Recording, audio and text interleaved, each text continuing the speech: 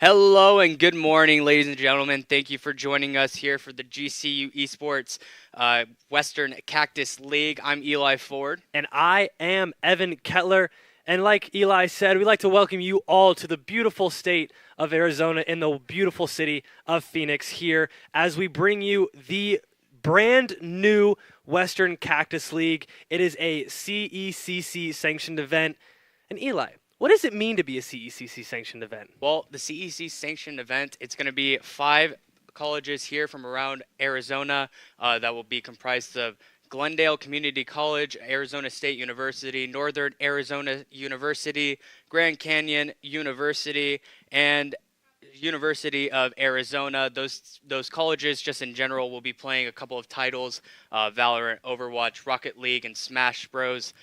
For a spot in the CECC May Madness event. Also be fighting for a couple of cash prizes as well to go along with that. Who doesn't like a little bit of money, you know? Yeah, that's what I'm saying. That's what I'm saying. But before we get going into some major stuff, we would first like to shout out all of our sponsors. This tournament would not be possible without our sponsorship partners. And the biggest presenting partner of the Western Cactus League is the Army National Guard. They are providing the prize pool, and they are also just supporting this league. We're in our first season. It's always a big thing to kind of come out and have lots of sponsorship partners, have lots of eyes on you at all times, so you get a lot of recognition. And with just an Army National Guard, I believe also we've got like Rasing Canes. Yep. Esports U is also in this, obviously. CECC is on there. Rally Cry is also one of our sponsorship partners. So just a big shout out to all of our sponsorships that we have going into this inaugural season of the Western Cactus League. Yeah, and absolutely. As we go into this tournament, it's going to be a double elimination bracket. Lose twice, and you will be eliminated. As you can see in this bracket, it's going to be Glendale Community College against ASU in that first game that we are presenting today as well. And then, after this match, we are going to have Northern Arizona University against Grand Canyon University. A little bit of a home team here. Obviously, so, yeah. we're told to be unbiased, but like we're unbiased. We're we're casters. unbiased with a little bit of caster curse on our side, maybe. Yeah, exactly. Yeah. But honestly, like we've been talking for a little bit. I think we actually forgot to mention what game we're playing today. Oh yeah. We saw. You may have just seen it right there. You mentioned that there's 4 titles being played in the course of these 2 weekends that we have coming up here. Right. But this weekend, what do we got, Eli? All right, we got Valorant and we have Rocket League. What are we doing right now? Right now, we're gonna be playing some Valorant. Valorant. If you come along these streams, a lot of the time you'll see us, or at least me, a lot of the time when we are streaming Valorant. I'm usually telling normally, Eli what to do. Yeah, exactly. Just behind the computer, just making the production go smooth. But this time around, he's going to be up here with me, casting along for these 3 matches today. And I'm looking forward to them. Overall, just excited to see what these teams have to bring to the table for the inaugural season of the Western Cactus. I mean, we got a potential 9 games of Valorant here for you guys. Oh, man. I mean, it's definitely going to be, we've seen, if you guys haven't kept up with us at all, GCU is in NECC Legends right now, and they actually beat ASU for that spot. Yes, so they did. ASU is looking for maybe a little comeback, a little bit of redemption, maybe some vengeance. They're back with a fury and with like a fire in their veins, but I don't know. I think GCU playing in that Legends has definitely given them the boost. They've given them like the practice to really bring this series home. They finished 4th in CVAL, I believe. Yeah, 4th in CVAL West. So they just barely missed that mark to get into the CECC Nationals. So this is just kind of their redemption to be able to get that entrance to go to Arlington, Texas in May. Yeah, that CVAL Finals is going to be what was in the grasp but not quite attained this time around. But, obviously this is going to be for CECC a nice little spot to gain access into that big time LAN event. And just overall, I'm just looking forward to see how, teams like Glendale Community College and Yeah. Northern Arizona State or Northern Arizona University. I haven't quite seen them play Valorant as a title Not before, quite, not a little bit. so I'm looking forward to it. Yeah. Actually, GCC is a little one that intrigued me a little bit. Obviously, U of A being the other major Arizona Right. school that is participating in this tournament, but not having a Valorant roster. Props to GCC for stepping up and bringing in their Valorant roster. So I'm definitely excited to see what their team looks like. You know, we haven't seen really any of them. We know of A of U because we've kind of done like scrims and then like exhibition matches against them. ASU, obviously, they're a very big rival of ours. But GCC, not a very well-known college. Obviously, a community college as well. You know, so maybe not having as much funding, you know, as these other teams, and maybe not having that same level of Valorant intrigue from their students as maybe these other three big schools have. So I'm definitely interested to see what they're going to bring out in this first match against ASU. Yeah, and that's one of the things that I like about the inaugural season as well. You know, they're going to have a lot of these, or they're going to have a team like GCC that maybe doesn't quite get the opportunities that like teams like ASU, GCU, and NAU are going to have. And, you know, just overall giving them that opportunity to show their stuff, show what they can do, what they can bring to the table. Absolutely. Just overall, and just show that they should have a spot. It really is just a cool opportunity for schools, for at least Arizona schools right now. The idea is that this becomes a big thing. It becomes the Western seed spot for that May Madness going forward. But right now, you know, we're just here. We're testing the waters. We're dipping our toes in, figuring out what works, what's throwing it against the wall, seeing what sticks. But I mean, it's just a cool opportunity. I mean, and I'm glad that as like student leadership for GCU Esports, we're able to host this tournament. Yeah. We're able to set all this stuff up. I know I was in one of the initial meetings for this league, talking to the presidents of like ASU and NAU and U of A, just kind of like throwing stuff, like I said, throwing stuff against the wall, seeing what sticks, seeing how we can get it to figure out. And now 5 months later, we're here, and we're finally getting ready to put it on. Yeah, and it's going to be a LAN event, no less. I mean, right? Obviously, you can't beat anything like a LAN. Yeah, just in general. It's the craziest height. Yeah, the atmosphere, just in general, the trash talk that can ensue, possibly. Yeah. The just overall competitive nature and just natural rivalries that can emerge from these and fights. I mean, you'll see this going forward as we get into our games. We've got quote-unquote player cams. They're cameras of the 2 rows of the players. So you may see after a really heated round, some of those players stand up, and I mean they're facing each other. They're right face to face each other across these PCs. You may see some stuff go down in these player cams, what I think would be really hilarious to see. Yeah, and it's like that, like I was saying with the LAN atmosphere. You know, you just clutch a 1v3 and you're screaming over on the other side. They hear you, they see you celebrating, and it's gonna have that maybe an extra tilt factor, maybe just an extra like edge over your opponents, like, hey, we came to play, we came to celebrate, and make sure that you know when we beat you in these rounds. And you may see some blood veins popping out of some foreheads for sure. But I mean, as we get into this, we like GCC, ASU, they're already set up, they're already ready to go. We've got confirmation that we're just waiting on maybe a couple more players to get into that lobby, but we've got picks and bans. Yes, we've got their map pools.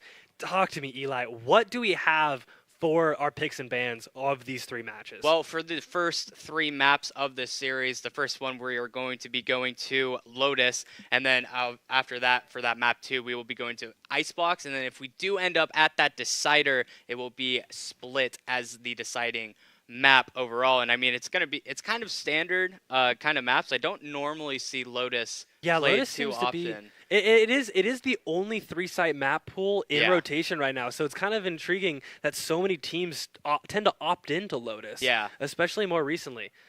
But I mean, I think we're getting into it. We're going to take a quick look at the ASU and GCC rosters. We're going to take a quick look at who they got. Obviously, you see in the background there that map Lotus is the map 1 that we were going to. And we took a quick look at our lineups for GCC. We got Thigh Mason, Ty Lux, Lost Umbrella, Pi, and Nut and Stuff. And on the side of ASU, we've got Brisk, Jello, another Jello, Kawaii, and Drios? Is that Drios. Drios. I did mistake that. But apologies.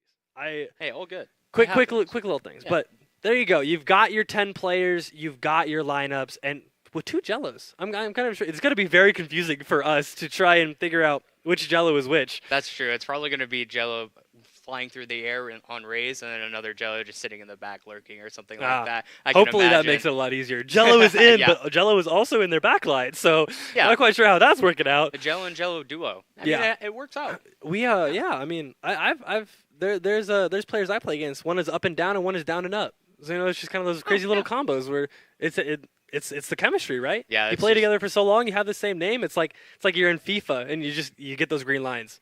Yeah, and it's like the typical Valorant thing where they just want to match names. Yeah. A little cringy, Li- but you know, Oh. it is Whoa, what whoa. it is. No bias, no bias. No, it's no bias. It is cringy. But Oh. anyways, You gotta it's be all careful. good. They're right across the hall. They're Hey, gonna that's hear fine. that Hey, and be I'm like, a Valorant player too. I have to accept this. Okay, like Boss that's man Eli. Boss man Eli. It's just how we have to do, how we have to go.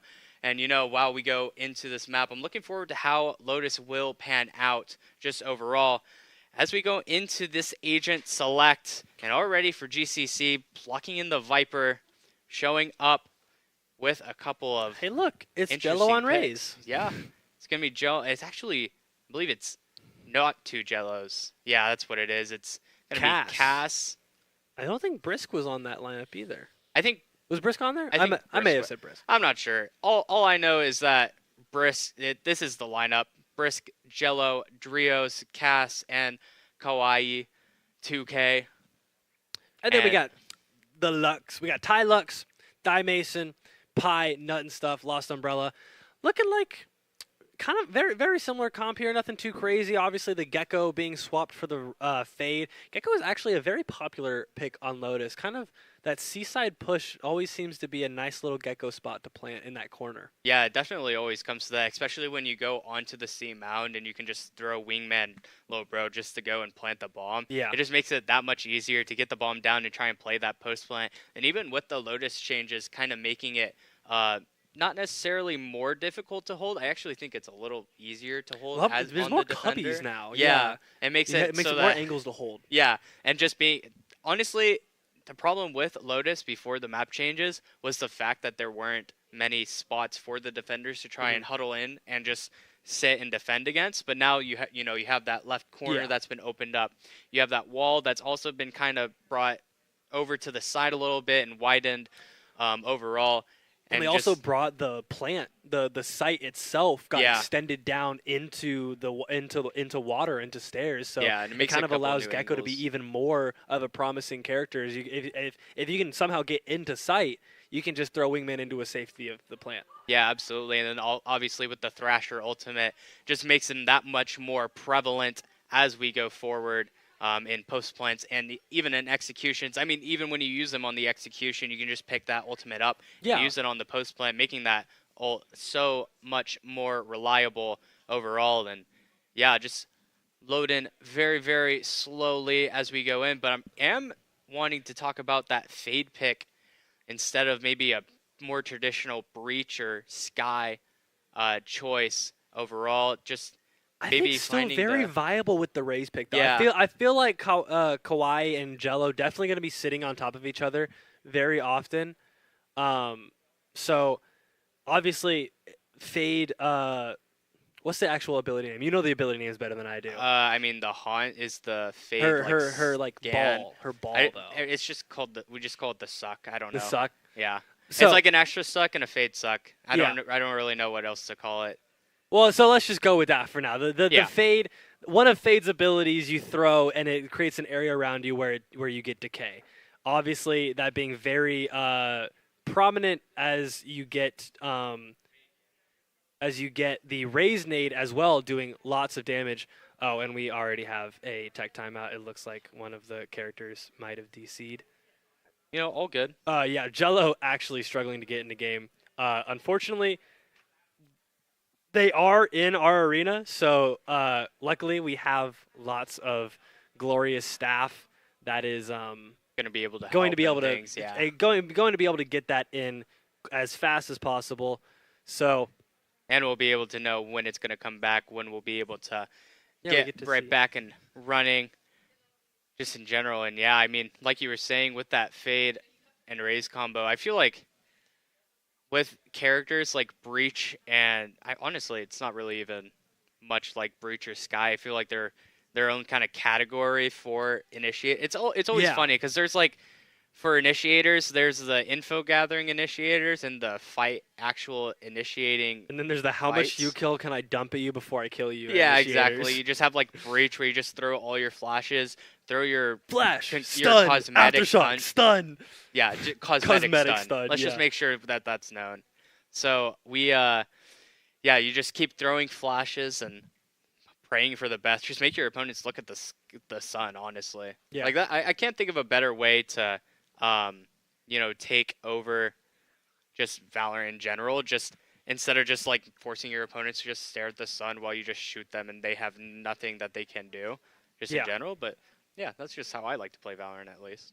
Yeah, and I mean, like Lotus, it is kind of interesting with it being the only three-side map. It always seems that these tend to be more attacker-sided. Obviously, Right. your defense is continuously spread out between three sites rather than two. You're stuck to maybe a 2-1-2 or maybe like a 3-2, and then try and collapse towards Yeah. mid. Whereas on a normal site, it's just a 3-2, and you just rotate to wherever site is available. Exactly. It plays a lot like how Haven did in the early days, you know. You just kind of have to flip how you want to play Yeah. defense and just kind of take the map space, you know, like how on a Yeah. Haven you would just take a long, you would try and take a sewer Yep. and just take that space, make sure that you're able to not have many gaps in your defense Yeah. and just be playing aggressive, making sure you have the map control so that when a team does execute, you can play retake on the C site and know for sure that you'll have a flank, you'll Yeah. have basically a pinch onto the site. Just things like that, you know, you'll be throwing into Lotus a lot of the time, especially with the rotating doors.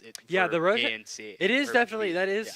and it almost seems like it almost seems oddly enough that the A side door is actually usually more prominent than the C side, Yeah. C to B side door.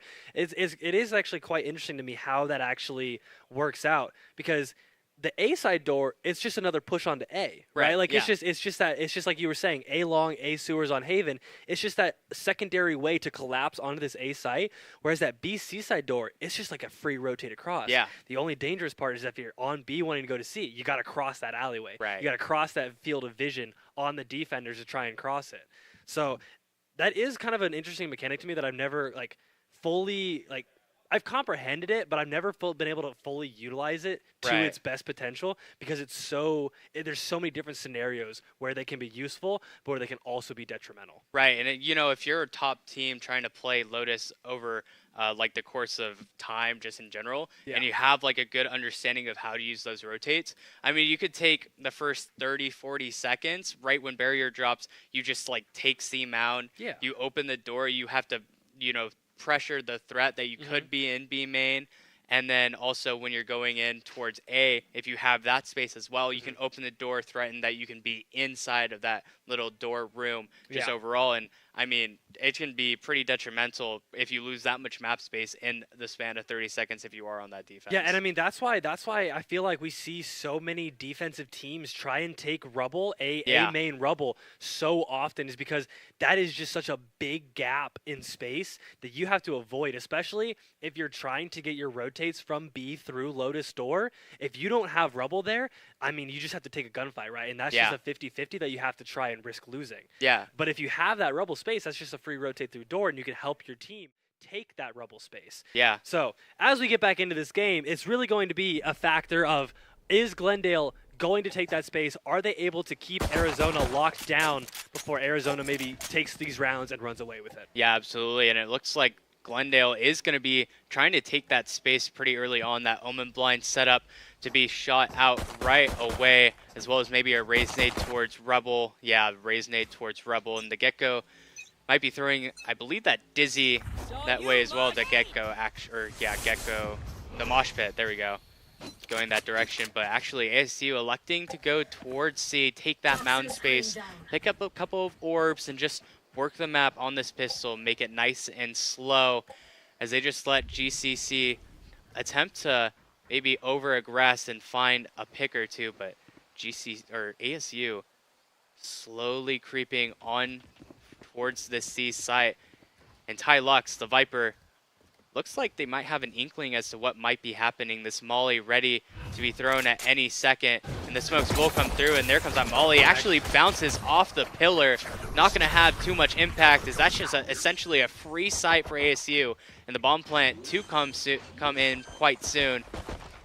And yeah, the post plant 5v5, flank being watched as we get into this post plant. And Glendale has all 5 players here ready and primed for this retake to come through. The nade nicely put, and a nice omen blind is going to give Jello the first blood, and maybe a second, but no, Pi in response will find that blood. With Lost Umbrella is going to be able to find yet another man advantage gain for GCC, and Lost Umbrella another to come through, and Drios will have something to say about his, and Kawhi going to make it a 2v2, but low HP, and Kawhi gets another, the 1v1 to come through. That bomb ticking down, but Lost Umbrella with a nice shot, and the pistol 1v1 is going to go to Glendale in the first round. Just a couple of seconds left on that defuse, and that was an absolutely fantastic retake from Glendale there. Yeah. Able to find those first couple kills. Pi getting the first one off of a reload from Jello. Jello not able to quite hit the shots in time before having to reload and getting taken out. Kawhi getting 2, especially in that clutch scenario, 1 HP. That frenzy one-taps you, yeah, but able to find that quick headshot, and that just solidifies that first round for GCC. Yeah, that's props to Lost Umbrella as well, showing off why they are on that raised pick. Just making sure that their presence is known. Looking to make some more impact as the game goes on. And that fight towards A, yet again, so prevalent in this round. Not going to take too much space, though, this time, as the backup with the long-range weaponry will come through. Tylux, yet again, on the C site. Going to see both players, both heavily defensive players, like Killjoy and Viper, over on the C site. Definitely shows how Glendale wants to play this. They do not want to try and lose this C site again. As the hit starts to come through on towards A, ASU taking the space, looking ready and primed to try and find a couple of bloods, and it's just going to be Thigh Mason, the Gecko, for GCC. All alone, is going to back up all the way and just go ahead and give the site up as ASU bursts out onto the site. And that's going to be a free bomb plant in another 5v5. This is definitely a tough retake, though, for Glendale here. They've obviously got better weapons, but this A site could be really tough to take back, and there's so many tight corners where that classic right-click can just come in disgustingly heavy. And we see a couple kills come through, but it's still looking like Glendale has the upper hand here. Lost Umbrella gets 1, Thigh Mason gets the 2nd, and they're just going to stick the defuse, and Jello just a sheriff in hand. Yeah, and that's just kind of a blunder for ASU. You know, you have the weaker weaponry, so it's not necessarily the worst thing in the world. Yeah. But, you know, you plant that bomb down, and you don't even plant for A main, and that's where the majority of your post plant is going to be holding, and, you know, just kind of falling to the superior weaponry that GCC had in the round. As now we go into the bonus for Glendale, looking to steal this round away. They're going to have a couple of Spectres just to do so, but the Phantoms and the Vandals do come out for ASU. And it's going to be looking to make a tough round out of this one. As the fast aggression yet again for A comes through, Lost Umbrella is going to pick up that ult and pick up the ultimate ability as well as it comes through. And if ASU is not careful, they might just clump up and give a multi-kill for that Raze ult. Starts to slow down. ASU just trying to work the map, see what kind of holes, what kind of mistakes that GCC will give up as the Fade Prowler comes through. And it looks like the slow move back towards A is going to come through as that Viper Wall comes right back up, trying to delay as long as possible. And it might even be a bit of a B split here. 2 players, yeah, in towards B main, and that's looking like exactly what it's going to be. The bomb coming in through Lotus door, and the Raze ult popped so early. Not maybe going to find any value, but trying to just get out onto site. That rocket fuse not going to have much left, but actually found. Yeah. The first blood going to give the man advantage over to Glendale. And the Spectres find more value. The crossfires from these teams are absolutely phenomenal. Finding 2, but I mean, Viper vulnerable and you're just casually getting ticked with damage the entire time, and that's just... Yeah, and that's... Maybe we should have known who GCC was. Maybe we should have recognized that Glendale was a something to be dealt with, you know? Yeah. ASU is looking a little sketchy here. Yeah, and definitely for Glendale, having lost Umbrella, take up that role, finding that first blood with the ults, even if when it was popped a little early, is going to be quite big. But I just want to point out, I think a little bit of ASU's blunder that round. You know, you're coming into this round with Vandals, Phantoms, but you're going in towards B, into the Spectres, where they want to get the close range fights, and B is a perfect site for that. As the fast aggression towards A comes in yet again, and Glendale is gonna be backed off. The space does get claimed a little bit earlier than normal for ASU. Smoke to come through, and that's gonna be a lot of map control lost for Glendale. ASU starting to make their approach, and Kawhi actually is gonna find that first blood onto Thigh Mason.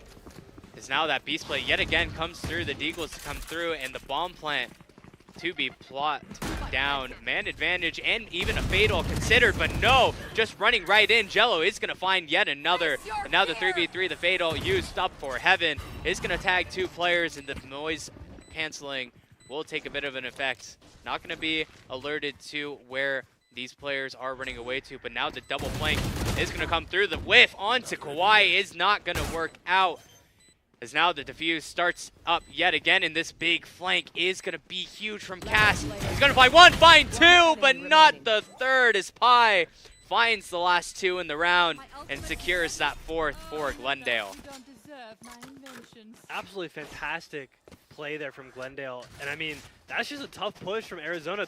They're looking for that fight in Link, but they're just not able to find the kills that they need before getting picked off, and I mean, one by one, they fall until it's down to a 2v2. But you got to give it to Cass there. Almost able to secure that round, but Pi just able to hit their shots, and it just falls once again into the hands of Glendale Community College. Yeah, and I like the vision as well from ASU as they went through Lotus Store, sending both players, or 2 players in separate ways, and just having that spread on the post plant. Is now the operator play in for the Raze player, not your typical operator agent, but yet here comes through.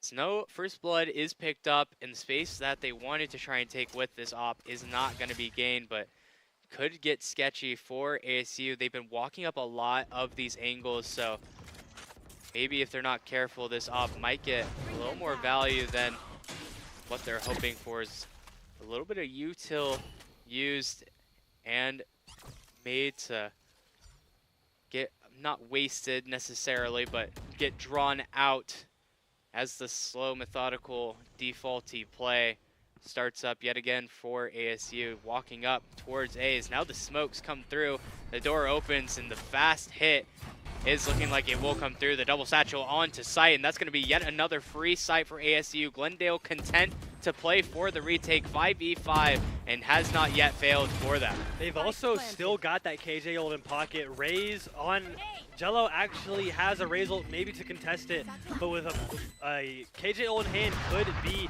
the turn, that thing that turns the tide. Kaz gonna find the first kill onto Nut and stuff.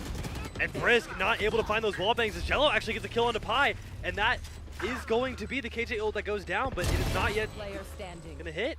Yeah, now it's just gonna be Ty Luck or Lost Umbrella if they can do anything about it, but no, Kawhi will find the last kill of the round. And that's gonna be the bounce back that we've been looking for from ASU here.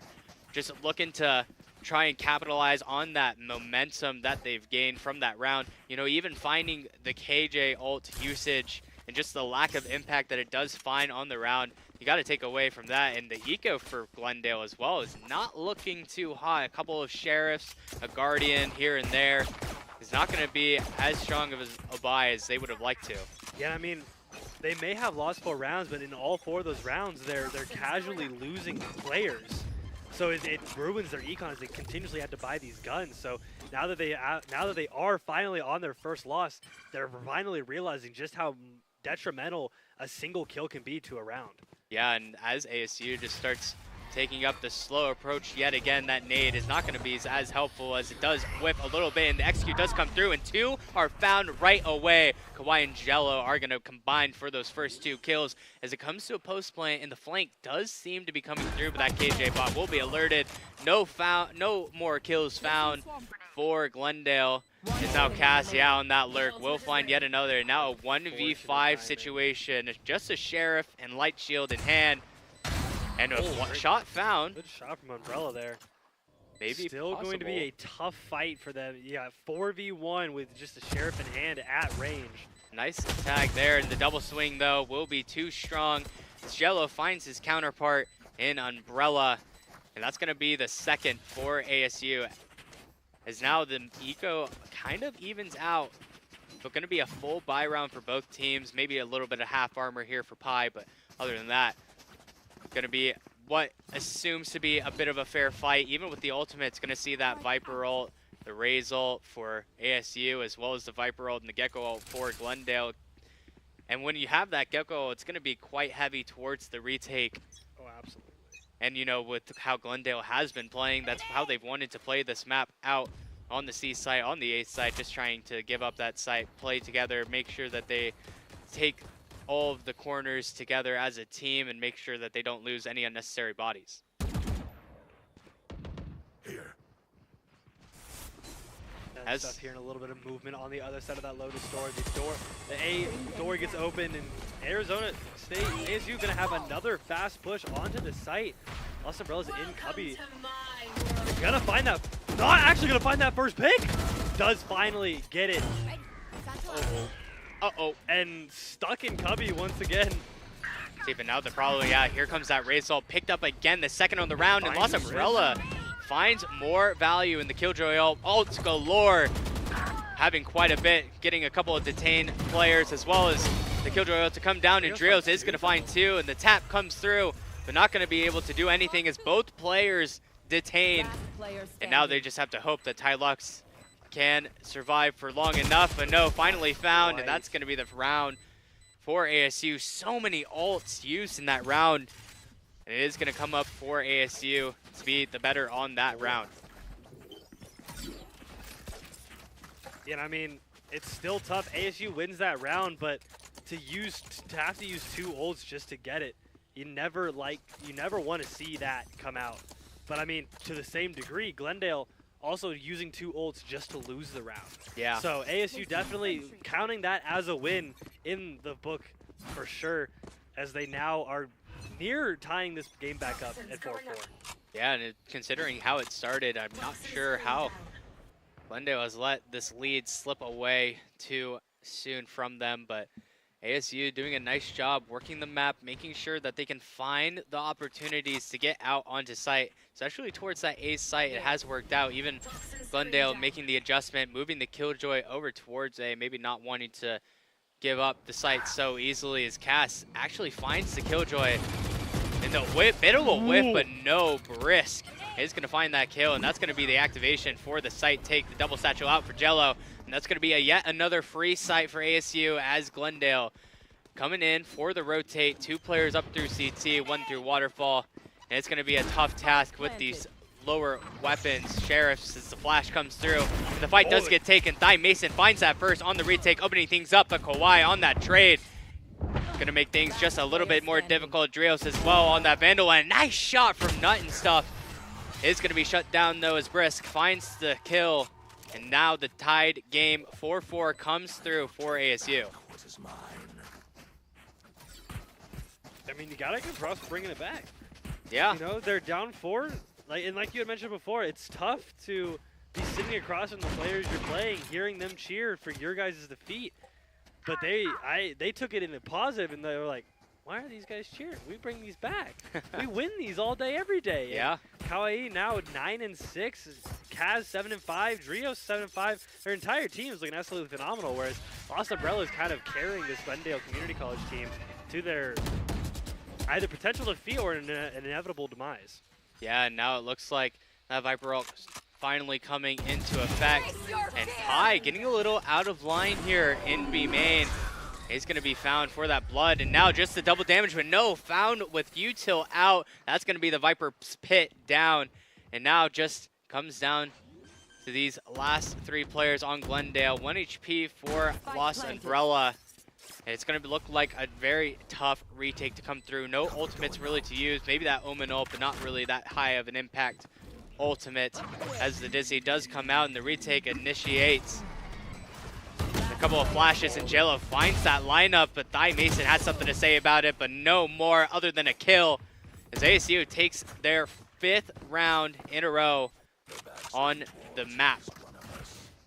I mean, it really just seems like GCC needs to be more comfortable contesting a site early on. They were able to find the retakes in those first 4 rounds, but now ASU has figured out how they like to play their retakes, how they're going to play these rounds going forward. They're just going to let them have sight, and all ASU has to do is have better defense than Glendale has offense. Yeah, and I think one of the other problems as well is that ASU is finally reading into all the sites being given out and keeping that util for the post line. I'm just going to shut up now as the fights do ensue over towards A. Jello to find the first, and Thigh Mason on the free trade, but Brisk will not let him escape as the man advantage gained and the A site gained for ASU, as well as maybe even a lurk towards B as we go slower and slower towards this retake. All 3 players gonna have to come over back towards CT, and Cass taking his time through this flank onto B. Might be too late by the time he gets here, but I mean, with the better guns, there's Brisk to find another as well. Cass on the other side of things. Now just Ty Luck is going to be found. That's the 6 for ASU. And just overall well played on the map so far, making sure that they are known that they're not going to be taken out just from a couple of early round losses. Have that nice eco for essentially the rest of the half, these last 2 rounds. And it's going to be tough for Glendale to try and muster up maybe even another round. Yeah, I think Arizona definitely has the momentum that they need to keep going. A timeout has not been called yet to stop either team's momentums. So it's kind of curious to see what Glendale is thinking going forward. But I mean, they're on their map pick. They have to have something in their pocket. Even an 8-4 half is able to bring back in the second half if you feel more comfortable on the attacker side rather than that defender side. Yeah, and I'd have to agree with that too. You know, when you go on a map like Lotus, it can be so offensive heavy, like we were talking about in the pre-show.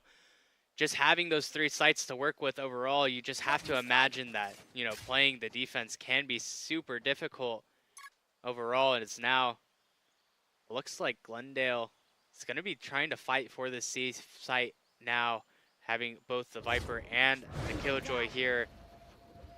Just having Kawhi just... Not quite going to detect Lost Umbrella. That is absolutely unfortunate as that Prowler does not quite find it. But Arizona is actually going to full commit onto the C side here. Kaz finds one onto Pi. The Razor gets popped but does not find anything.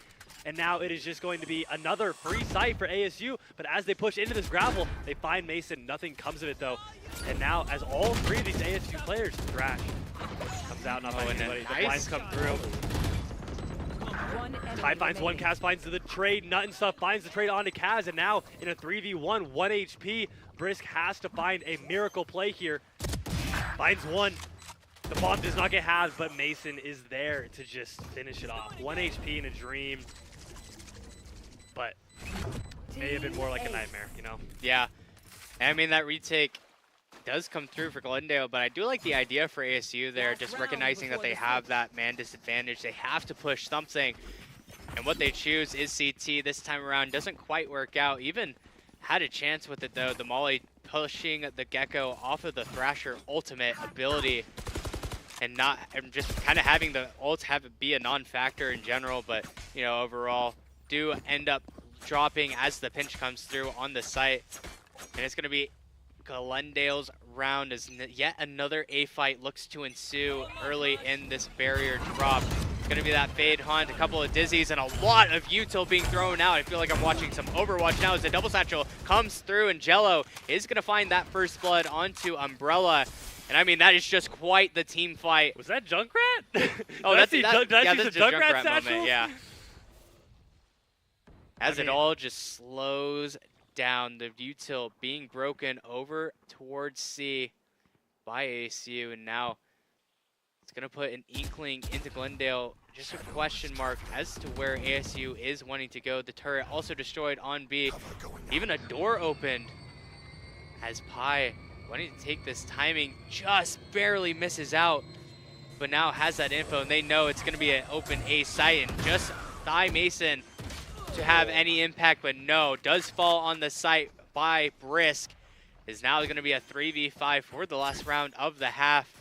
It's going to be a tough fought one.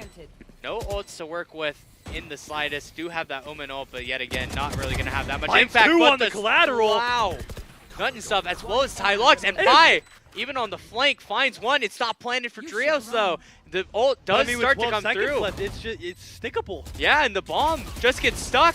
And yeah, that's going to be the round, the defuse to come through, and Nut and stuff going to find that last kill on the half. And I mean, they brought it back. Yeah, 6-6. 6-6 and now Glendale is on what is arguably an attacker-sided map. Yeah, I mean, and their map pick nonetheless, so they definitely are feeling comfortable on this Lotus pick. ASU may not have wanted this as much, but Glendale, they were able to let this slide through, and now they are on their map pick. They're on the attacker-sided part of this map, and they are looking at a tied half. Yeah, and I mean, that's just kind of a blunder there for ASU. The 5v3 does come through the lineup even on the player, Nut and stuff, making the huge hero play, finding the first two, making the man advantage even. And just overall making the round possible for their team, as now that A fight is going to be taken up by ASU. A couple of util pieces thrown, and Glendale is going to be the ones taking some fast C mound control, and that nade is going to present a problem for Dorios, the double satchel as well, and maybe even to find that first, but no, Dorios will not fall, will not have much to say other than no thank you, I will not give this site up.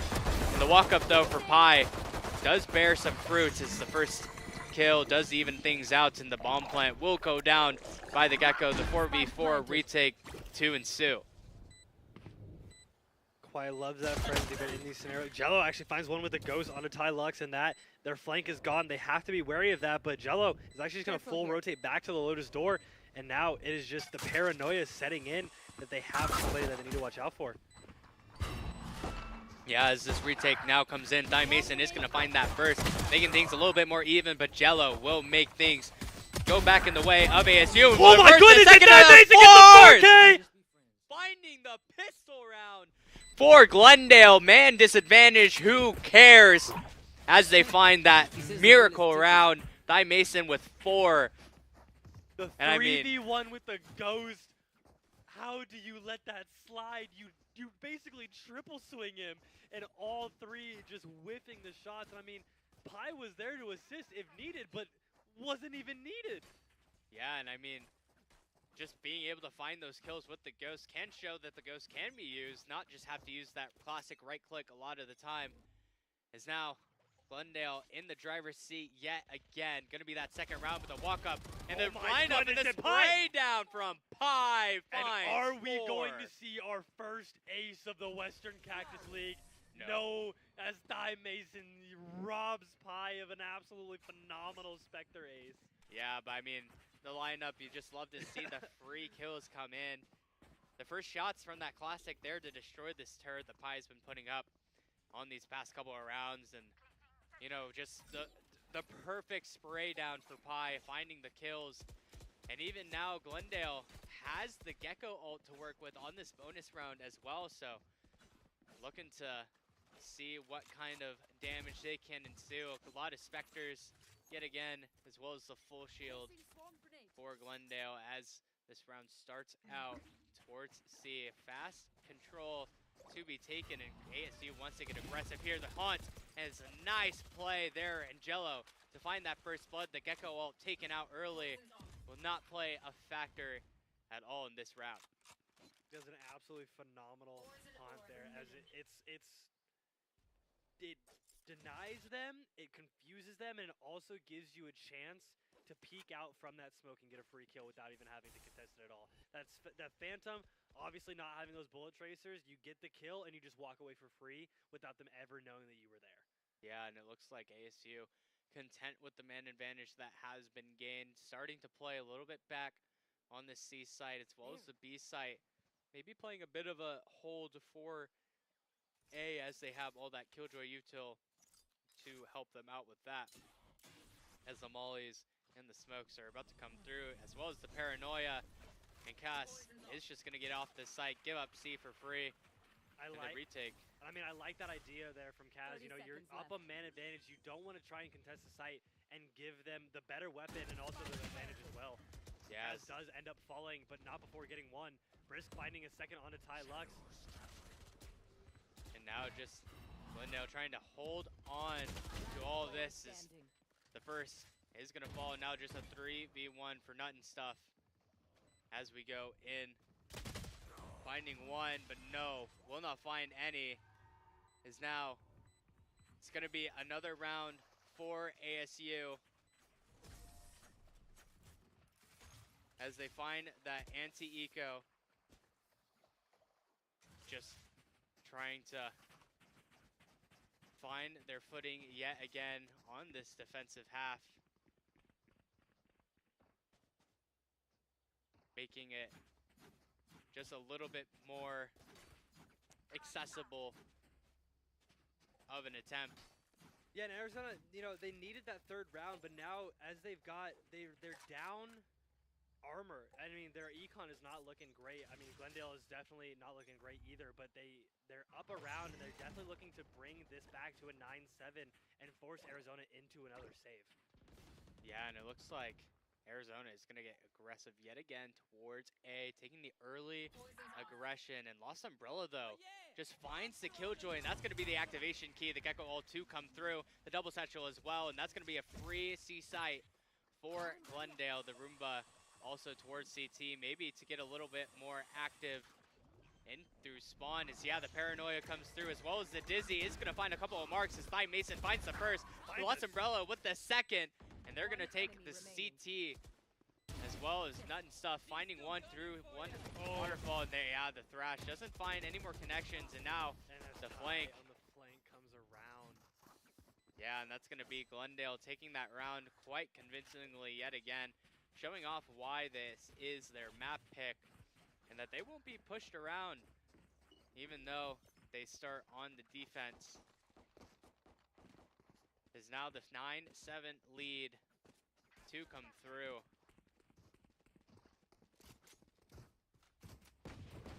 And it looks like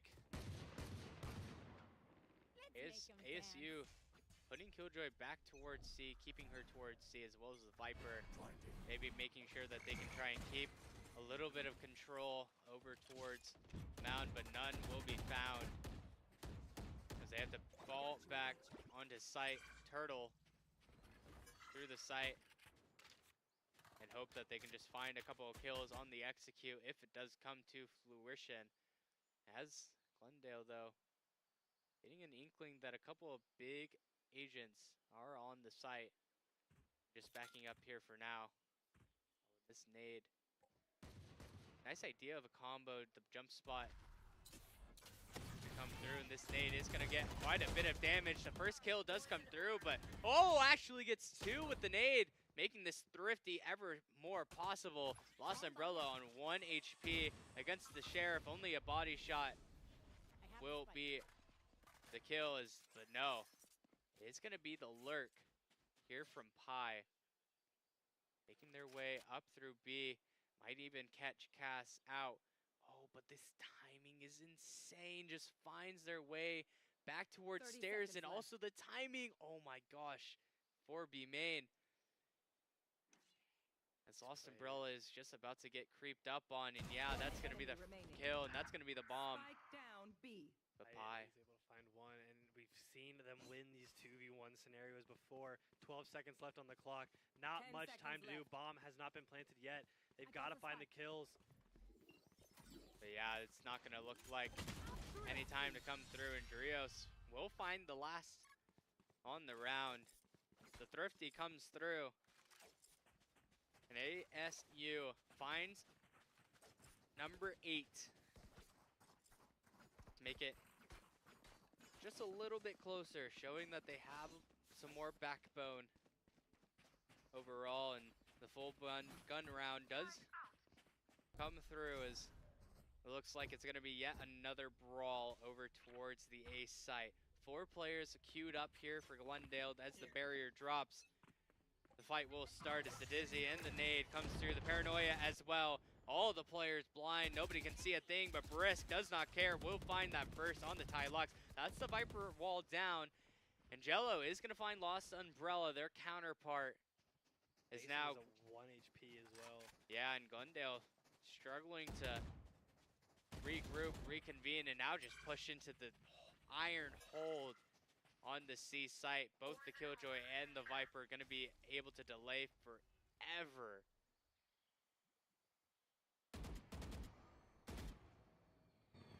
Bit of a spam comes through and the door opens, but they do find, but Trios on the spam.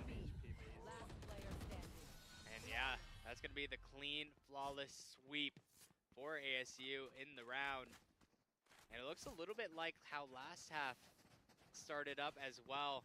You know, Glendale taking the early offensive and then ASU having to find their way back, crawl their way back just to get it tied. And now the momentum shift is going to be appearing. Yeah, both these teams are definitely looking to take these next 2 rounds. Obviously, if Arizona is able to take this one, it forces Glendale. So Glendale's on a half buy right now, so they should be able to buy up next round or at least have better weaponry than what they've got right now. But Glendale, if they're able to find this round, it is absolutely phenomenal. A crazy 3-man hold though from Arizona here. The read of their lifetime. The Razor does get popped though. They do not check the corner. And that is going to be a useless. Brace does get taken out, but Jello finds 2 and finds a 3rd. And completely just saves Brisk. That's going to be now just on Pi, trying to find any more value on the round. It seems to just be over. A lot of ults committed on this round as well. The Raves and Gecko ult not going to find too much strength as now Gyrios will find Pi for that last blood. And I got to say that hero play for Jello, finding the 3 while they just try and run down his teammate. It almost reminded me of that 100 Thieves clip where 4 of the players in C Mountain got detained, and it was just Cryo, just 1v4'd, saved his entire team, and just won the round. Sounds that's like literally, a Cryo moment. Yeah, that's literally just what that reminds me of. Yeah, now Glendale not on a terrible buy. Obviously, the Bulldog nothing to scoff at. Just still a 2-shot to the head and chest if you hit it correctly. Yeah, it's going to be that Dizzy yet again. Kind of the standard default play for Glendale. Just going to be using that flash to find any fast map control that they can. Now things slow down yet again. A little bit of noise made towards B main. As it's slowly Glendale lurking up, trying to take their way over towards C. Breaking a bit of util here and there as it gets eerily quiet across the map. Not a sound to be heard. It's Glendale taking their time, letting the seeds of doubt spring in ASU's minds. As now the hit will come through, the grenade and the Dizzy to come through. The double molly though, and the double satchel does come through Drills to find that first blood, but the spam does connect. As Tylux finds the trade, and it actually looks like Pi on that big A lurk is going to find quite the timing, and even here's the jump spot. And I don't think Kawhi will be expecting this here so early. Actually starting to run away. Now the bullets will fly, and now the timing will be taken by Pi. Express not even quite aware, but finding it though. Yeah, the kill not found, and the fade ult used to try and delay. Only 14 seconds to get this bomb down. It's going to be a race against time. And ASU, oh wow, the bomb just gets planted under their noses, and 3 fall for ASU is now the 3v1. It's going to be all up on Cass. Finds the first, finds no more. As the round goes to Glendale, 10-10 now. And it's going to be looking like Wingman MVP. Yeah, I mean, it is Wingman That's the MVP. only, I mean, realistically there, you don't get that bomb down if you are forced into a scenario where you have to plant it to yourself. And that is just one of the many reasons why Gecko is actually just a phenomenal character to play. Just basically having that sixth man that can do everything necessary that your player can do in those plant situations. And he's a mascot. Yeah. Love a little bit of a mascot. Yeah, you love a little mascot. Oh, That's Odin Gecko's whole moment. kit. That's just Gecko's whole kit. Gecko is the mascot. He is. Where are you? You should run. Jello finding the first on the operator. Yeah, and the ult play though. Onto the B site. This is going to open it up a little bit. ASU has to respect the space that is taken, but no. Actually just all a fake as now the door opens. And the double satchel out onto site. The Dizzy to blind Trios, and that fast KJ ult is going to put a lot of pressure onto Glendale. Do they want to stay? Yeah, it will have to stay as the bomb does plant, but not a lot of areas that it's planted for. That is actually best case scenario for Glendale there. Not even getting forced out of sight, really. Mason able to sit while Wingman plants and able to cover. And now the hit comes out. Mason not able to find the first as Rios gets the kill. The TP in as Rios finds the second. Finds the third and the fourth. And that's just all of it. I mean, yeah. I mean, on that retake, it just felt like it was going to be ASU's all day, every day. The retake just a little bit too strong, as well as the bomb plant positioning. I don't think that Glendale quite meant for the Wingman to plant in that position. You know, and when you plant in that spot that the bomb was, it doesn't really make for too much playability in the post plant. You kind of just have to play sight and just hope that your shots hit and that ASU whiffs. Because, you know, you're not going to have any angle onto the bomb defuse. And if ASU just takes the site like you saw, they just have to flood out and hope that they can stop the defuse before the round comes through. As the Viper ult comes in early yet again. And it's going to cut off any hopes trying to take some early C control for Glendale. The nade even to try and get used, maybe push out Cass. That isn't in this position, but Jello on the other side of the map is going to make use of that operator yet again, finding yet another first blood on the map. As it gets yet again quiet and Pi trying to find some sort of timing. Would not find anything for their trouble. Having to back up now, just regroup with the team and hope that they can find the Viper through this Viper's pit. I mean, Lost has a fantastic read on it, aiming directly where they need to if they want to get the kill. Oh, and actually gets it with the Frenzy instead. And that is Viper rolled down. Finds a second with the Phantom. And now, Glendale up a player now after being down just 10 seconds ago. Kawhi has the Odin, but I'm not sure if it's going to be enough to be able to contest this plant. That is going to be plant down, player up. They've got Gecko ult, and Kawhi actually finds Nut and stuff early on, and that is going to be smokes down. Not what you like to see. Yeah, and this post plant is going to be really difficult for AC to try and pull off. This bomb planted for all the players. But oh, wow, the Thrash not getting any value. And here comes that Raze ult. This Lost Umbrella finds the third on the round, making this thrifty ever so close.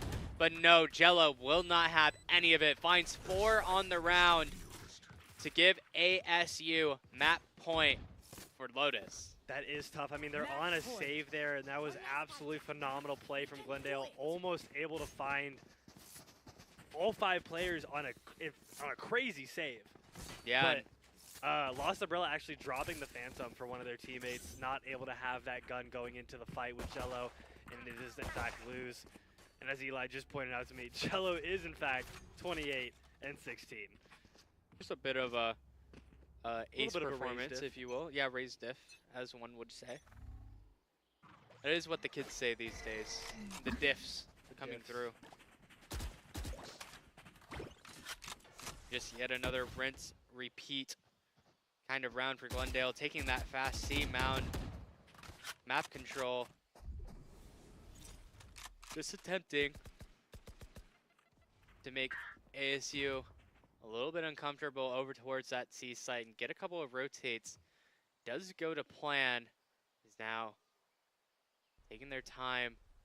The hit maybe to come through as Paranoia in hand. Maybe even a double satchel with the Raze ult. Thought about, and that Viper smoke comes down, and yeah, there comes the Raze bomb. Finds one on the Wow, opposite yeah. side of the map, and it actually is going to be a full 5-man rotate to the A side. Oh, but this op couldn't catch. Yeah, there's Lost Umbrella to get caught. Now it just comes down to Pi. Welcome to my world. And the Viper's pit as well for Door. And it's going to make a really difficult retake for ASU. That Viper's pit so oppressive once you take the site, especially when the bomb plant is in the ult. And an operator in hand. Yeah, especially because it cuts off the main choke point of stairs as well. So this retake going to have to primarily be from heaven, which ASU will happily oblige for. As a couple of kills do go the way of ASU.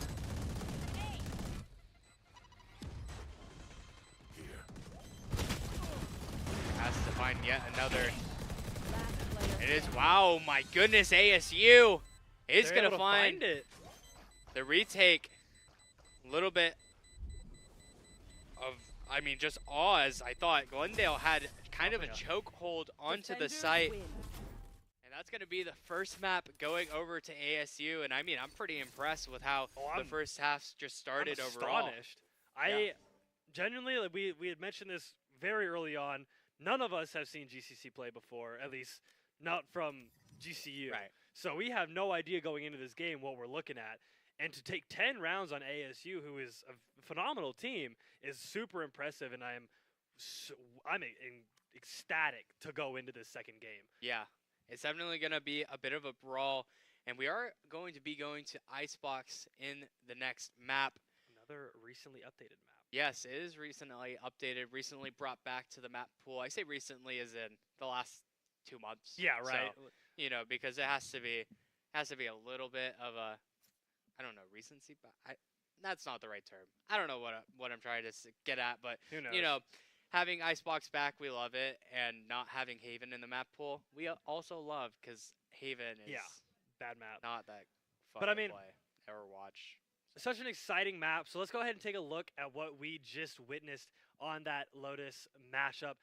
Finds one. It's not planted for Dream. A lot of crazy hits, and it was just absolutely phenomenal from all 10 of these players, able to find this fantastic and that amazing stick there from Nut and stuff, able to find that tying round in the second half, and against the all odds of that KJ ult.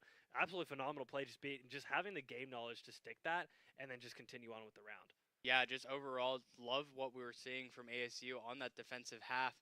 And, you know, I mean, when we want to see a lot of the times is having that aggression on the defense, which is what we did see from ASU. You know, if it wasn't the A site, they would be trying to fight for that C site. Absolutely. You know, have the operator usage on over towards A, maybe even over towards B.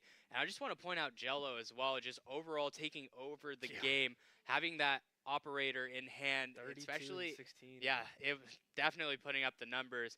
And I mean, just a lot with that operator play. Just in general, you normally don't see the Raze with an operator, but you know, when you have, you know, the comp that they do, obviously it's going to be the Raze that picks up the op if you do want to have that. Yeah, fade op.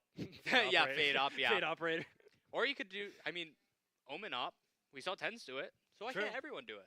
That's what I think. That's one of the funniest things. Everybody's like, just because Tens plays Omen does not mean you long him in comp. It's like, yeah, but everybody wants to copy the pros, and you know, some people can do it, some people can't. But I mean, what are we looking at? Because that was GCC's map pick. Yeah. So going into this map too, you think GCC has the ability to be able to contest this second map on Icebox, which is ASU's pick? You know, I think they definitely have the potential to do it, especially on a map like Icebox. You know, it can be really aim heavy. It just depends on how you play the map. Yeah. Obviously, that's just how it works. But, you know, when it really gets down into the depths of how you want to play Icebox, you can go super lurk heavy and play towards trying to get players up through mid, up through B long. You could play also a little bit of a lurk up towards A, things like in that manner, just overall. And, you know, or you could just go the complete opposite route and just, I mean, 5-man bulldoze, try and just take the A site by Yeah. force Yeah. with whatever manpower you have, whatever util you can. Yep. And I mean, for with sure. a map like Icebox, if you take the site and you play the retake or you play the post plant, if you have the util to hold the bomb plant diffuse off, That's really what it comes gets down to, right? it gets really spammy. All the lineup Larrys do love their Icebox. That's Oh for yeah, sure. I mean this map has been infamous for the Sovas, for the Vipers, for all of these characters who really all they have to do is sit so far back where they don't even have to worry about having aim, Yeah. and then just I look right here at this pixel. At when I hear this beep, I shoot it and then I win the round. And I press Q and orb comes over the bomb and everyone's just 1 HP and they just died to my molly. Yeah. Incredible. It's insane. Valorant, Viper- easy it- game. And Viper being one of very prominent character Yeah. on this map, but even after the update, A not having too many changes on it, really, I don't think any at all on the A site, if I'm not mistaken. I Yeah. think it all happened in that mid into the B. But I think one of the most curious things that I feel like people never really realize about the Icebox map is that now Tube has a window in it where Yeah. you can actually take a second gunfight. You take one first going into Tube, and then you got to take another one to try and make it through into Kitchen. So I feel like that's one thing you don't really see a whole lot, as mid isn't potentially held as much anymore. Yeah. But I definitely think we could see a lot of fights take place in that mid section. I think a lot of these ASU players will like to take their gunfights. They obviously showed Jello obviously showed Yeah. very early on that they are a prominent figure to watch when it comes to getting kills. Yeah, and I mean, like you were saying, with trying to take that mid control in general, Glendale, what they were showing on Lotus, just having the ideas to get the lurks through, a lot coming on Pi, just has to, find the space, finds the openings a lot of the time, especially over towards A, being the lone player over towards A, finding Yeah. that kill, being able to call the rotate for their team, and just overall being the voice of, hey, we have A, we have the numbers, let's just pivot towards A and make sure that we can find the site. I think it's going to come down to a lot of that on Icebox as well. If they leave Pi unattended, and just members of Glendale in general unattended and not have keeping tabs on them and keeping tabs on all the areas of the map, you could see a lot of these lurks being the difference. Yeah, and I mean, with A having so many tight corners, I mean, it's a lot of small alleyways and a lot of corners that lead into choke points. You can definitely see Pi sneaking around inside of that, like as if it's a maze, just trying to avoid like the sentry drones of ASU that are trying to figure out where Pi is, and then they're just sneaking around, and then finally they find that first kill, and the whole team just collapses with them. Yeah, and I'm also looking forward to seeing what kind of team comps come in through for Icebox. I mean, in the past it's been kind of cut and dry with how how you want to play. It almost felt like Ascent for a while, Yeah, where it was like just you nobody play, likes Ascent. yeah, you play Killjoy, Sova, Jet, Viper, and then if you don't do those at all, then you're just basically trolling the map away. Yeah.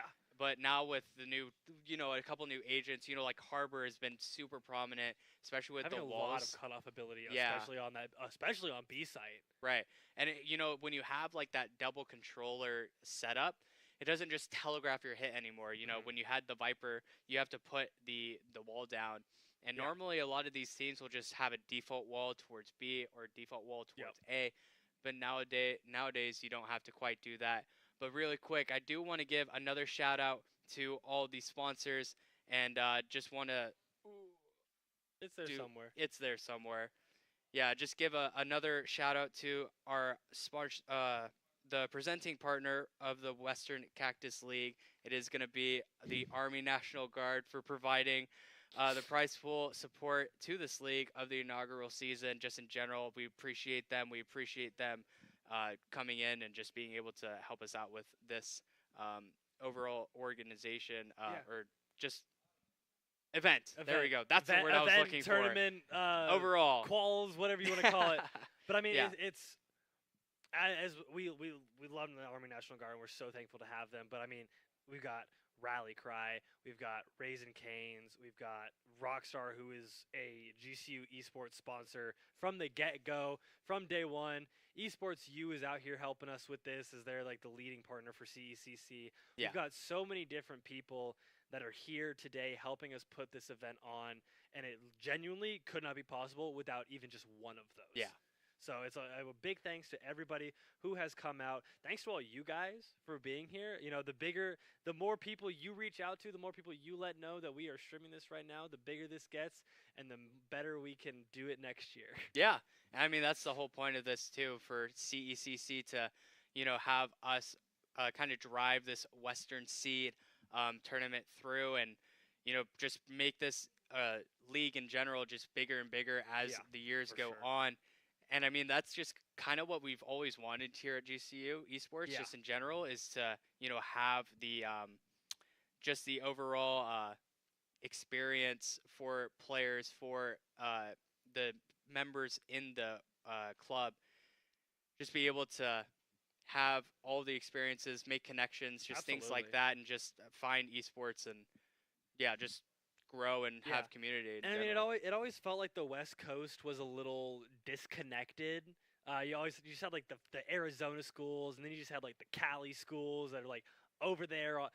They're over there, right? You Yeah. go and interact with them. You'll play them in whatever league that you're playing in, but there's really no communication between these schools. So I mean, that's also another really big part of what Western Cactus League is trying to do, is trying to promote communication between these colleges, try and get Right. all of these colleges more involved with one another, whether it's doing exhibition matches, whether it's doing LANs, once a semester, Right. once a year, just that kind of camaraderie that comes with being a collegiate esports program. Right. And I think we actually missed one of our sponsors. Well, not necessarily a sponsor, but just Grand Canyon University in general. Big shout out for them for being, the college that we represent, and just being Hey, I go there. Yeah, I know. And it's crazy. Crazy, right? Wow.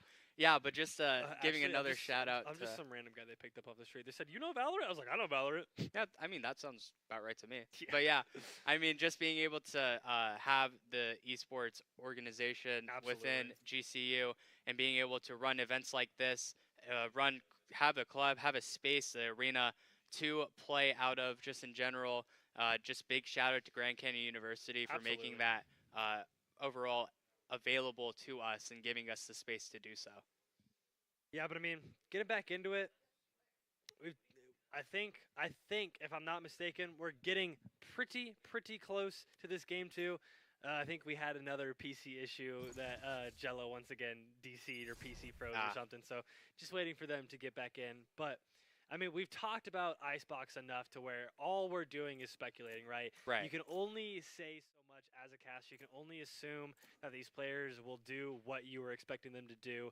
But it all comes down to, once they draft, once they get into those pistol rounds, what actually will come of these events. Yeah, and it looks like the agent select, getting a little fancy with it. Glendale going to be picking up the Gecko. Haven't quite seen too much Gecko play on Icebox in general. So interested to see how it works out for them here. We're on the flip side, ASU talking about for that comp that I kind of mentioned, having that double controller, Viper and Harbor, as well as the Killjoy, the Jet, and the Sova to go along with those.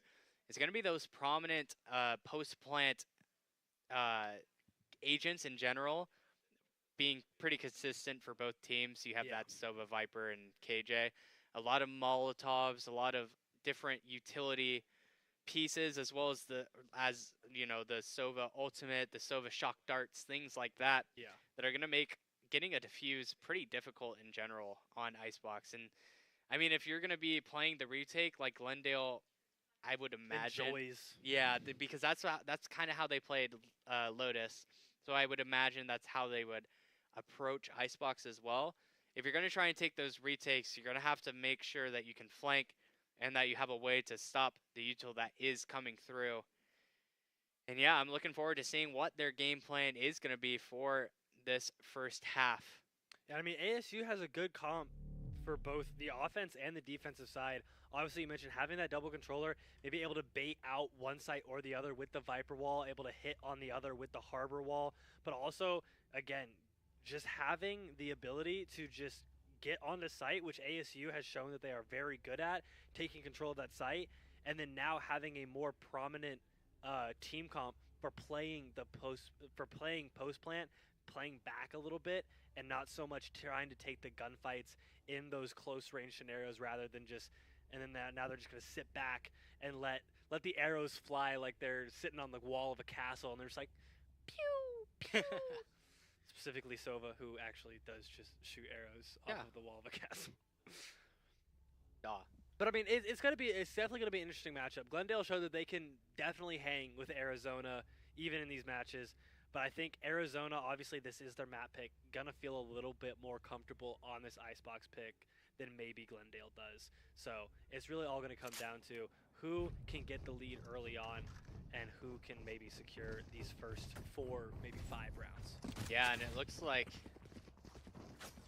ASU just kind of not choosing too much where they want to go right off the timer, but a couple of players are leaning over towards that A site. And it looks like Glendale sending their jet over towards B. I feel like normally when you play a map like Icebox, having that duelist roll over towards A, trying to take the faster fight initially is what you're going to want, but you know, to each their own. As it goes, to each their own, and it's going to be that first harbor wall to come through, as well as Sova Dart to try and gain a little bit of info. The Dart is going to find the Sova of ASU. Is now the walk back towards B. The bomb over towards A, though, and now just a 2-1-2 setup. It's going to be found for ASU. It's a couple of shots fired over towards B, the drone. Well, and Glendale, the rotates will come through, and this timing is not going to be very fond. It just has his util out, and Jello finds the first blood, the dash out onto site, and the Harper wall up. It's going to get that post plant going early for ASU. Spike planted. It's a couple of lurks to come in through mid. Are going to make things a little more difficult for Glendale. It's a walk up, and if this timing comes through, it could be huge. It's now, yeah, Kaz is going to get backstab and get both players. Kaz going to get 3, maybe even a 4th, but no, Kawhi is going to find that last kill onto Lost Umbrella and find the first pistol for ASU. And I mean, that's just really how it goes, you know? There's ASU, like you mentioned, this map is very lurk heavy, whether it's through mid, whether it's to the other site. And Kaz actually goes all the way around quick and is able to just pick off 2 very early. And then obviously, like you mentioned, Kawhi just from the top ropes able to right click and get that last one. And Arizona already showing that they know how they want to play this map, and they're not going to let Glendale take it from them. Yeah, absolutely. And now just priming up with the superior weaponry over towards B. Lost Umbrella, though, might actually, yeah, find Jurios. And the kill does come through, and even trying to find a little bit more as Cass taking a bit of a 1v1, not going to find too much more, is now just going to be ushered in through mid as Ty Lux finds another Kawhi with that trade. And Nutsup might even find a crazy timing, and he does onto Kaz. That's going to be another ghost found for Glendale. Now a 2v4 as it gets very dangerous. Kawhi, though, with the Phantom finds 4, yeah. And now potential Eco 1 Ace. HP. Eco Ace. The Run it Phantom in down. hand. Kawhi, be the sprinter you were born to be. It's funny, though, because ASU just wants to give him the kill, too. There it is. And ladies and gentlemen, we have the first ace of the first inaugural Western Cactus League. Whoopee. Let's go. Eco Ace. Eco Ace. We love it. And now 6-0. Looking even more comfortable. Ult. Just still 2 points off ult, though, so nothing too crazy. Obviously, Sova ult also very, very good for post plant. Yeah. If they're able to get that bomb down, you can play from across the map and still get free kills. Yeah, and I just want to point out real quick, ASU looking to make a bit of a force up into this bonus as the harbor wall comes in early, giving a lot of space, a lot of map control in for ASU. As Lost Umbrella, though, on the other side of the map, finds Cass, the lurk, and makes the hit have to come through a little bit more. That Outlaw is not going to find too much as the first hit connects. Just 1 HP, and Jello trying to open up the site, and he does. The first kill found on the site, giving up the man advantage, and this timing is insane by Nut and Stuff. Is going to find the first, but not the second, as Brisk. Two of these players 1 HP, though. Yeah. And both of them just tickle their toes, and they're dead. It is like that sometimes. Now. But it's still Dryhouse on this flank. Or not even on the flank, on the lake. Oh, what a spam, making that 1 HP. Kawhi. Actually finds one. Yeah. Kawhi, though, is going to find another. And Brisk on the timing, 1 HP, but no problem. Finds yet another, and now becoming all too possible. Just not be enough time. Oh, and Drios with the help over the top finds the third round win. And it was looking doable there for Glendale for a second, but I mean, just players getting caught off guard. And that's what we were talking about early on, those corners, those alleyways, that it's like a maze on the A site. You never really know where these players can come from. Are they going to come from above? Are they going to come from behind you? And and that's exactly what happened. Kawhi able to sit in the corner, find one, and then Dryhouse able to just sit on the back, wait for that bomb to get ticked, and then just shoot from heaven. Yeah, and I like ASU's punish there over towards the A site. You know, having the Outlaw purchase over from Glendale is not really going to work out when the full shields are acquired. And, you know, Jello having a little bit of trouble getting up on that box and finally coming through as the Harbor ult as well. Not going to get up on the box, the updraft used. And now a lot of space here taken, but oh my gosh, the run through from Lost Umbrella does garnish a first blood, but nothing more from that. A risky push, but it actually does pay off, only losing the Sheriff. Yeah. The flank maybe was about to come through, but no, it will not anymore. Is now the 4v4 post plan. These are the situations that we were talking about in the pre-show, how it could get difficult for Glendale if they do try and attempt these post plans with all this util. And here come the mollies. Jello to find his first on the round, and ASU making a staple on this map, and that's going to be the third found on the retake as Cass takes the final blood. And that's going to be the fourth for ASU. Trying to find a fifth now in a row as the first real gun round for both teams comes through. And will make a bit of a difficult run for Glendale to try and find their first round win. I think this is definitely where it shows, because I mean, even in the last map, right, Glendale goes up 4-0, loses the next 6. Right, so on these first gun buy rounds, it's really prominent that Glendale is able to find these rounds. But actually, Jello is able to get the first blood and actually going to find a second onto Tylux, and now they're just going to fast dash onto the B site completely for free with a 2-man advantage. Yeah, and that's going to be that Cove used yet again, the safe plant to come through, and now yet another post plant is going to have to be attempted. Pi, though, is going to open things up from range. Oh, but Chirios, what a flank.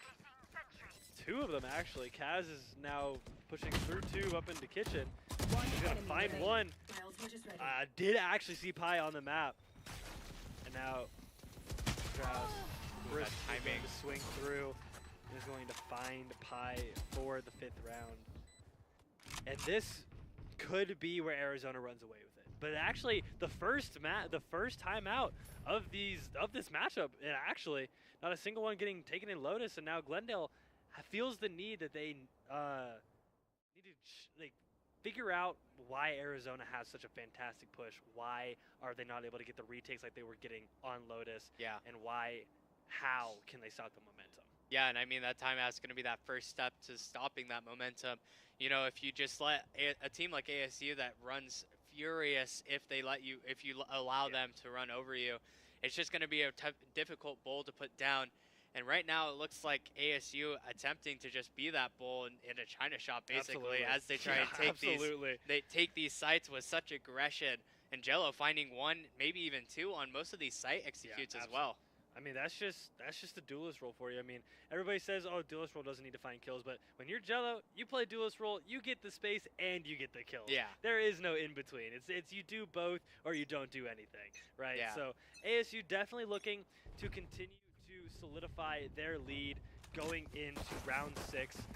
Lost Umbrella actually going to try and pull out the operator saved in the last round with those knives, and now maybe trying to cause some havoc. I did not actually know that that was something you could do. Yeah, you just gotta hold crouch while you do it. Then you can actually get up there and... Oh, the jump spot's a little too good from Cass as he finds the operator. Even maybe knocks it. Wow. 2 though. Just finding not necessarily a lineup, but as close to a lineup as you can get. Yeah, letting the gun's recoil do all the work for you. Yeah, and now it's just gonna come down to these last 2 players on A, but no, the bomb rotate is gonna come in over towards B, and Cass finally finding that kill onto Lost Umbrella, as well as Drios. Third. Yeah, 3 on the round. Even a, wow, great bit of a team molly. And actually, Team kill. Hey, but you know, it's what is what it is. I was so confused. I was like, how is Lux getting mollies off that just happened to line up like that? And Yeah. I realized it was red. I was like, wait, that's Cass's. Wait a minute. Who are you? That is actually really hilarious that it does end up killing as well. The 1 HP moment. It's whatever. They still have 2 rounds worth of buys left. Yeah, and They got the money, they got the rounds. They're not too worried about what happens with one single death. yeah, and the outlaw pick yet again is gonna come out for Glendale, but not much to be had from it as the push through B is good with it. And now that Killjoy ult finally being used for ASU just to break open this A site is gonna look to be pretty open, pretty free overall as Pi. Not expecting it, but not quite able either to escape death. As the bomb plant finally to come through, and yet another Viper's ult, but that Thrasher here to try and save one thing, but Lost Umbrella to say another. As that first kill comes through, and the spam also to come through. 1 HP now just for Brisk.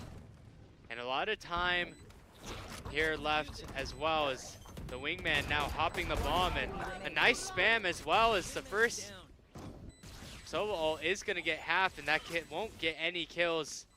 And I don't think there will be enough time. Yeah, Kawhi not able to clutch up. It's the first round found for Glendale. Nut and stuff to find the third for him, and the last on the round. It's Glendale finding a bit of life in this second map. Looking for maybe a 5-round comeback here, bring this back 6-6, maybe take the second half in the fashion similar to the way ASU did in the Lotus game. But I mean, it is still a very tough, it's tough for Glendale to be asking them to take 5 in a row against ASU, who has taken 6 on them already. Yeah, and looks like Glendale trying to stop a little bit of aggression over towards B, committing that Viper's pit over towards B long. And it looks like it will do the job. It's the drone used a little early. Not going to be able to find the Viper, get any tag onto her. Things quiet down just a little bit. Mid. Umbrella may not have the quick read on this. Barely avoids death. And now ASU is just kind of, you know, taking a chill pill, you know. No need to rush. Yeah, but not actually find the first kill on the Bristow, and that is spiked down as well. As well as a tag onto Jello is going to show the position. The bomb is finally found, and Drios does find Lost Umbrella. Cass with a nice kill onto Pi, and that's going to be maybe the B site opened up a little bit. But this Viper's Pit still so 30 prevalent, but seconds this timing could be so bad. Oh my gosh, right in the face of One enemy remaining. Hawaii, and yeah, the kill does come through. The dash up through mid is going to find that bomb over towards B. Cass, though, to end out the round with the final kill. This is Arizona State up 7-1 in a pretty dominant fashion in these first 8 rounds. Yeah, I mean, this is looking nothing like that Lotus map, you know.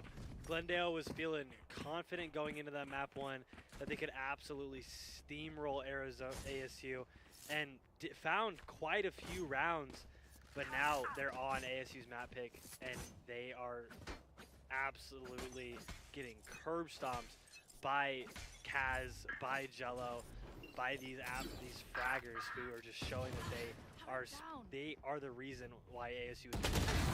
And I mean, Lost Umbrella has just been hitting these shots. That was a hospital all play. day. Low key. Kaz may not know. Oh wow, and Cass. A nice response. As not a flank actually to come through, but just a play up through mid. Deploying drone. Couple of drones getting traded here. What if we made our Sova drones kiss? I mean, Right here. maybe. Glendale going to try and take this retake. Obviously, done stuff. Actually finds Kawhi. Yeah, the wallbang does come through, and Cass, though, has a little bit to say about it. Jello with the last 2 on the round is a bomb. Even though it had Glendale given a chance to get that retake, the bomb timer just not quite in their favor as it goes tick, tick, tick. And ASU finds the 8th, now making their lead extend to 8-1.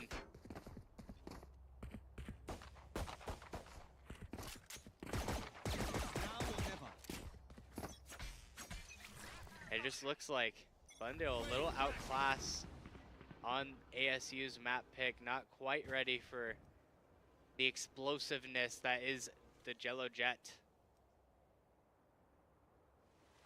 Just trying to find whatever kills they can, but no, yet again, Jello just dashing in, making his presence known. And it's going to be a lot of util. Pi, though, to get that trade back, and it's going to be Pi alone, trying to do any damage at all, but no, cannot find anything at all. Because now it is going to be ASU, and that's Right there. a nice lurk up through A. It's a free A site, essentially, to be found. The Viper Orb also to conceal those movements over towards A. This is just going to be a free bomb plant yet again for ASU. And with Here. Sova and Viper still alive, it is Spike almost planted. a free post plan as well, unless Arizona. Here. That was an interesting interaction. Here. Huh. Here. I mean, yeah, bombs down, it's ticking, and all sees the gun barrel. Does find Kaz. Now 3v3 retake. Harbor Old versus Sova Old. Which one wins? Yeah, and it's going to be a really difficult ask for Glendale. So much util that they have to avoid all the mollies, all the harbor ults as well. One enemy remaining. But that's going to be brisk to find 1, finds 2, and Drios to end out the round. The bomb plant is going to be shown as the bomb goes off, but that's not going to be the round ender. It's going to be ASU finding all the kills yet again, and it seems like every round it doesn't really come down to if there's time left on the toward the defuse. It just kind of comes down to how fast ASU kills Glendale on most of these rounds. Really? Yeah, I mean, that's honestly what it's looking like. It's looking like, even though, you know, the kill feed doesn't look too saturated right now with a bunch of kills, I mean, it's because we've only played 10 rounds so far, and ASU is so far up that it almost seems like an impossible mission for Glendale to try and bring this back. Yeah, and Cass on the other side of the map making fair use out of that lurk. Finds Lost Umbrella getting a little aggressive over towards B alone. As the Cove comes down, Jello and Cass both find yet another. Planted. And the bomb goes down, Kawhi gets another. Now it's just left 1v5 for Pi. Finds one, but no more to be found. It's double-digit round kills, round wins. Sorry. Come through for ASU, 10-1 now. And it looks like Glendale not having much left in the tank after that first map. Can't really string too much together here.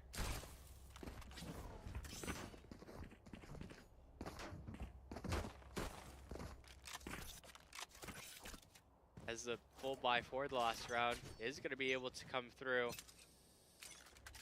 So that seems to be just about the only thing, as the Jet ultimate for ASU is popped. And a couple of ults though for Glendale definitely make this round winnable. The Gecko, the KJ, and the Sova ults. Very high impact ultimates in this game. Maybe to turn the tides. As the B hit does come through again, the Harbor Wall, as well as that Viper Wall for when it comes down, and the Viper's Pit as well. An early ult is going to get a tag onto the Viper, but no kill to be found. 70 health just left onto Kaz. It is going to be a couple of ults that are going to be used for Glendale. That Killjoy ult here finally. And the bomb plant not even down yet as Drios finds the first. Oh, but Cass making the hero play. Two more down, but no more kills to be found. Pi finding another, and now Brisk just on that long hike over towards A. Gonna have to make quite the play to find the 11th, but having to overcome this Gecko ult is going to be the task that is difficult. A nice little push-up is going to fall. Oh my goodness, but the fast reaction time from Pi finds the kill, and that's going to be the second for Glendale as we go in to the next half. Glendale's got something here. I mean, they're still down economy for sure, and I mean, losing 3 on that round is not ideal. But I definitely think if they continue to play a little more passively, waiting out the kills, not trying to cover so much ground with not enough players, I think they definitely have a chance to kind of catch the ASU players off guard, find them in these open areas, and maybe bring this game back. Yeah, I definitely think they have that potential as they go over to the offensive side of the map, which on Lotus we saw it looked like they were a lot more comfortable trying to attack, and as we go into it, looks like the A hit to come through off the barrier drop, and they won't let too much lose as ASU looking to get really aggressive over towards A. Your pickup as well as the Cascade. Jello up into Ness to want to try and get that early pick, but no. A lot of health lost. The dash up is going to try take the site. Lost Umbrella to find that first. Does get traded out, and the second goes to the Thigh Mason. Spike planted. The post plant gonna have to be played at a man disadvantage for ASU, but a double flank maybe to change things up a little bit. But no, Pi finds the first in cast. Now maybe not even realizing the second is there. Drios to find that trade. Oh, and a nice quick reaction from Kawhi. Evens out the playing field 2-2, and Drios doesn't find another. 1v2 now for Kawhi. But no, shut down by Nut and Stuff. That's going to be another pistol going Glendale's way, making the map 3-10. I mean, they just got to keep it up, you know. They play with each other, play for the ASU players that are out of position. Find them and then just back up. Play your numbers advantage. Don't try and get greedy. Don't get kill hungry. Play your advantage. Keep it slow. Keep it steady. Make them play at your your pace, rather than the other way around. And they easily could bring this back to a winnable match.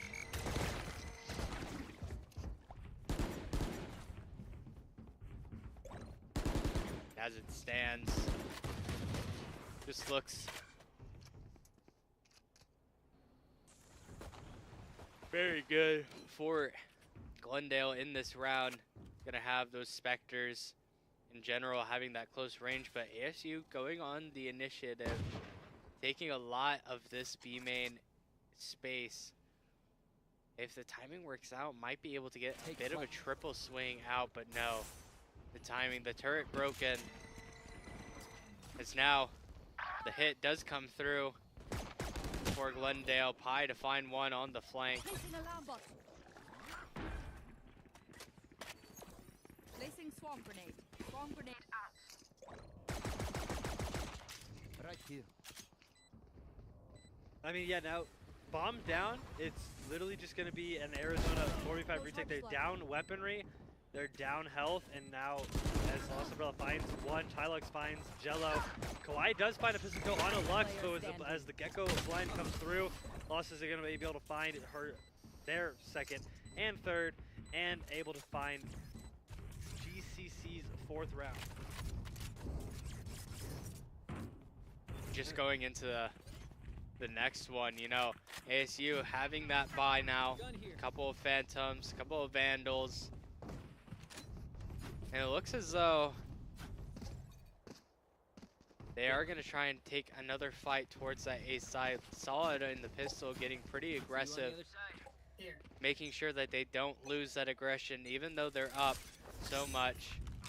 Cascade not quite coming through. The Gecko destroyed. Kawhi actually does find the first kill on a Lost Umbrella, and this could be exactly what ASU was looking for in their to try and finalize this game without letting GCC get anything out of it. Jello not quite able to find the kill onto Mason, but then Kawhi actually able to find that kill onto Rafters, and now in a 5v3, it is just looking like ASU might just have the hold that they need. They've still got 2 players on the B side if the rotate comes through.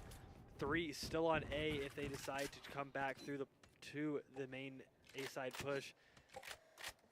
But as these last 3 remaining GCC players do decide to lurk back towards the A side, it is just going to be a tough mission for them to try and find these 3 kills before they all get taken out.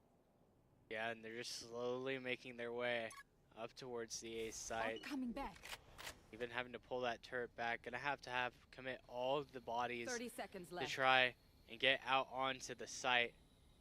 As the wall slowly about to come through, and these darts are gonna reveal so much info here. Jello to find the first down A.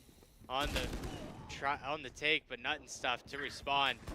And now just 13 seconds ticking away as Cass is going to find the last 2 and find the 11-4 for ASU. Just 2 more rounds away from securing the first series win for the Cactus League, Western Cactus League. And then they will go on to play the winner of GCU NAU, which will be coming up next. And then GCC will get knocked into the losers bracket. They would not be out of it yet, Here. as they still have the redemption arc of the losers bracket. But ASU looking. GCC is loving this A push, is trying to keep as much pressure on it as possible. And this time they did have the correct read. ASU only putting 2 players on this A side rather than their 3 like they have been normally doing. But Glendale, obviously not knowing that, has to keep playing safe rather than risking losing that first advantage. Jello actually does find the first on the Mason, puts him in a 5v4. Jello finds the second. Pie finds the trade, but Jello is able to find a third, and Dreos is able to find one. Jello finding the 4th, and this could be it. Yeah, and just Jello showing up yet again. 18 and 9 on the map. Believe that's 50 kills, yeah, on the series. As of right now, it is 50 kills on the series. 50, Definitely. 50 and 20. Oh, I don't know deaths. I don't know how many deaths he's 32 had. and 16. 15 and 25. Or sorry, 50 and 25. Oh yeah, no, 15 and 25 sounds 15 right. and 25 is right. They're negative. Jello's actually negative. Yeah, all good. Oh wow, and the early Gecko use for Glendale, just trying to find any player Get out of my way. over towards B, and find them they do. This ult's gonna try and slow things down. Lost Umbrella though is gonna find two and open up this site for his team. One enemy remaining. Oh wow, and now Glendale just a fast B push is able to Spike find planted. all of these players. My ult's ready. Jello Yeah. You want more? on Here's the more. flank. oh boy, actually Oh, the nice dash little updraft. dash, but Oh, not quite enough. It was a good look from Jello there. Definitely thought they had it in them to get that final clutch ace. that would have been absolutely crazy.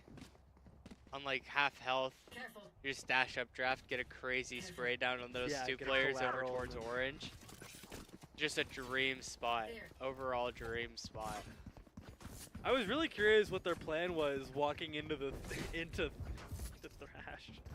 And the updraft came through and I was like, wait, let him cook. And then he died. Yeah. A bit of an awkward smoke.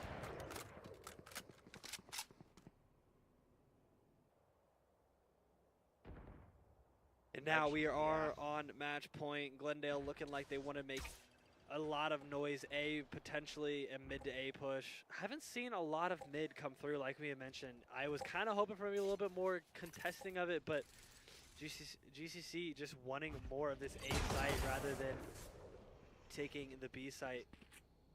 Just curious, do they just win it? You think you go there again, but no. Yeah. Maybe a bit of a mind games being played with ASU, just trying to throw them off Glendale's scent as the harbor wall. Let's come up for A. And just kind of stop the push as Cass will punish the lurk up through mid. Ty Lux, the one caught this time around.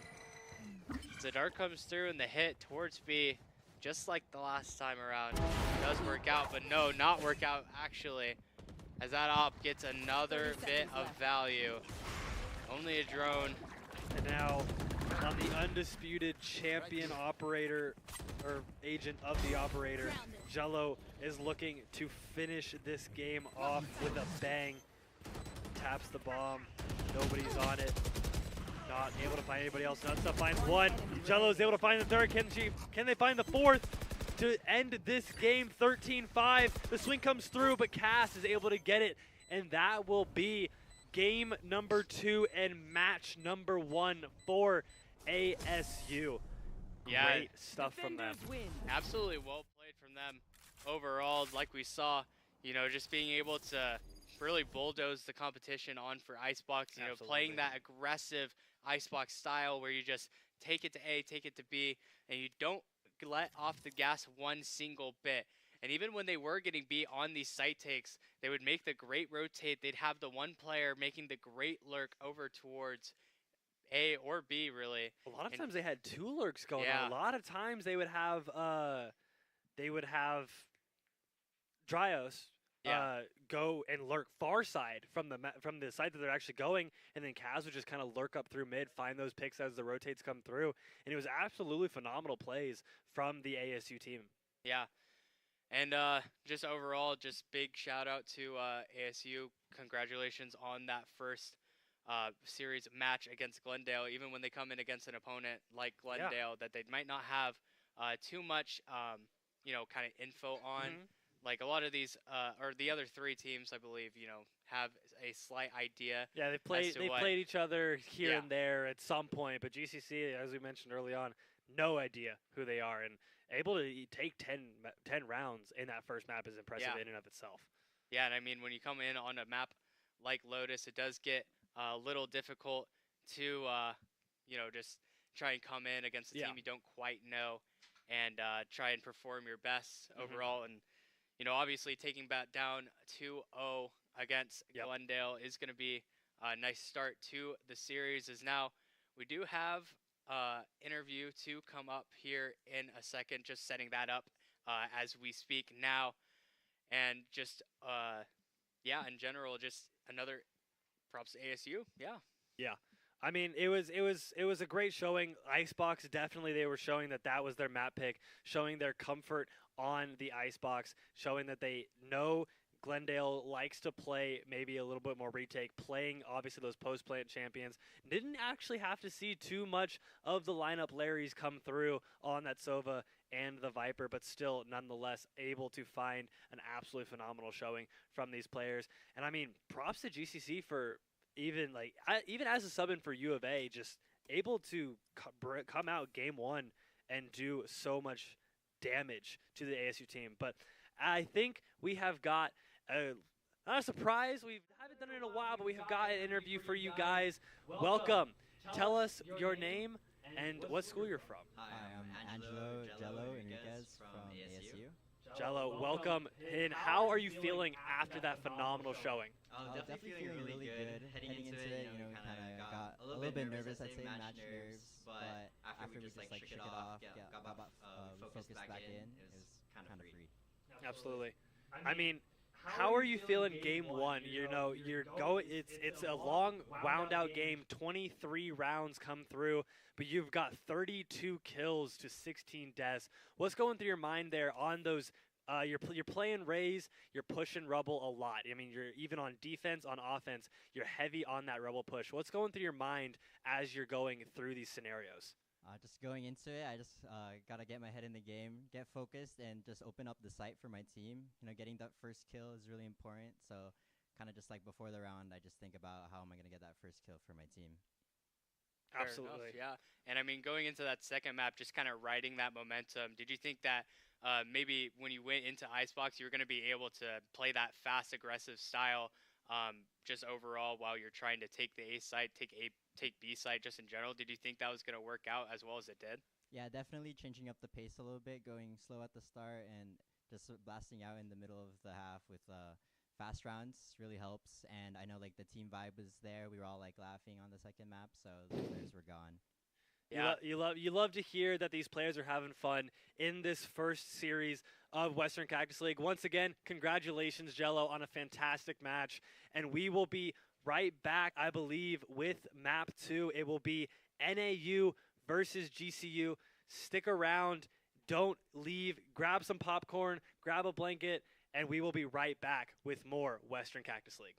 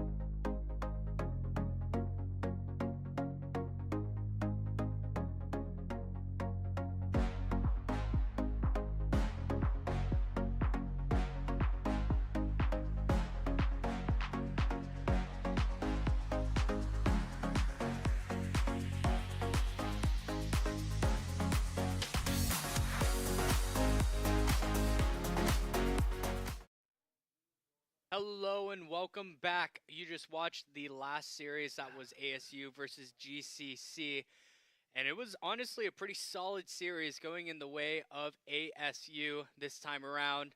Absolutely. And yeah, they'll be advancing to the next round.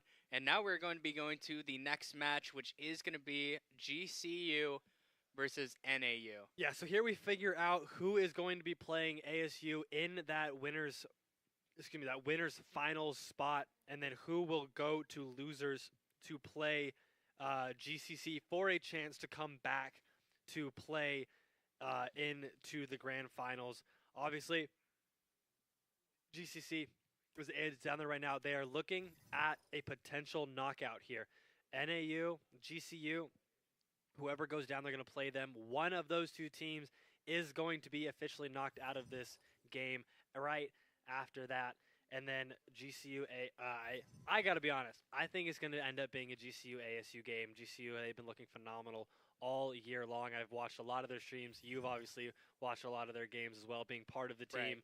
So do you think that it's going to be as dominant or more dominant of a showing than ASU versus GCC? I can't quite say. I haven't actually seen NAU play all too often, so I don't want to, jump the gun as to how I think the match might conclude. But Fair enough. Obviously, I have my. I shouldn't say reservations, say but I should say I should. I'm not going to say bias, but obviously I know the caliber of a team that GCU is, so it's kind of hard to imagine that they. Caster curse aside. Good luck now. I've cursed my own team, but just seeing how they stand up against some of the other Arizona teams in general. Yep. So I was hoping we would have Big Pans by now, but I think so. GCU is on that home side. They are going to be the home team, which means they get the first ban, they get the first pick.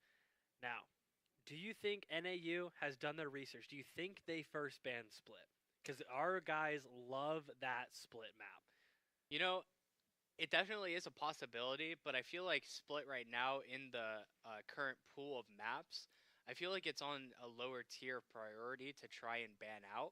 Obviously, Okay. if you're trying to counter specifically what GCU wants to do, then that might be what you want to have happen. But obviously, if you have like a perma ban that you just do not want to play, might not quite work out that way. Also, there are maps like Sunset, Lotus that can be, if you don't have very much practice on those maps, it can just be pretty difficult to do. And as we're talking on the topic, the first map actually is going to be split. So it didn't get banned out, and our guys did pick it. So. Yeah, so it's just going to be heading there first. A map that GCU is quite familiar with, just in general. NAU, I'm not quite too certain as to what maps they do enjoy playing. We'll get an insight to that as we see what their map pick is. But yeah, I mean, split. It's going to be kind of a brawl. Yeah, it sounds like the GCU guys are just going to come out swinging. They're ready to go into this fight head on, full speed, just try and pound NAU into the ground as fast as possible, maybe just try and ruin their mental game one, make game two just as easy. Right, and I mean, that's one of the things with LAN, obviously.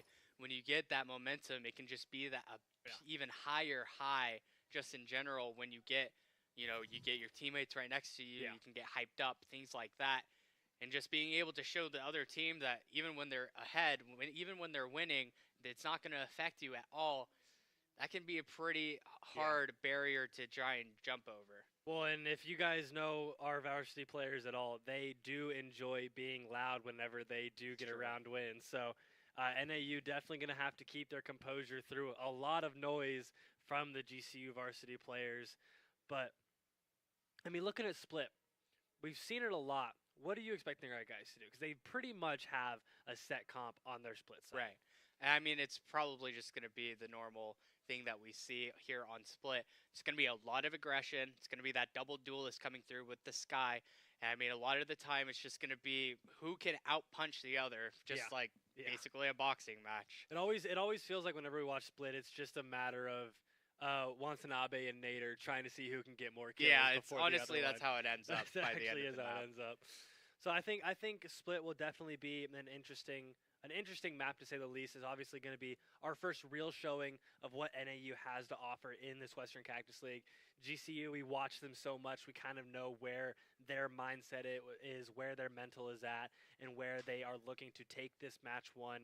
Definitely, they are. I mean, they're looking to take as many rounds with while losing as little as possible. Yeah, I mean, obviously that is the case. That's how the game works. So thank you. But Yeah, you but know like what you I'm can saying. okay, but you can win a lot of rounds while losing a lot of rounds That's as well very and still true. win the game. I mean, you're not wrong.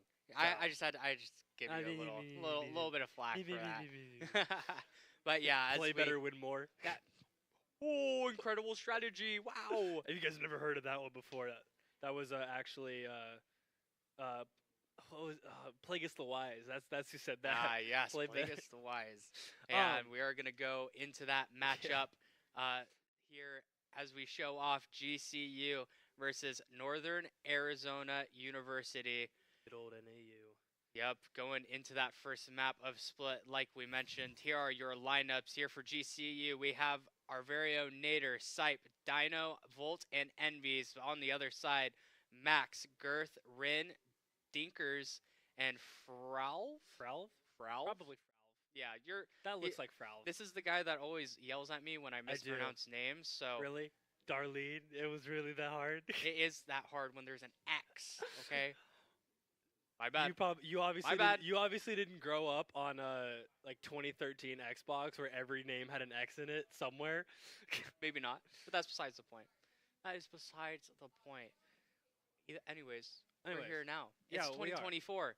It's 2024. We're hosting the very first Western Cactus League, which is only possible due to the help of our sponsors, especially a big thanks to the National Guard, the Army National Guard, who is not only helping fund the prize pool, but has also just been a big sponsor of this whole ordeal as a whole. Also, a big shout out to Esports U and CECC for giving us the opportunity to be a part of their tournament. A big thanks to Rally Cry, Canes, and Rockstar, who are both GCU/GCU Esports sponsors. So we're always glad to have them around. You know, in that little 10-minute break we had, I may or may not have downed a Rockstar, eat a little bit of food, and I am back and ready to go for some more. Yeah, and obviously want to give another shout out to GCU as a whole. Just being able to hook us up with these great facilities in general to be able to run a tournament like this and just be able to, go to school here and just live a nice GCU loped life. I'm feeling loped up. Yeah, no, and it's been rainy the past couple of days. Yeah. But, like, today, I feel like I walked outside and I was like, this is perfect. Yeah. Like, it's still a little chilly from the rain, but it's not so cold that you need to, like, put on, like, three layers to try and keep yourself from getting freezing cold. I just got my little quarter zip on and I'm nice and comfy. I always thought it was funny because yesterday I didn't even know it rained until, like, Really? I walked. I was inside. I walked outside.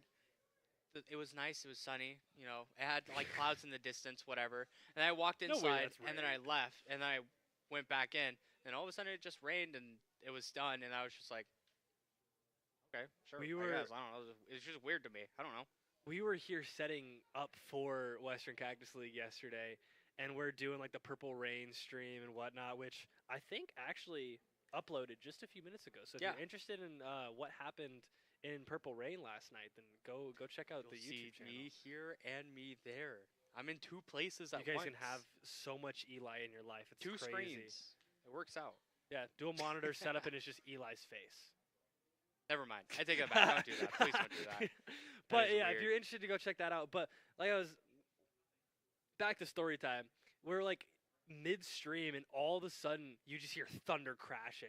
And we're like, what is that? Why are the we were like, why are the garbage trucks here at like 7:00 at night? And we pull the blinds up, and it's just pouring rain, like cats and dogs pouring rain. And we're like, we need to take longer in this Purple Rain match so the rain can stop by the time we have to leave. Yeah. And it died down right around the time, and it was perfect. Yeah. I mean, honestly, the rain is so weird here, too, because it's like monsoon season. It is. But I don't know. I'm not used to rain. I'm from I love droughty rain. California. I also Ah. don't like rain. I used to play tennis in high school, Oh, okay. so fair it was enough. like it literally drizzles on the court and you can't play. I'm just like, What? it's time to not be happy. That's literally all I know. there I is had to I it. had multiple baseball games rained out, and I was always so Oh, sad yeah. because I that was my sport during high school. I loved playing baseball all the time, and you just get one like Yeah. minimal rain that kind of doesn't do anything, and the field is just flooded, and Everyone you can't play freaks for out. like a week. Oh my gosh! It's tough. Water. But now I'm like, I get to sit on my patio and read a nice book and get all cozy while the rain drips off of the roof, and I feel like I'm getting Yeah. old. I think that's because you are getting old. Wait, I think we're both getting old. man. Uh oh. I turned 22 this year. I'm 21. I I turned 22 also this year. this year. Yeah. When's your birthday? August 19th. Dude, mine's September 10th. We're just like Oh. a month apart. I'm older than you somehow. This is by a month and A 9 month. days. Yeah. I'm a little youngin for my like grade though. Yeah. Yeah. Okay. Okay, bro. Yeah, we get it. Bald. Haha. Funny. Yeah. I mean, you're not wrong. I blame my ancestors. I don't know. Bad genetics. Bad genetics. Yeah. Well, actually, it's not bad. I mean, bald works. It's It just does a free work. It does flashbang. actually work on you. You got the beard. You got the beard Yeah, to that match it, works. so that it helps. Yeah. I We'll would. take it, yeah. I would pay money to see you without a beard because I think that'd be really funny. That's what it's gonna take because I ain't shaving this because I literally look like a 12-year-old if I shave this and You I look don't like want that. like I don't wanna look like a Dr. bald Egghead 12-year-old. from Sonic.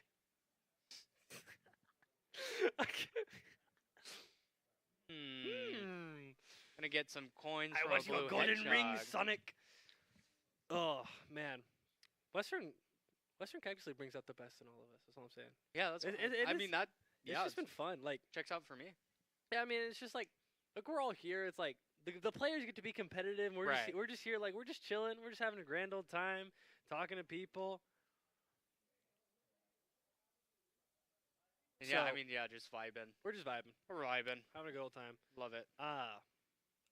I'm hoping that the players are getting in here pretty soon. So, because I would love to see this match get underway. Not because I have anywhere to be, obviously, but just because. What do you mean you have here to be? I genuinely this is where I'm here. I'm here all day because Yeah. right after this game we got losers semis, and then after losers semis we go straight into Rocket League. Yeah. So we got so much more Western Cactus League for I'll you be guys saying today. It's sayonara actually for insane. Rocket League. What? I'll be saying sayonara Yeah. when Rocket League starts. I'm not sure if I'm casting it or not. I still have yet to be confirmed if that's happening. Well, But Good luck. Car soccer.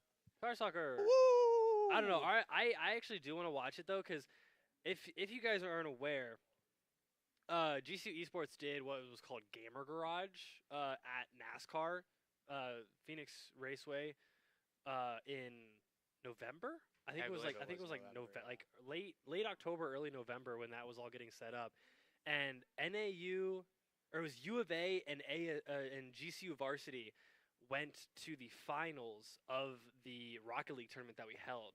Yeah. And now they get to run it back this afternoon. So I'm super excited to see how that matchup turns out. That is because gonna be fun. it was a very close game. It was grand finals, and GCU was up a map because Yeah. they didn't do a bracket reset.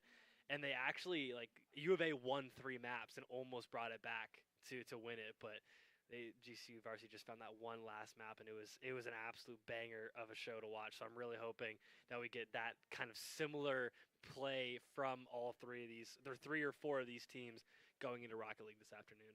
Yeah, and I mean, just overall, I think a lot of this competitions or like these competitions over the next weekends Yeah. are just going to be super competitive. I'm really excited to watch. I'm even casting Overwatch next weekend, Which and is something we haven't seen in a while. yeah, we haven't watched or seen Overwatch in a while. I think it's been over a year since we've streamed Overwatch. I think. It's Yeah, I think so. Yeah, pretty Just close. about. Well, yeah, because it would have had to been in the spring. That was when they probably were ABC died. streamed last. Oops. Yeah, unfortunate. And but, then you know, it is what it is. Well, and then Smash. We got FFF every weekend, but FFF isn't crew battles, and now they're getting thrown Right. into crew battles. So I know all the 4 players that are going to be part of that, and their coach as well, have been absolutely grinding like nonstop, just only crew battles. Yeah. They've got like varsity, club. They've like mixed teams, had people come in from FFF to make crew battles for them. So I know they've been putting in absolute work to try and make crew battles work for them. But Yeah. I mean, just this whole experience is just like trying new things, having a new experience. I think, like ASU, I genuinely think that the last time these schools were here was like 3 years ago. Yeah, I It was think like so as well, 2021. It was our fall tournament of 2021, and it was an experience. That was my freshman year, and I wasn't even like a part of esports yet. It was like Right.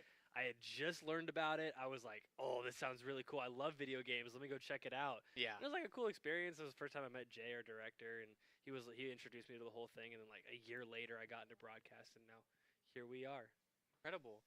I think that wasn't the first time that I think we casted together like a long time ago. Oh, you know what it was? Was the Valorant. It was something. Val because because it was during the Fortnite Rocket League tournaments. Yeah. And the Fortnite one got canceled, and then we had we a were Val all game. set up. Yeah. And you were like, "Hey, you guys want to stream Val?" Sure. And Eli's like, "I know Val," and I was like, "I know Val. Let's stream Val." So sure. that dude, Yeah.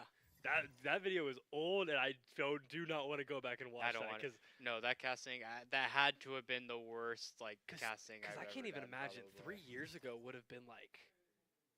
That's a gulp. I'm moment. not That's even gulp-worthy. thinking like us. I'm thinking like Val 3 years ago. It was a year after release.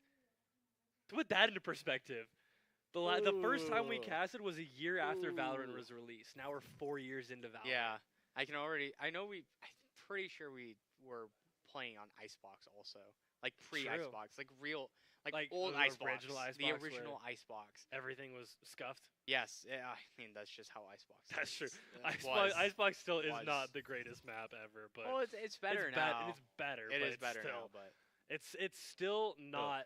I gotta be honest.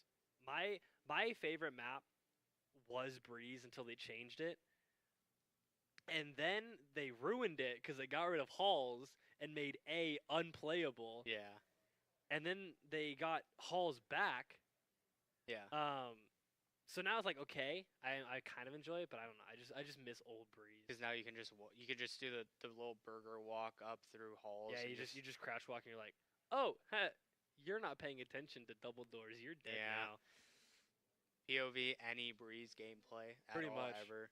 Just nobody watches double door. You get flanked. You blame your teammates. You tilt your teammates in ranked, and then your teammates throw, and then you hate ranked. You queue again, tilting, and then you do the same thing to other people, and then they tilt, and then it's a tilt chain. I think Eli is. It's never happened to me because I- I would never tilt in a video game. I was like, I think Eli is like having a mini therapy session with himself about Valorant. Maybe a little bit. Maybe a little bit. You No, know, it's just no, how ranked. It's how players Valorant don't ranked tilt. is. They don't. Valorant players don't tilt. They just know better than you. That's you're so right. They're Thank actually- you so much. Yeah, see, it's always your fault. It's never their fault. You're right. It's you know always what? your I fault. should just. You I should have should just gotten more admit- kills. I should just admit to myself that hi, it's me.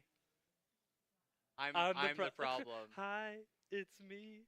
I'm the problem. That actually just hurt my soul to reference that. That's crazy. I'm not a Swiftie, so But we are just a few minutes away from getting into this game as we have been yapping for about 10 minutes about the most random stuff. very Phoenix being. fluent in yapping. We are. I mean, know you are. I especially you. I am a yapper. Me and my buddy Michael. If you guys are part of the GSU esports server, you know that we do love our yapping. But we will stop yapping about nonsense and start yapping about the stuff that you guys actually came here to watch. Ah, yes, the good old breach comp. Love that. Honestly, we saw that I believe it was in the last NECC match that was streamed for GCU. Saw that breach come in, and honestly, it played pretty well overall for split. So looking forward to seeing how NAU uses that breach util, those flashes and concusses. So yeah, just in general, and also gonna be taking a look a little bit in the future for this series. Map number 2 will consist of Ascent, with GCU on the attack for all of these maps, by the way. And for if we do have to go to that deciding last map it will be on Icebox. So definitely going to be seeing a lot of aggressive play styles being implemented, seeing as how most of these maps, just in general, enjoy a very aggressive team. So looking forward to seeing how GCU stacks up against all of these teams, as well as NAU, how they stack up against GCU. Oh, I just had a massive nostalgia hit. Rin's got the Jinx banner from Arcane. Oh my goodness. I'm actually looking back, I'm so sad that I didn't buy that sheriff when it first came out. It was like it was one of those things where it's like, oh, $60 is so much money to spend, but like it probably like an account that has that skin on it now is probably worth like a couple grand. Yeah. Well, the thing that, because I didn't buy it either, but what I was always like, I hadn't watched Arcane yet, and once I finally watched Arcane, I saw how cool the sheriff is, and I'm like, oh my gosh, I want that. And then just like that, it was gone. So, yeah, just a little unfortunate in that case, but Oh, another DC from the lads. Girth has DC'd this time, so we will have a quick tech pause while our lovely facility workers get that figured out. And so it might have actually just been a full game disconnect. We might have a server reset. yeah, I think the cheats were left on for they the had- game, so we yeah, have they, to go in and change that up and make it so that there aren't So that they cheats can't in game. fly. I know, incredible. Dang it! Can't go through map. Oh, you're can't telling me clutch my 1v1 now. You're telling me I can't go invisible and just make them not see me and then shoot them in head? Unlucky. Man, I don't know. I hate bad having game, to bad use game. skill. Yeah, bad game, to be honest. Personally, I would have just cheated. Just like Don't worry.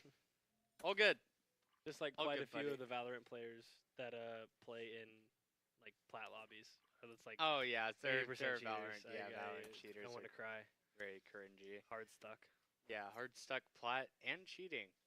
I'm not. Hey, yo, I'm not the one cheating. Hey, I didn't say it was you. I'm just saying I'm there sure are a few individuals that Yeah, cheat imagine being hard stuck plat and and cheating. also Gonna be me. can't make it out of platinum. I am only one of those two. Just hard So- stuck platinum. No, sorry. Yeah, hard stuck plat. Oh yeah, that's what I figured. Of course, we would never cheat. Cheating no, is of course for not, the of wrong. course not. Cheating is for not us because we are very Good, skilled wholesome gamers that fish. would never need to cheat. You need to tell us something? No, I have nothing on my conscience at all. Okay. I am but whatever a humble human being that does. Well, I do wrong, but I also do know wrong. You I do no promise. wrong when it comes to promise. cheating in Valorant. Pinky promise. That's Oh, true. Okay, I'll trust you. I don't break those too, Okay. so I don't cheat. In 20 years, when I see like when like your kids are cheating on Boss- your account, I'll be like, "Whoa, Boss Boss has has a been 100% banned. win rate. Boss banned? Whoa, who would have thought? I guess he does break his pinky promise. No, I would never. Pinky promises are sacred, Evan. Okay. I know they are. It's like the promise version of like skadoosh. It's always what it reminds me of. Skadoosh. Ah, yes. Speaking of Kung Fu It's Panda coming. 4, It comes out. it's already It's out. already out. Yeah. I need to go see it. I do too. I think I'm gonna go see it with my friends over spring break. Kind of excited, low key. Are you staying here for spring break? No, I'm going No. to Tucson for a while. Oh, okay. That'll be yeah, a lot of fun. Airbnb. I am headed to Texas. My sister lives there, and I'm Oh, going. yeehaw! Yeehaw! Yeah, and my dad and I are gonna go hunting. Oh, So very yeah, cool. It'll be a lot of fun. Yeah. I hope you all have. If you're on spring break this week, I hope you have a fantastic spring break. If you've already had your spring break, I hope you had a fantastic spring break. Yeah, And so on and so forth. If your spring break Well, I doesn't exist, I feel sorry for you. that's honestly true. So POV, if you're not in college. Good luck. Well, I mean, if you're not in school. Oh, it's skill. I was talking to our league coach, and everybody was like, "Oh yeah, I get spring break off. I get a whole week." And he goes, I have to go to work. I have to go to work on Monday, and I was like, oh, that's GG. GG's. Good luck, buddy. But yeah, nobody changed their team comps. In Yeah, in the I would sneak hope. preview that we had. That would Hope have been they really. That didn't. would have been really funny if they did. There's like, Actually- time to counter pack. Actually, I'm gonna play KO. Actually, we're gonna go 5 duelists. See how you like it. Didn't the guys do that? They didn't do it in a game. They did it in a scrim. No, they did it in a game. They did it in an actual game. Yeah. What game was that? Couldn't tell you, but it was against like bronzes and silvers. I'm pretty Oh. sure. So Man, I that's mean, kinda- it was it's kinda just like, toxic. yeah. I mean, I'm cool with it. Were you Fine. part of it? No. Oh well, then I don't think you get a say. Heck, bro. What? Skadoosh. Skadoosh. You know, I don't know Holy- what it is with Valorant recently, but I feel like it always takes forever to load. But it's only been like in the last few patches. Is that just me? Do I just have a bad PC? No, you just get. Oh, it might just be you then. The toaster ovens of the The toast- Valorant world. To be fair, I play in our arena, so what does that say? Well, it's not a toaster. Then you're not on a toaster oven. I'm It's on somebody a- else on a toaster oven. That's true. A lot of toaster ovens out there, to be honest. It's true. I feel bad for all of the toaster oven players out there. If you're on a toaster oven, I feel bad for you. But you know what? Props to you for sweating it out. That's true. If you're on a toaster oven, go ahead and upgrade to an oven. It'll change your life. Go upgrade to a pressure cooker, and then potentially upgrade to a what's like a better appliance. An air fryer. Dude, air fryer. fryers are goated. Yep. I'm feeling air fried. I don't know about you. My favorite go-to are the mini corn dogs in the air fryer. Oh my goodness. I don't know what brand they are, but there are these cheese sticks that I'd get from like Vaughn's. I don't know if Careful, Vaughn's kid. exists where you guys live, but Is it like fries it's here? it's probably it's just a grocery store, Okay. and they're just cheese sticks. You just pop them in at like 400 degrees for like I want to say like 8 minutes. Oh Lightweight. my gosh! I mean, Easy it's snacks. it's crunchy. The cheese is melted. Easy snackles. Oh yeah. But anyways, over to the actual game. And it looks like pretty fast attack is gonna come through. Is the fast take up towards ramp? The nade go into vent is gonna find a little bit of value, and BCU delayed just a slight bit for the heal, as well as Volt. Gonna make use of that sky util. The smoke's now dropping, and the slow methodical play for A starts to take a bit of an effect as Nader looking to open up the map, trying to find that first blood. These two players are sitting right next to each other. One of them just has to make. And this Oh, dog that could might be get the it. The concuss. double concuss. Yeah. But Nader doesn't see either of them. It is going to be that stun. The timing almost worked out quite poorly for GCU, but no kills to be found for NAU.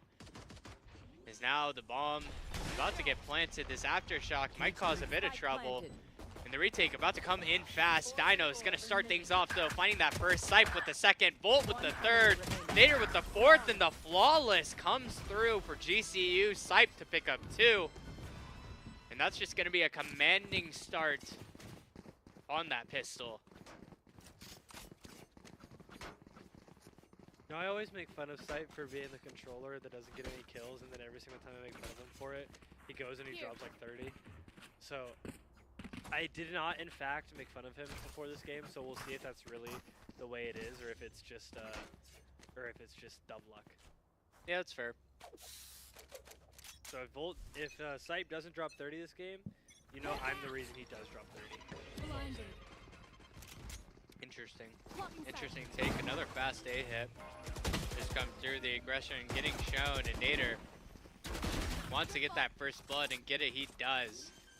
As Frolv falls on the site, Spike planted. making it a 4v5 with weaker guns for NAU. It's going to be a really difficult post plant to try and break. Envy's here in A main. It's going to be alone, but I mean, alone with a better gun doesn't really matter. Has that Vandal, picks up one, Nader with another as well in the round. Envies finds the last player ramp, and Nader to end out the round. Gets the third. That's just going to be a flawless anti-eco round for GCU. Going into the third round, bringing in quite a bit of rifles overall. 2 Phantoms, a Vandal, or maybe not 2 Phantoms, it actually just Dino picking up the Phantom on this round, buying up a little bit. Having that Bulldog Inspector, though, it's going to be a pretty, not pretty difficult. It's a very winnable round in that bonus. So now it comes down to kind of how NAU wants to try and approach this map. Is GCU taking a lot of fast control in general. Mid now the subject of the attack. As NAU kind of playing a little bit back, just allowing GCU to take the space that they desire. It concusses as well as a fast rotate. Frolv, though, a nice timing, takes out Volt, the first kill for NAU on the map. As things quiet down, Nader with another. That breach flash not going to get too much value as Sype trying to find a timing, but no. Rin finding 2. A nice timing, Max. Barely to take surviving through Dino. the dog. Yeah. Even, I'm pretty sure there's the wallbang shots through the dog is what saved him there. Making some nice use out of the utility overall that this double initiator comp provides. Now it just comes down to Envy's 1v4, and it will do nothing for it. Max to pick up 2 on the round. That's going to be the first for NAU.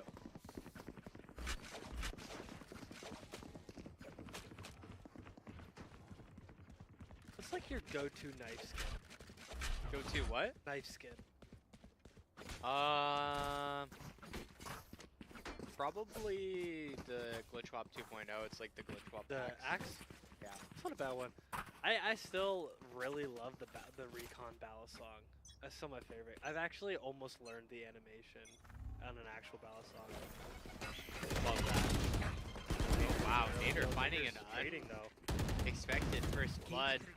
Does get traded out though. And now it's just like GCU just wants to get aggressive yet again. And now all alone, Max is on the site. His Volt picks up that kill. Oh, but the judge, long range, won't do the job justice as now things quiet down on the site. 3v3. Volt gets the bomb plant. NAU taking quite a bit of space over towards heaven. Not quite too weary of the A ramp slurk, which there is none of. The nice turn there from Envy's, finding 2. And Volt picking up the last on the last player coming out of heaven is gonna make things 3-1 for NAU, or sorry, for GCU. That was a fantastic turn from Envy's there to avoid that sky flash. And you can tell, I mean, slightly blinded, but not enough to actually make a difference.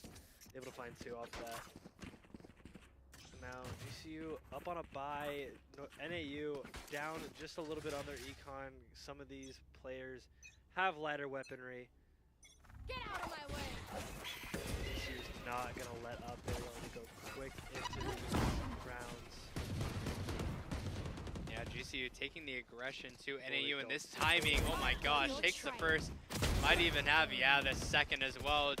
Dinkers is going to fall, and now Nate kind of feeling himself a little bit. He takes down a couple of kills with that ultimate, and now just again, Envy's going to be the lone man over towards A main, trying to catch some sort of timing, but Girth has an inkling. Envy's could be here. The smoke also to cut off that line of sight. This timing could be everything.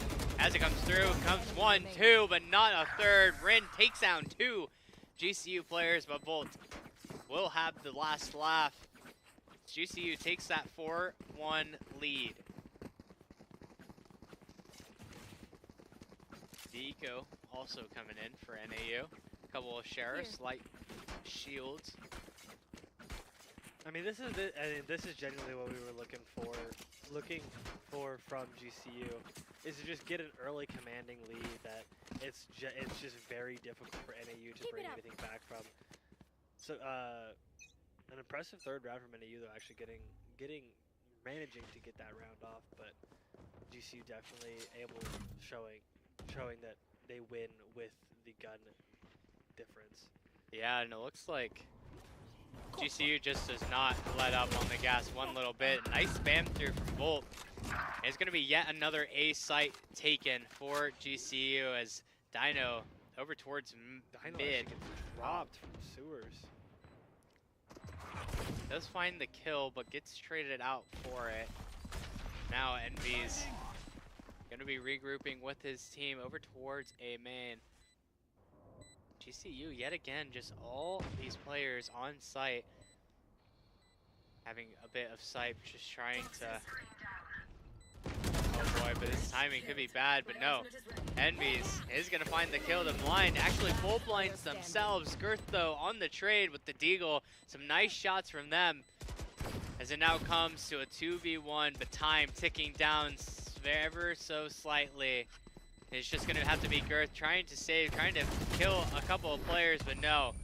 GCU is going to come away with the 5th. And As well as 2. Yeah.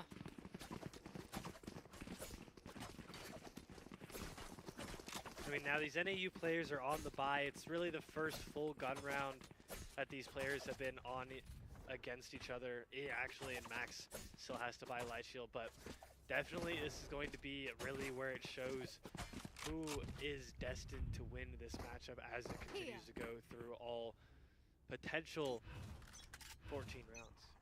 Yeah, and when we look at You are divided. how GCU has been playing this game, they just do not want to let up on this aggression at all. A lot of it's been directed towards A. Now NAU even shifted their defense to try and hold towards A, and this time around GCU just taking the initiative, going back towards B. This Viper's Pit going to be quite a problem. NAU doing their best to try and find some sort of opening. The spam throughs will not make any difference as GCU taking their time in the Viper's Pit. So much damage getting done as trades galore come through, but no, the winners of those trades, GCU. Enemies to come away with 2, and that Viper's Pit finding quite a bit of value overall in the round.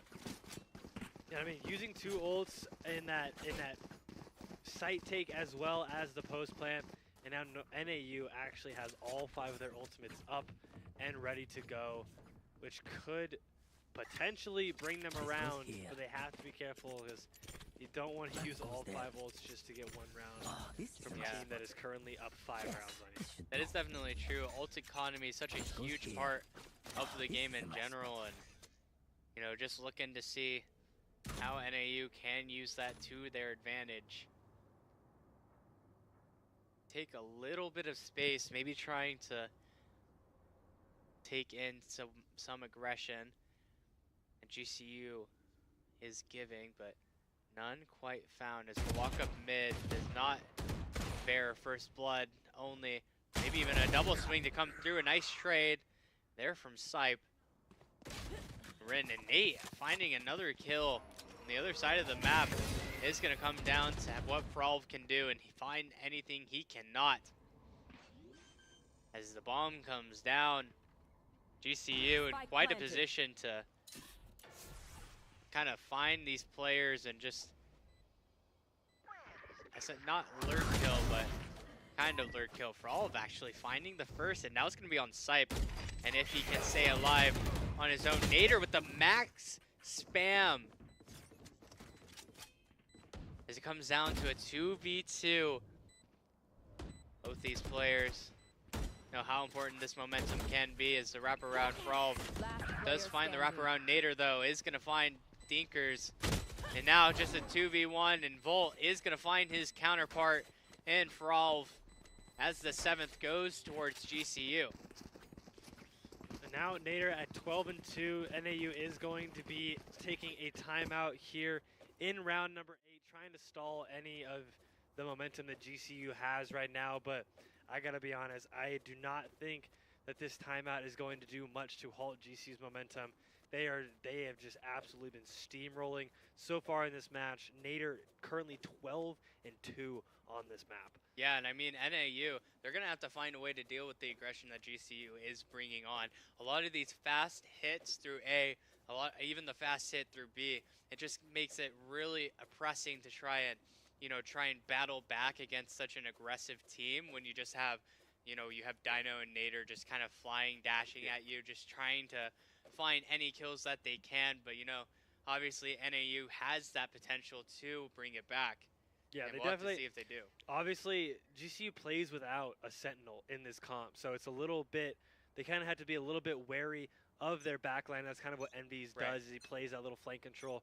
But with the Cypher on the side of NAU, it definitely allows for a little more sight control than maybe GCU will have going into the defensive round if NAU can take just a few more rounds to get there. As we look towards the next round, the full gun round to come through, as well as when we see the scoreboard, not very many kills towards NAU. It's just gonna have to be how they can take in the aggression. But that Razal definitely will not help as the satchel up, and the concuss does get some team kills, but Dino finding 3, 2 with the Razal, 1 more with his Vandal. Does fall in the end, but giving the Van advantage over to GCU, we'll have to do is NAU just now in a 2v3 in a pretty copy and paste post-plant scenario that I feel like NAU has found themselves in many times this map alone. It's And a boom yet bot. the outcome has not yet changed. That is true. Maybe seeing by He finds one at distance, first finds the trade. Doesn't realize Vol's deep in this corner. Does find Vol before dying. 2-shot to the Vandal, and Scythe is there to finish it off. Yeah, and that's just going to be a desperate attempt for NAU to try and make something out of nothing. The ult is going to find a kill, but not the round for their efforts. It's now a force up. Will have to come through for NAU.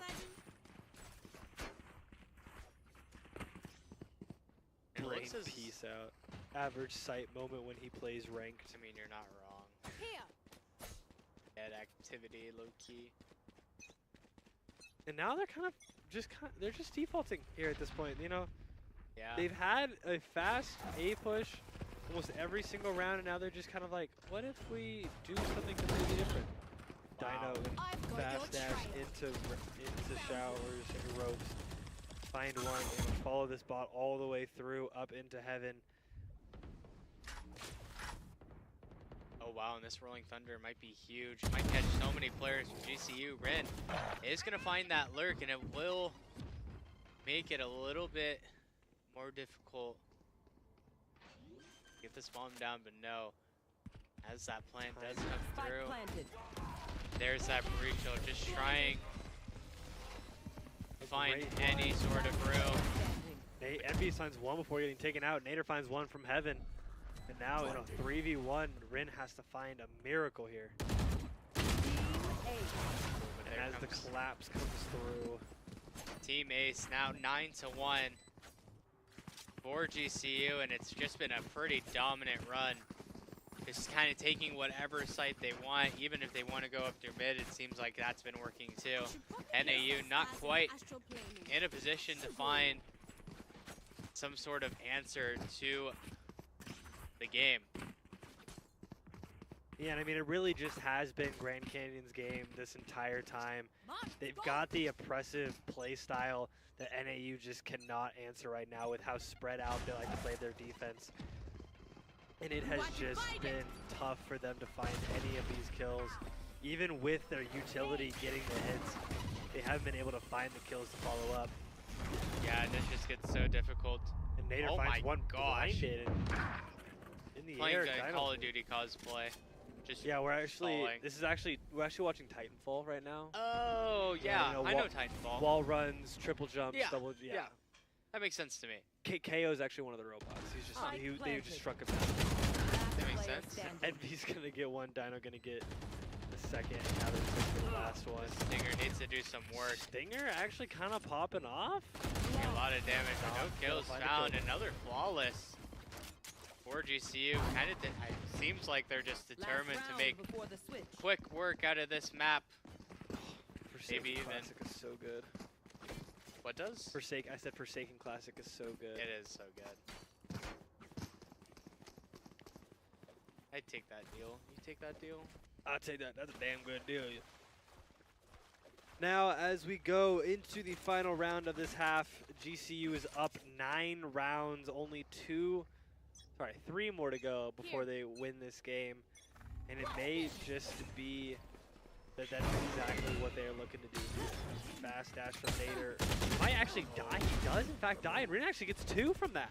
And Dinkers also find one more lurking towards B, but Envy's is going to find the kill towards A, and now the jig is up.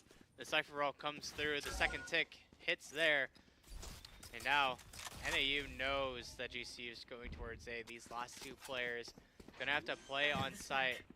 Oh, but this Viper ult is going to come through here in a second. Gives GCU a chance That on was the actually site. a huge ult from Envy's there, able to contain the bomb into a pit of smoke that does not allow any entry. And Site finds one, could find a second here, is actually going to find a second. Thinkers does find Envy's, and as the reload comes through, that is going to be the second round to NAU as we head into the second half of this match. Yeah, and I mean that reload definitely made it so NAU could find that round win. And luckily for them, is the half kind of slipped out of their grasp there. You know, ending with a 10-2 elite or deficit, not quite the run out that you do prefer to have. But overall, just looking forward to seeing how NAU can try and bounce back. And at this point, you know, when you get to a score line like 10-2, you kind of put like hope for winning on the back burner. Like obviously you want to try and make that comeback. Yeah. You just want to try and get a couple rounds here and there, build up that momentum, and just try and just not come out as cold as it kind of did on the first half.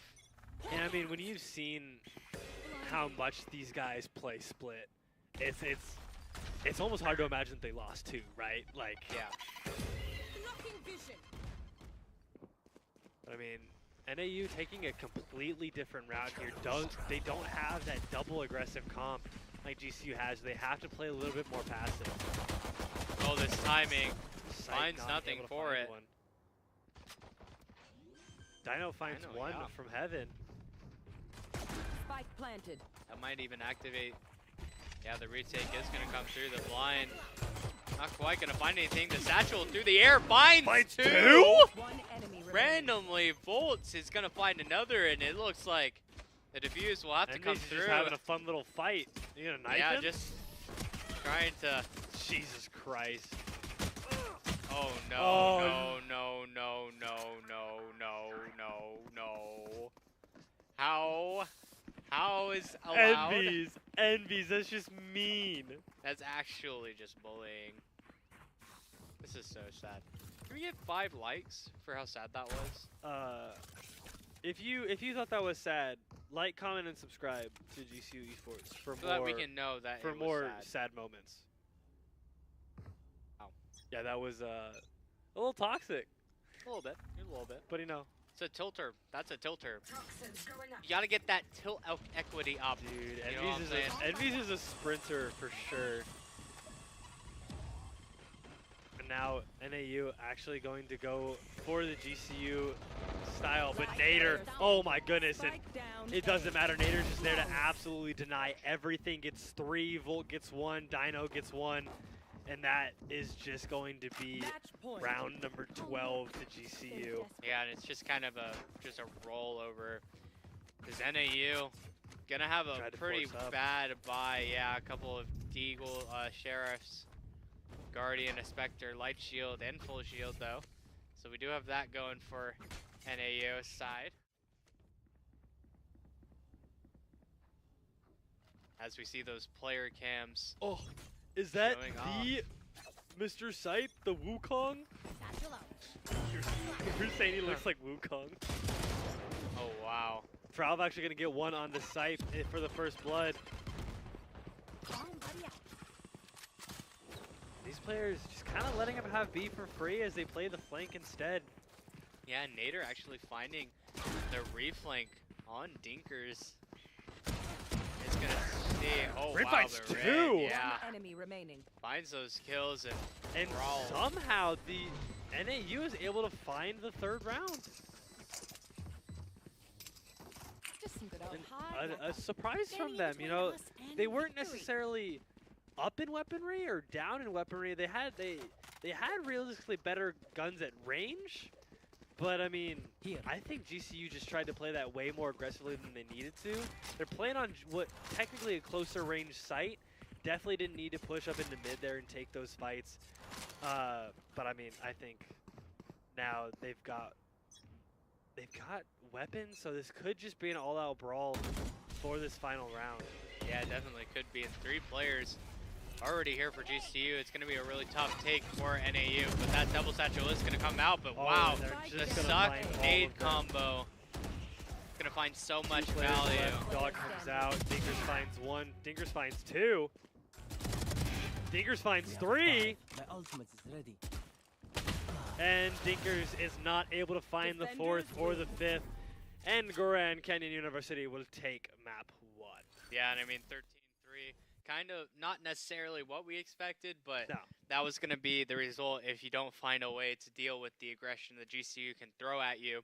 You know, they have that double duelist and the the Sky 11-1. Initiator and the controller, and it's 11-1. That's about all you can say about it. GCU just steamrolled. They got 2 on defense. Yeah, they got That's realistically, that's the upside to that is like, if they maybe started defense first, that could have been maybe a game, you know, because then if you can get up on defense, then you can worry about offense later. right. But obviously GCU is able to get that attack first and just kind of run with it. Yeah. So And run with it. They did 13-3 in that first map. The next map we're gonna go to, not here right now, but in a bit, will be Ascent. I'm looking forward to seeing how that can go. Obviously, with Ascent, meta you comp. guys may see Eli cry. On stream. On Your own s- baby cry. Eli's gonna cry on stream because he hates the idea of ever watching an Ascent game because it's Because it's the same thing it's over the and over. same 5 characters. Copy every paste. single Copy time. paste. Copy paste. Copy paste. Copy paste. Copy paste. I don't blame them. That's Hey, why. That's why he I don't blame them. That's actually but why Eli likes Purple Rain so much is because nobody plays Metacomp on That's Ascent true. in Purple Rain. That's true. People get creative. They get creative. They You get know, it. They do. But I have a feeling that NAU and GCU will not get it, and they will in fact be playing these same 5 The characters. best comp, without a doubt. It's crazy to me that you would just play the best comp. Yeah. What? That's crazy. Yeah, but I mean, before we get into it, we had, like we were mentioned before, we had an absolutely fantastic game from GCU, winning 13-3. Let's take a quick look at one of the absolutely fantastic plays. This was round 1, or this was this was actually the second pistol round. Sipe able to hold down with Nader and get both. Rasing Canes replay is presented by our partners, Rasing Canes. One love. One love. One love. I love Rasing Canes. I don't I know do about too. you. I might have to convince the people to go tonight, to be honest, if I'm not going to be honest. Because now that I'm thinking about it, I want Canes. Dude, Kane sounds so good. Their fries? Honestly, it always sounds good. But That's like the true. double buttered, Some butter on both sides? yeah, butter on The bobs? that's what that means. Oh Bob- my gosh. Did you that- really not know what bob Well, meant? no, I didn't know, man. I just order food and then I asked for that and they're like Bob and I'm like, okay, yeah, good. Yeah, I want the Bob bread. Yeah, Is it made by a guy named Bob? probably. If it is, Bob's the goat. He Was is the- what's the same? Bob's your uncle? That's what it is. Bob's your uncle. But no, it's butter on both sides. Okay. Now you know. Now you can walk into Raising Canes with your head held high and be, I want my toast bobbed. I would like a Bob, please. I would like a bob. Yeah, and now, as obviously we're giving a big shout out to Canes, got to give a big shout out to the other sponsors as well. Another reminder that we are powered by, just all of our sponsors. We have Rockstar, Just- Rally Up, Rally cry. Rally Cry, Rally Cry, Rally Cry, got Esports it. U, and then we also have the Army National Guard that is going to be helping out with the prize pool in general, and just putting on a lot of help for this event as a whole. Yeah, this Also, a is- shout out to CECC for being allowing us to have this tournament and run this Absolutely. tournament. I mean, this whole tournament has been a large work in progress through lots of different channels, through lots of different corporations, and if I'm being honest, I am thrilled and surprised that we were actually managed to get it done in the time frame that we did, with so much happening, with so Yeah. many people having time and effort put into it, money, sponsorships, stuff like that. It's surprised that we got it done just as quickly as we did. But I mean, it's really all thanks to our partners. It's all Yeah. thanks to our staff and people who are putting so much of their time and effort into this. And we couldn't be here without any of them. Yeah. We love our sponsors. We love all of them. Thank you again to all of the sponsors that we mentioned. Please keep supporting us. We love you, and we'll support you. So, yeah. Comment, like, subscribe. Comment, like, subscribe. If you haven't subscribed, subscribe now and hit the bell for more notifications. Underneath, it'll be in the description below It will. on how to subscribe. Not how to subscribe. You should know there's to subscribe. It's a pretty. It's a big big red red button says that says subscribe. subscribe. Go ahead and do that. Just click on that. It And a little thumbs up. It does something a little Go like, funny. and then it goes. You can like live videos, right? I can never Oh remember. yeah. Okay. Is that like the- YouTube, that's you the can whole like thing? anything. You can like anything. You I like also you, do Eli. the other one. You're a good caster. Hey, thanks, man. You're a good caster too. There we go. Sorry. I didn't realize you were waiting for that. Sorry. I just gotta, I scratch your back, you scratch mine. You know. That's fair. I can do that. I can do a little. Well, we gotta do that. What? Oh, I'm not scratching your back right now. okay. Okay. Anyways, I said. yeah, son. Looking forward to it. I gotta be honest. Recently, I haven't seen a whole lot of Nader opping on Ascent. You think he pulls it out this round? He definitely could. He will be on that jet Yeah. roll. So, when we see, well, maybe, possibly, might be You think Dino pulls out the jet? It could. It kind of depends. It's been Because back and it's forth. obviously going to be, you got Volt on Sova because Right. that's like his main, literally. Envy's Actually, I take plays- it back. It just makes K- sense that Nader's on. Envy's plays KJ. KO, Okay. right? Well, yeah. No, it makes sense. It's just probably going to be Nate on the Killjoy. What does Dino play in this comp? He plays Jet. He's the Jet player. Dino plays Jet, but what does Nader play? Oh, KJ. Killjoy. KJ. That's right. one that I just mentioned. I Sorry about that. wasn't contemplating what you were saying. I was trying to think through it in my process. I get it. You And, don't listen to me. Uh, So sad. I mean, if that's the way you want to view that as, then I apologize. Hey, that's but okay. That's okay. I don't listen to you either. So it's like we're like We're on the same we're locked. wavelength. We're locked in. We're so locked in that We're we're so not locked live. in at all. That's true. But yeah, it's gonna definitely be an interesting comp here. We're gonna get going into it here in just a minute as these players load in. But I mean, yeah, it's more unless NAU decides to switch it up, it is more or less just going to be a mirror comp of Yeah. the Jet, the Omen, the KJ, the Sova, and the KO. I mean, it's pretty much just been the exact same comp for probably close to 2 years now.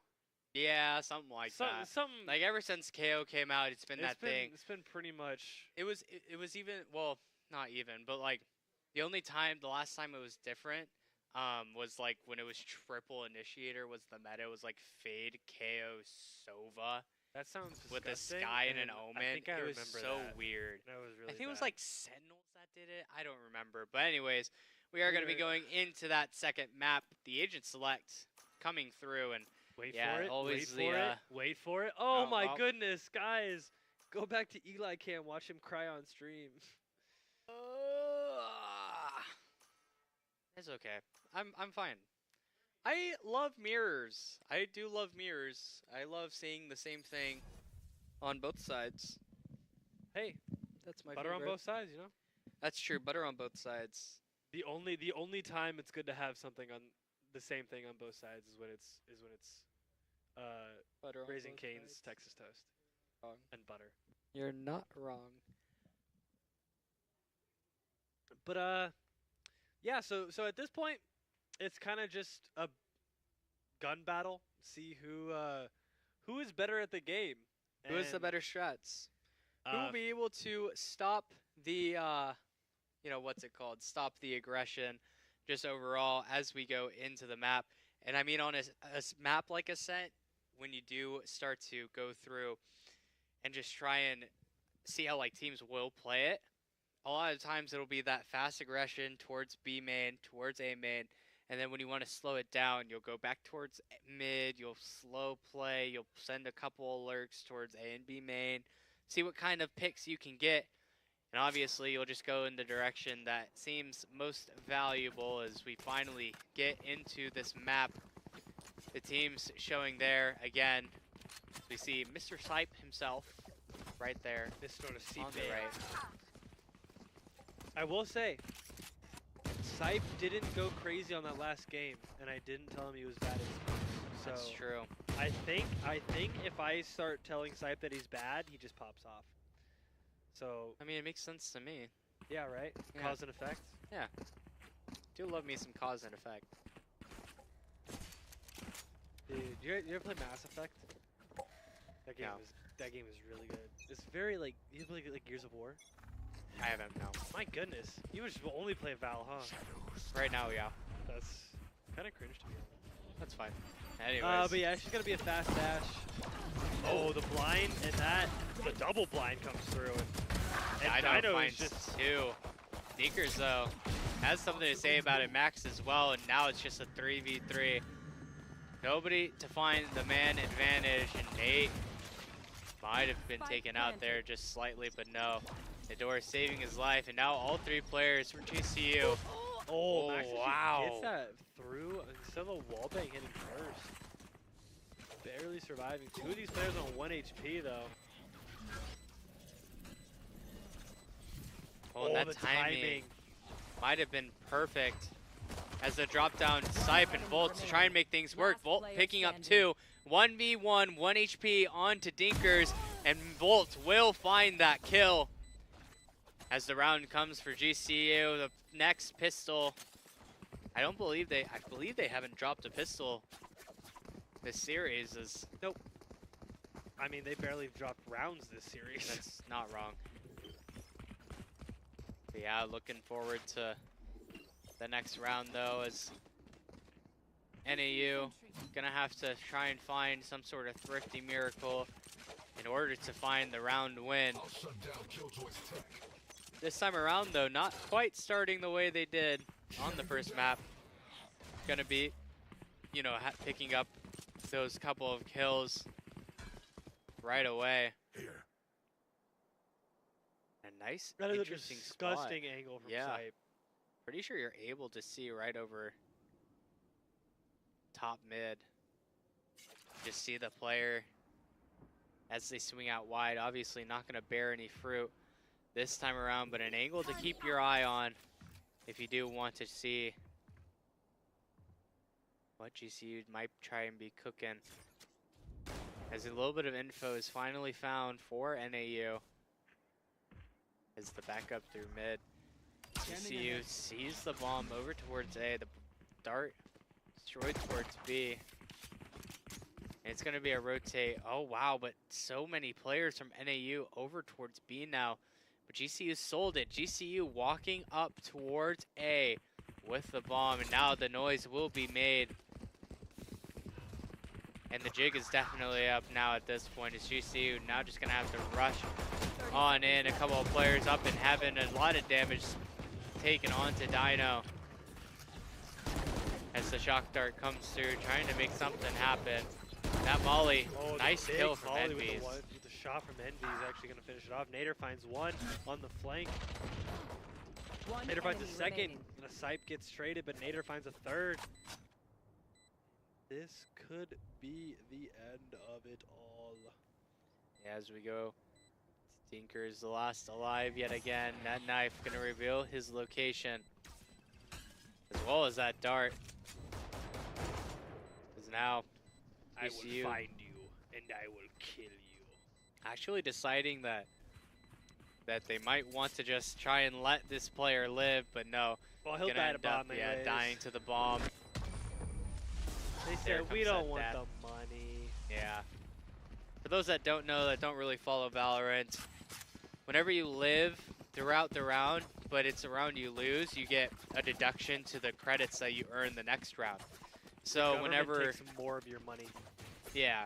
So if you don't have something worth saving, so if say in that situation for Tinkers only had that classic to work with, you get the classic for free. So not quite any reason to just try and stay alive. So just kind of making sure you And get the bomb, the maximum credits. and the bomb doesn't count as a death on your case. Yeah. It's not It like used to your be case. that used to be the case. I know. And it used to give you an ult point. Actually, oh, it doesn't count as a death? It doesn't count as a death on the leaderboard. Oh, okay. It did used to though. Yeah. And people would cheese it. They'd be like, "Oh, die to the bomb so you get another ult orb. Yeah. We have the eco," kind of idea. Oh, and this could be huge. Nader trying to get, or sorry, not Nader, Dino. So used to Nader being on that jet roll that is instinctually called the jet player to Yeah. Nate. As the smoke comes in mid in the space, taken for the side of GCU. Oh, The big spam. Spam comes Here. through. Spam with Subi. I mean, The ball's GCU is silent. playing this very, very slowly, just trying to clear out whatever they can. 30 seconds left on the clock. Gonna be looking for that final push. 30 seconds left. And it's just gonna be a full-on rush for GCU. Making sure that they don't get quite too timing. The Dino is gonna find that first blood onto the side, but Max to find his counterpart in Spike Envy's. planted. Oh, and this turret might be the death of Nader, but no. Does find the kill onto Dinkers. Because now the retake seems to be starting up for NAU. The flash out, and both players that were CT now out on the site. Gonna have to make something happen if they want this round. It's the double swing over towards lane. Makes the kill come through, and now just Dino finding someone, gets traded out instantly. Nader on that flank finds a kill. Not quite the flank, but in through B main. Slipe to finish things off, and that's gonna be the bonus going towards GCU. And full guns also acquired. Gonna be a difficult run for NAU as they continue on in this map. I mean, I'm just saying, Sipe's negative Their right now. defense could be better. 1 and 2. I mean, we're only 3 rounds in. He definitely has potential. But right now, I love this. I mean, I just love this angle. Because now this KO is just stuck here. Just trying to find that one bullet. Oh, and he actually does end up getting away. Oh, that timing Just too. barely. Because he just puts down the smoke in mid as well. He could have just, I mean, just gotten the kill. Unlucky. Unlucky Yeah, moment. honestly, Sipe, personally, I would have gotten that kill there. Yeah, good one, buddy. Yeah. Anyways, going on, Enemy's gonna find Dinkers, the lone A site player. Now opens up the site just slightly. Wow, a nice lurk. Also from Nader, but does get caught out, and that's a Vandal in the hands Spike of planted. NAU. It don't matter.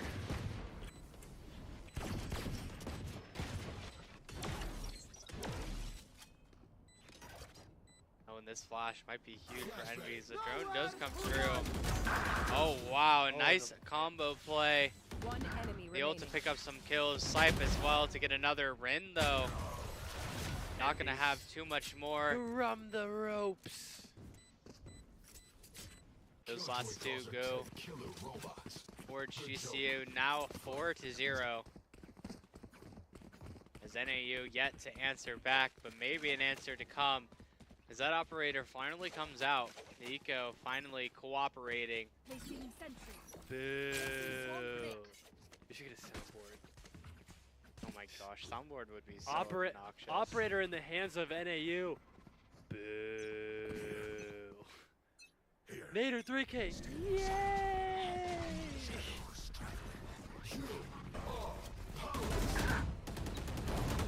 And this big, fast A hit is gonna come through. Envy's gonna be the first to be out on the site, find that first blood. That molly to delay. What the soon encompassing retake. 3 to suppress, not the other. Dino finds another kill, and that paranoia is gonna have a lot of effect on this retake. Ren to find one through the door, and another onto Envy's, maybe trying to find a way back into this round. Volt though says no thank you. And now just 2 players left and 2 players down. GCU taking the 5th in pretty convincing fashion. The team ace coming through. And now NAU yet again push back onto the back foot. It's actually kind of ironic. This game feels like it's the nail in the coffin, but it feels like whoever is nailing it is going really, really slow. Like this game, like they haven't been playing as aggressive as they normally did on Split, because the way their comp is set up, so they don't have that fast aggression. These rounds aren't ending quickly. Yeah, I definitely have to agree with you on that. And looks like GCU not gonna let up on that gas pedal. As the smokes come in, the KJ all pops. There's not gonna be much to do, but Dino getting 3. Yeah. Bro's just spraying and praying at this point. Spike planted. Unfortunate Surprise, timing. surprise. Dino with 4. 6 to 0. Shitter Kenobi. I've been expecting you. Have you heard the tale of Dark Plagueis the Wise? I thought not. It's not a tale. Given. 6-0. GCU is looking absolutely phenomenal. Dino 9-4, Nader 7-2. Sight, you're bad. Kills. Huh. I think now that I've called him bad, he actually just aces here. Knife is gonna give up some info, and Rin to find the first blood this time around, and Girth to follow up on that. As oh wow, a nice one tap from Sipe. Spike down A. Oh Does nah. not quite find the paranoia hit. And that is a risky TP that does not go in Sipe's favor. Envy's, we've seen him win these. Now a Finds 1v3. Low HP. With the Odin. Yeah, that Kinda Odin. cringe, kinda cringe. Sent moment. A sent moment. What if you wanted to safe push into B, but God said Sova Odin? You not seen those? What? I get what you're saying, but you're so weird, so I disacknowledge it. If I'm not allowed to speak in ha. meme, then why do I exist on this earth? Couldn't tell ya. Anyways, into the round. All 5 towards B main. The Odin spray, spraying out. Not gonna get any tags on Placing swamp to any NAU players though with that drone. GCU kind of stopped in their tracks now. Gonna have to make a bit of a fast rotate, I just think leaving they just- Dino alone. I think they just mid to B here. I think they just follow up, if I'm being honest. Dino finding the first kill. Not quite Spike able to down find mid. Tinkers. Still looking for Yeah, it. and has the help, but also the problem here for GCU is the bomb is in mid. The other, well, Sype actually, yeah, has his ult, and yeah, there comes that TP. Dino in quite a nice spot. Ready to, oh, the timing though. Oh, whoa, uh-oh. Trying to find that one tap. Oh, and the timing could be huge. Girth is not expecting Dino to. Oh, and the run and gun! No ace to come through. 7-1 though. And Sype will find the last to the 4K. I don't know, Dino. Personally, I would have gotten that ace there. How about you? Eli, Yeah, of course. Bossman would have gotten that, yeah. Bossman would have gotten that ace there. It happens. It happens. Turret out. Placing swarm grenade. 7-1 now. Dino's looking scrumdiddly-umptious. What? Huh. Get Heard out that of my odd way. thing to doing say. for you?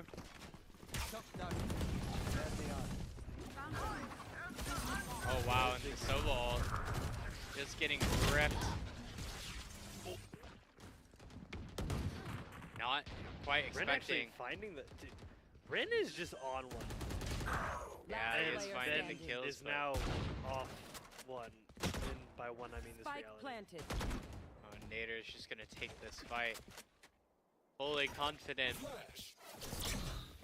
It is a trying to find Come on, that Max. last kill. Come on, Max. Come on. No, don't save your gun. That's lame. Fight him. Oh, wait. Nader has the craziest read ever. Oh, it's so over. Oh! Max though, with That's the better your of it. curse. My bad. The door does close. Imagine a Sova ult rip. Just start sending it across the map. I wonder if he's here. Go for it. You gotta end these, I believe. Spray hell. Go get the kill. Oh no, Dino, do it! Dino, do it! No! Lame. He had it in his hands and then. What, the operator? Yeah, he had it and then he got rid of it. Yeah, but the way that, oh, they're on offense though. Here. Yeah, There's but no like- reason for an operator. NAU though, looking kind of dire as it goes 8-1. Only 2 rifles on their hand. Jesus Christ. Can't use that. It's gonna be 4-10. Flash through. It's gonna be a fast take. Nobody to check the right. Max and Ren do find 2 kills. And the A hit essentially stopped cold in its tracks. Nader on this tree flank, not able to find anything. Hit it again. One enemy remaining. Doesn't die and he gets a run. Yeah, and I mean, a well-played round for NAU. Gonna book that as their second round. And a half that has not been quite as enjoyable to them as it has for GCU. True. Dino has been having a tad bit of fun. And I mean, the scoreboard is weird though, because the scoreboard, like, actually, it's just the top 2. I did not get past the first 4 players. Like, the scoreboard is looking pretty even in those 3-3-3 versus 6-9-5. But Gurk getting an early kill on a Nader. Quick dash out of the mid actually catches them all off Oh, guard, wow. but Dino is able to find Max and could potentially find Girth here in mid as well. Pinch between Girth and Rin though could be a dangerous Spike planted. predicament. The timing is terrible as Girth finds Dino. Envy actually opens the door back up. Oh wow, there's the Last burger player walk out. standing. Now no post plant to try and defend the bomb is Timing. Oh, no, you don't deserve my That's the third for NAU. Well, Last round in the half. I don't know. What do you think, Eli? Well, You seem distraught. not quite distraught, no. Placing swarm grenade. Confuzzled. Is that a better word? No, I wouldn't say so. I'm just existing. Looks like the Odin's gonna be existing here as well as Jisu did try and counter it a little bit. That KO is gonna send shockwaves showing that Jisu does intend. Not sure about the TP there, WTP but you know, probably. it's fine. At the end of the day, only one loss, so 4-4 You should run. on the retake. Oh man, but this Killjoy ult is gonna make things quite difficult for NAU. Oh, I mean, The the spam bullets through just as somehow well. nailing those through the wall. Yeah. Get the trigonometry. Does take a little bit of damage. Actually, does not. And Omnio fun, but the enemies finds kill onto Max with the fragment. Girth able to find Envy's. Bolt finds Last player I standing. can't talk. Nader finds Girth. One Rin enemy comes in from remaining. main. The bomb is ticking. Do not believe we'll have enough time. Yeah, definitely will not be enough. That bomb finally diffuses. Not diffuses, but ignites. The That'll bomb be- go boom. Switching sides. Bomb did go boom. That'll be 9-3 for GCU. Switching sides now on that defense now. I do like a little bit of Nader on defense, KJ. I'll be honest. He does have the tendency to lock down a site. Also, I think. Oh no, okay, he is by now. I was like, think Volt might just save here by Ares round 2, Odin round 3, maybe. But he's gonna get some util, gonna get some shield. And we are just gonna continue on. Nice little 9-3. It's still just Dino's game though, right? Like, he's playing out of his mind. Now these players are just gonna fast rotate in through. Bull all by his lonesomes. Not quite able to find Prowl. One down. Dino finds one, Envy finds one, Sight finds One one. enemy Dino remaining. finds a second. Spike down B. As the bike bombs down, Dinkers is on a flank way too late to help out their team. Deleted. Dino gonna get caught out. Envy's on 1 HP. Dinkers rotate down to ramps. Envy's has 0. The Sipe is holding it. They've got the crossfire. Now they're both watching the exact same thing. Oh, they know where he's at now. The bomb pulls out. Dinkers finds one. Dinkers finds two. And Envy's is 1 HP. Holy mama! That could have been really bad. But Definitely could have, yeah. all's well that ends well, and Dino has an outlaw.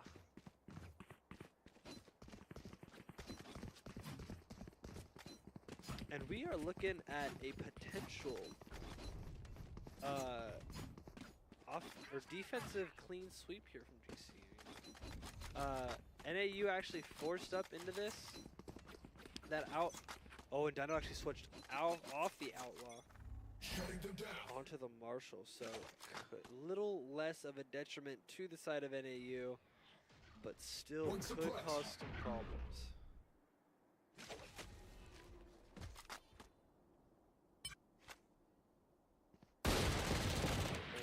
White gonna find the kill there, gets about half HP.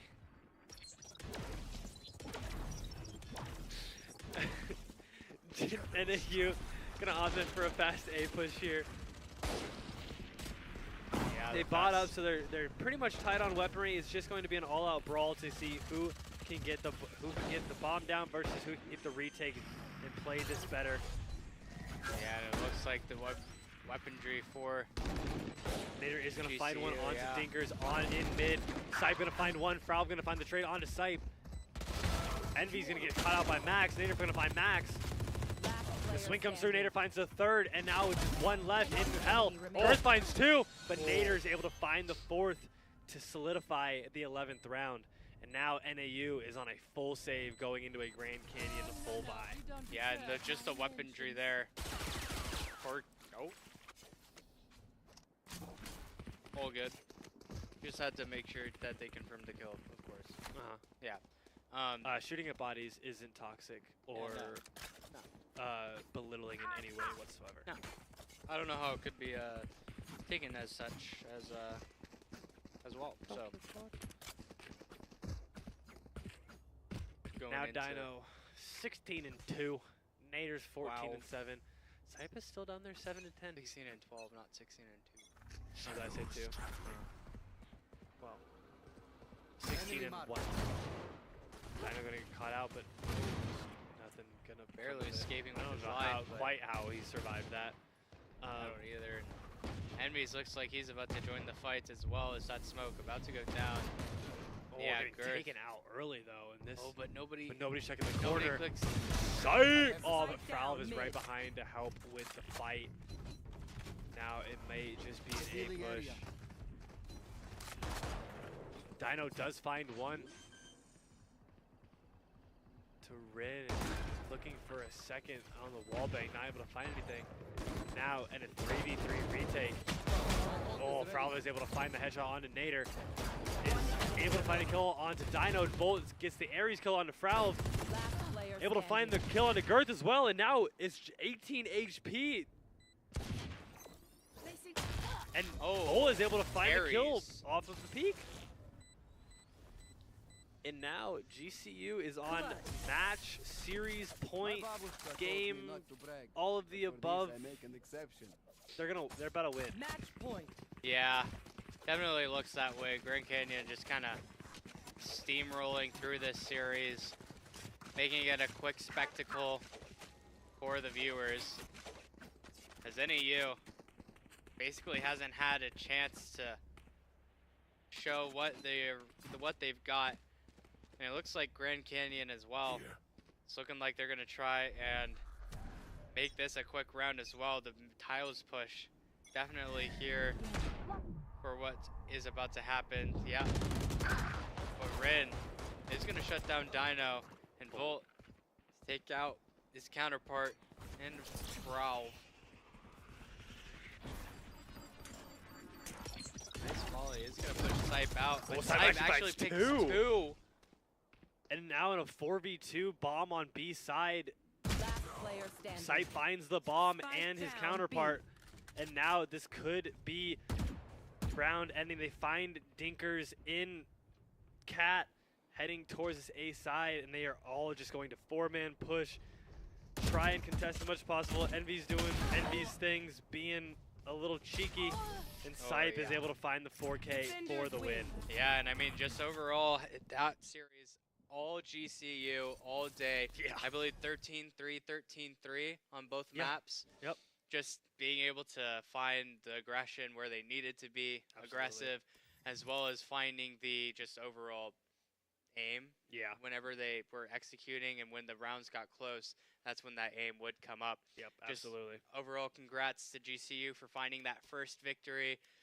And today, we aren't, or the winners final isn't today, but Winners finals tomorrow isn't, yes. it will be the first game will be played. That will be ASU versus GCU. Yeah, so we have one more game today. Yes. That is losers semifinals, which will be NAU versus GCC. Yeah. And then tomorrow we will see winners finals, losers finals, and then grand finals. Yeah, and one of the things I wanted to mention that makes this series loss so much more devastating for NAU is the fact that they got to pick up right away, and they have to go into this next series in just about 15-20 minutes. To be fair though, they're warm, right? And Yeah. so they've got what could be considered as an advantage Right. over GCC, is GCC has had a game in between their what they're going to be playing now. So realistically, but I mean, GCC took 10 rounds on ASU, and NAU struggled to take even 5 Yeah. or even 6 That is true. on GCU. So it could be a tough matchup for NAU, but I also could see GCC struggling a little bit on this NAU team. Yeah, I totally agree. And now going in to our interview here, we have Dino, just won against NAU. Dino, how are you feeling after that win? I'm feeling pretty good. They had some shooters. I was getting owned a lot of the time. I managed to top frag, but they had shooters. They had shooters. It was pretty good though. Yeah, how'd you feel after the first map, especially? You know, you had a kind of a rough start, yeah, but Yeah, you know, definitely. kind of came back after that 3K with the ult, getting 2, and then another with your gun. Just kind of getting that bounce back and going into map 3 or map 2 rather. How just overall, how do you think that you guys are feeling going into the next match against ASU? ASU tomorrow. Yeah. We feel. I mean, obviously, we feel really confident. We played them in 2 best-of-3s this year. We've won, or no, sorry, 2 best-of-1s this year. We've won both. They're obviously a really good team. They have really talented players, but I mean, obviously, we all have confidence in ourselves, and I think we're really looking forward to the match tomorrow. Sweet. And just overall, how you think your teammates are feeling after that win? Also, you know, getting to just not only in game, you know, you're on LAN, you get to play together. I know you guys play together all the time, but I Yeah. feel like it's a different feeling when you get to see the other team Absolutely. across from you and see them or have them see you guys celebrate. How's that just in total environment? I mean, it feels awesome. It's what we've been waiting for a while. Obviously, it's different when you're sweeping a team, kind of. But Yeah. That's why we're excited for the ASU match because I'm hoping it will be really close. So we'll have a good match and it'll be really intense. So. Sweet. I'm looking forward to it, hoping that is the case. Also, a close match. Gonna go ahead and wrap up that interview right there. Thank you for your time. Congrats again on that win. Thank you. And we're gonna go ahead and go to a break, an intermission, as we gear up for this losers semifinals again for GCC versus NAU. Don't go anywhere.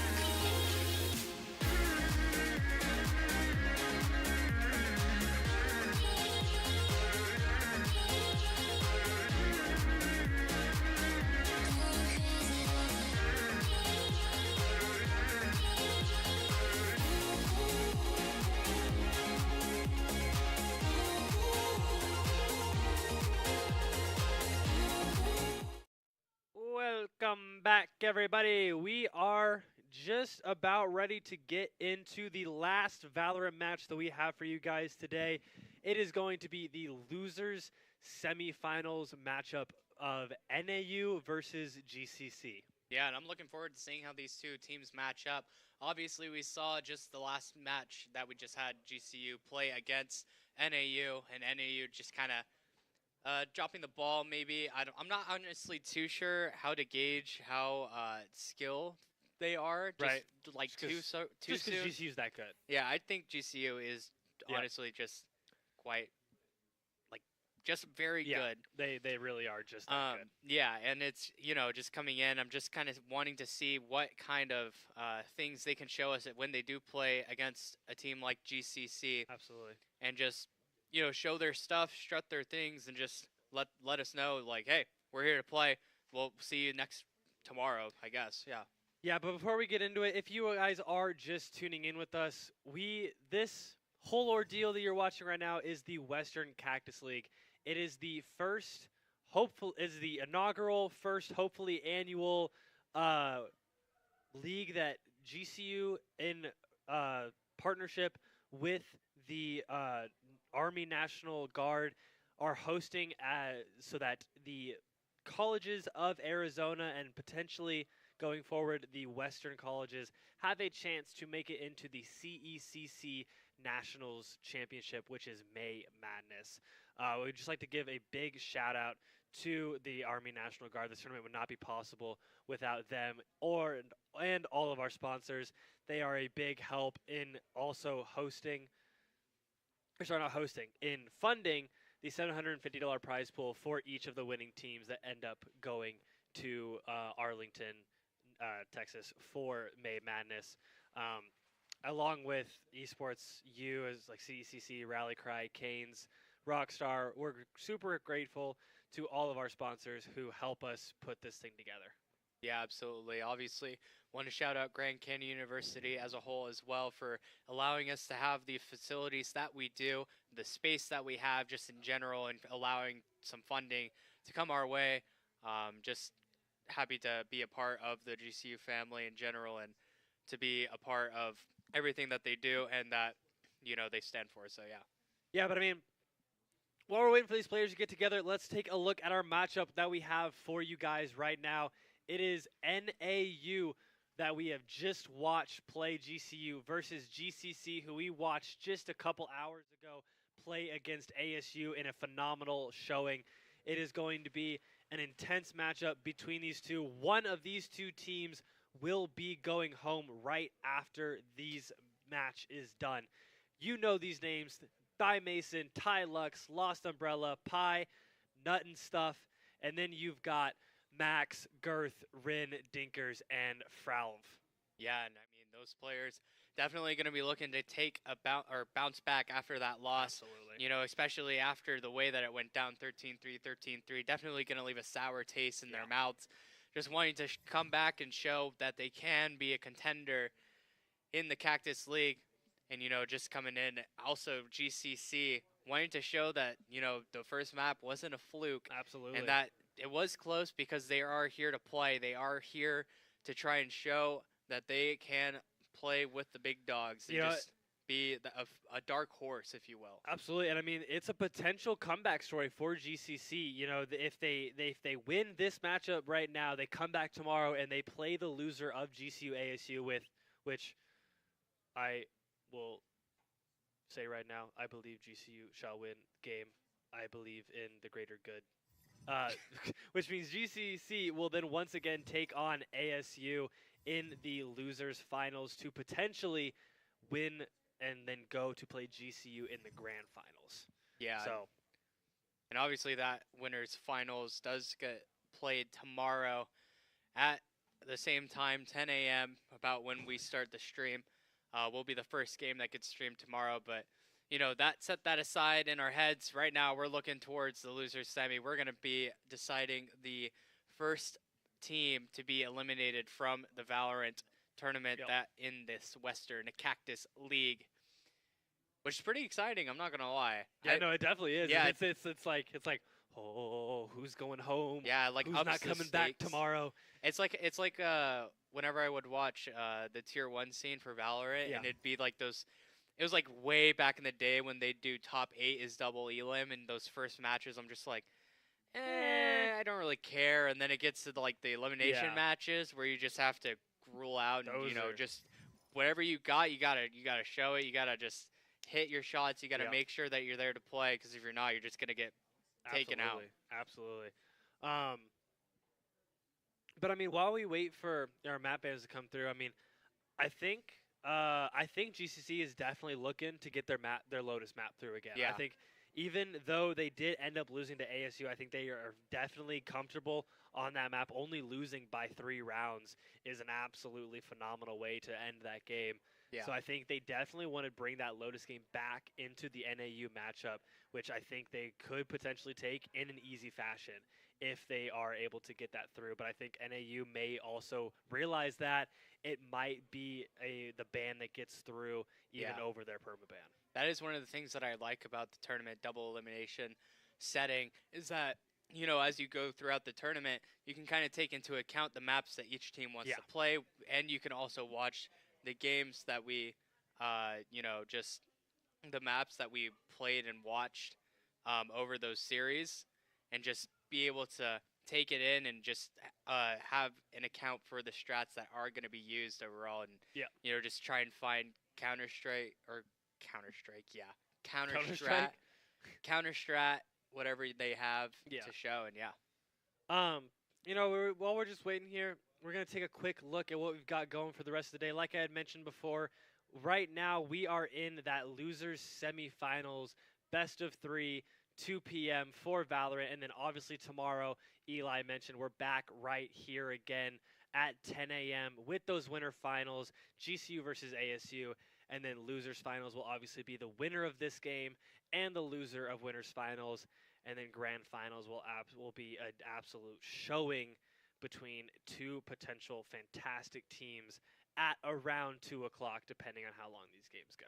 Yeah, and especially when we look towards that grand finals, a best of 5 definitely is quite a grueler. It's different. Yeah, it's you only get one map ban, and as you go into the grand finals, you have to play at least 3 maps. The series get very, very long. Yeah. And just having to stay up and just stay confident throughout and staying mentally tough. Yeah. It just makes it that much harder.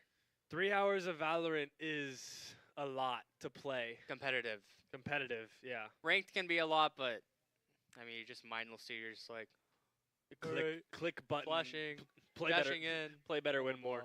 Yeah, just button spamming until something works. I mean, yeah, that's Comp, about you gotta turn your brain on, which what they do in LoL, I always right? suck at. What? That's what they do in LoL, right?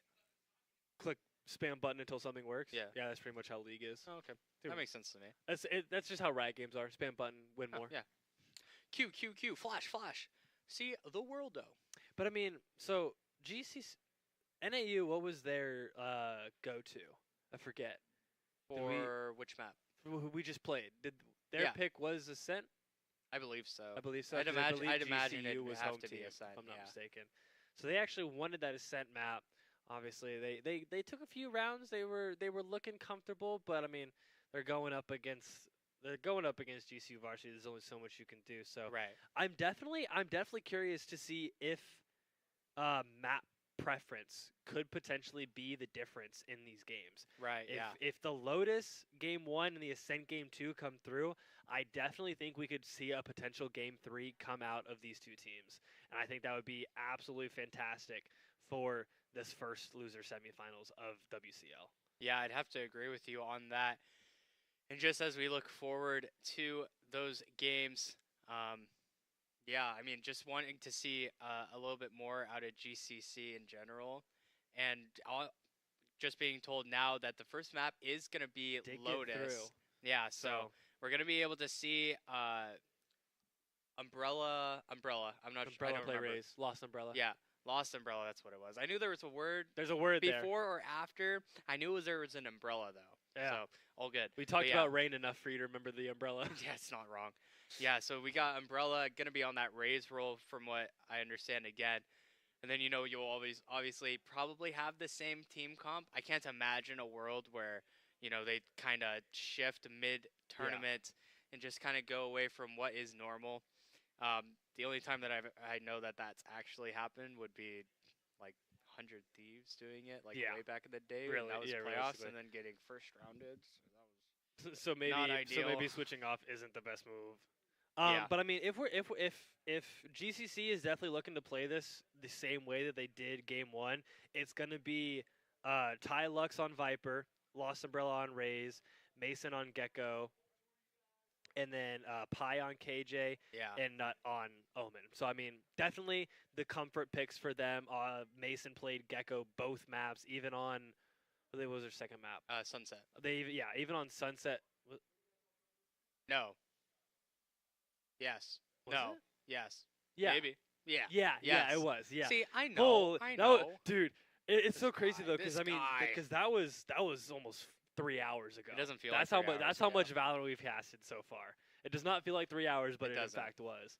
That's just how exciting these games have been. It's not wrong. But yeah, Mason obviously feeling definitely comfortable on the Gecko and playing it Yeah. very well, even in both of those games. And then Lost, we saw kind of hitting some crazy shots, Yeah, just they here and there, definitely were. like not necessarily anything crazy, but like definitely just like you said that at one point, hospital flicks, just Yeah. pushing out of a smoke and then whoa, dead. And so it's really impressive to see that these players have the ability to kind of like flick a switch like that and Yeah. kind of do that kind of stuff. Definitely does have that switch, and hoping to flick it again as we go a little bit closer into this first map of Lotus. Looking forward to seeing what I believe. Oh my goodness, I couldn't even think. NAU is the one team Yeah. that has not played it Lotus quite yet. Looking forward to seeing what team comp that they might be able to pick up as they go in against GCC, especially knowing the team comp and kind of play style that they do want to play. Yeah. Especially when it comes to, like what I was saying with anti-stratting. Yeah. You see how GCC wanted to play for retake a lot of the time. Yeah. And it kind of can become kind of an exploitable thing to happen. Yeah, because you just Just play a lot more overall. post plant. Exactly, yeah. And, you kind of have that in the back of your mind that you think to yourself, oh, the team is not really going to stay on site and fight the site. So if we are going to just execute, we don't have to use that much util. And then we can just start to, just save our util for the post plant, use it Absolutely. to delay. Like a lot of raised nades will be saved. A lot of flashes will be saved. Just things Just like that in general. Yeah, like Gecko. You got Gecko. Even on just like GCC's comp. Even if it was GCC, I mean, you got like Viper mollies, you got Gecko mollies, you got Raze nade, you got Cage. It's actually surprising how much denial GCC had for them to just give up site that easily. Yeah, it's true. It is kind of true. Just when you, especially on a map like, or not map, but on a site like C, when you have the Viper and the Killjoy, Yeah. both stacking that site, the kind of idea when you are going to do something like that is to have let those, is to try and hold the site with the really strong players. And as we get into it, it looks like NAU taking a little bit of both from what we saw previously of the Lotus map. Going to be bringing in that Breach Gecko double initiator with the Raze as well. Even bringing in the Astra. It's been a while since I've seen that Astra on this map. Looking forward to seeing how they do end up using it. Honestly, it's not a terrible pick, especially we talk a lot about that seaside on this Lotus map because it feels like it's just one of the most like prominent sites to push. But I mean, if you cut it off from Ollie with nano swarms, with aftershock, I mean, NAU has a lot of pressure potential going into this.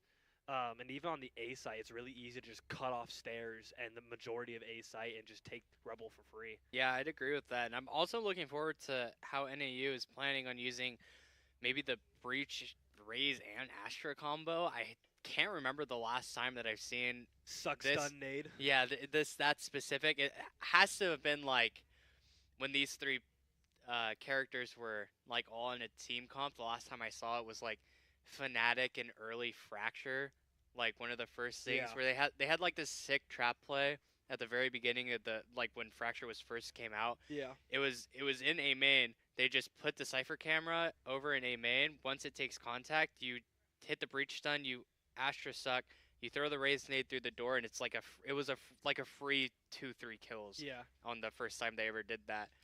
I don't know, the one Astra comp that always threw me off was last season. EG loved playing Astra on Ascent. Oh yeah. And that one was always it's not a bad pick, right? Like there's a lot of walls that you can make on that map that can really just cut off a defense. But it was always just so curious to me how Demon One actually played Astra on that map. Yeah, that is true. Especially when you put Demon 1 on a map like that, or That's on right. an agent like that. Well, they even did that on Split too, right? Yeah, he would play Astra on Split as well. Yeah. So I mean, you got your fragger playing controller and kind of playing a more passive role, but I mean, Yeah. it works, right? Like,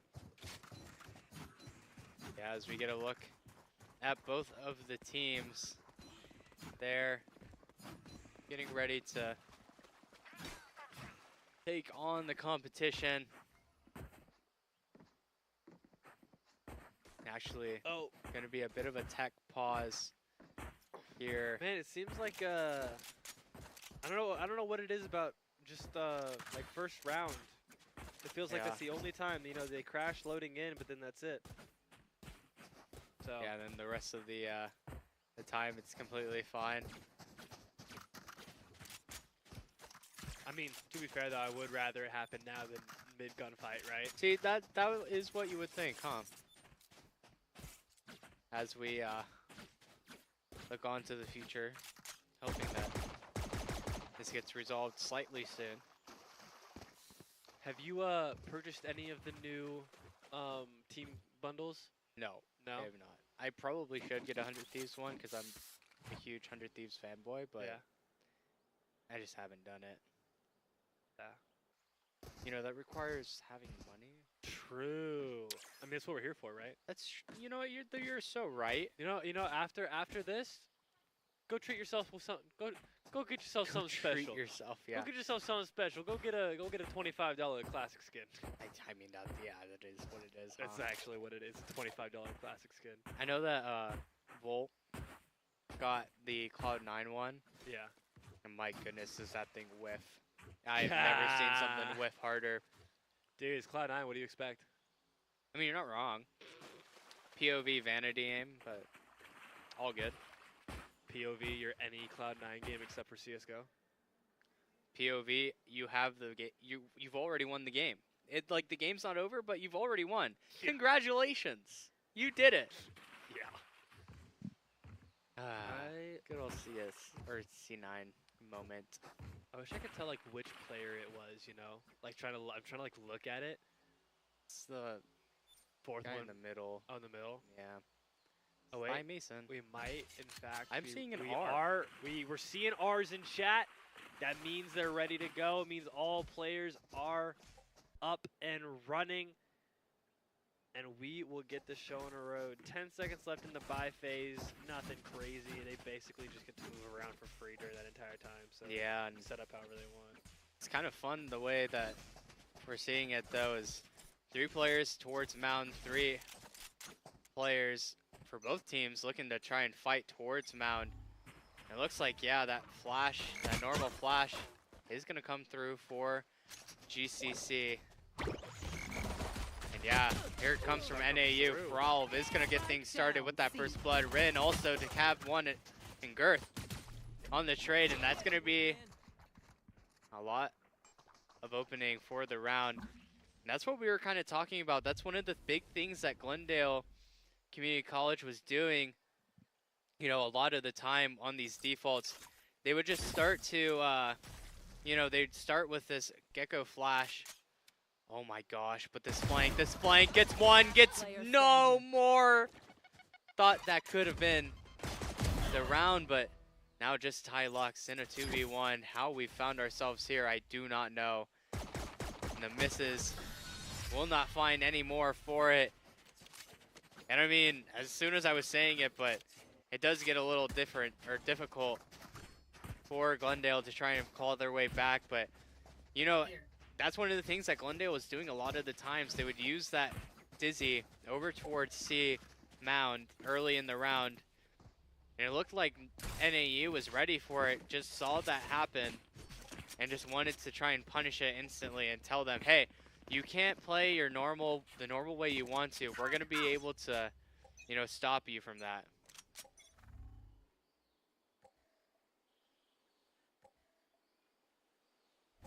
And now Glendale looking maybe just to have a fast dash down this A site. They've got the Viper Wall to give them free range of the site, and there are 0 NAU players on this site. So if they feel like walking in, they will get it for free. They're all going to go through this tree side, and that will just be a free plant for Glendale and a 5v5 retake for both of these teams. Yeah, and it looks like Glendale is going to get a little aggressive up towards Heaven. 3 players here, and it looks like 4 not going to find quite the timing they wanted. Brawl and Dinker is going to find the kills. Pi to find 1, a nice consolation prize, but NAU will take the main prize of the round. Now going to be 2-0. Only losing 1, and that bonus looking ever so winnable. Yummy! We have some beat.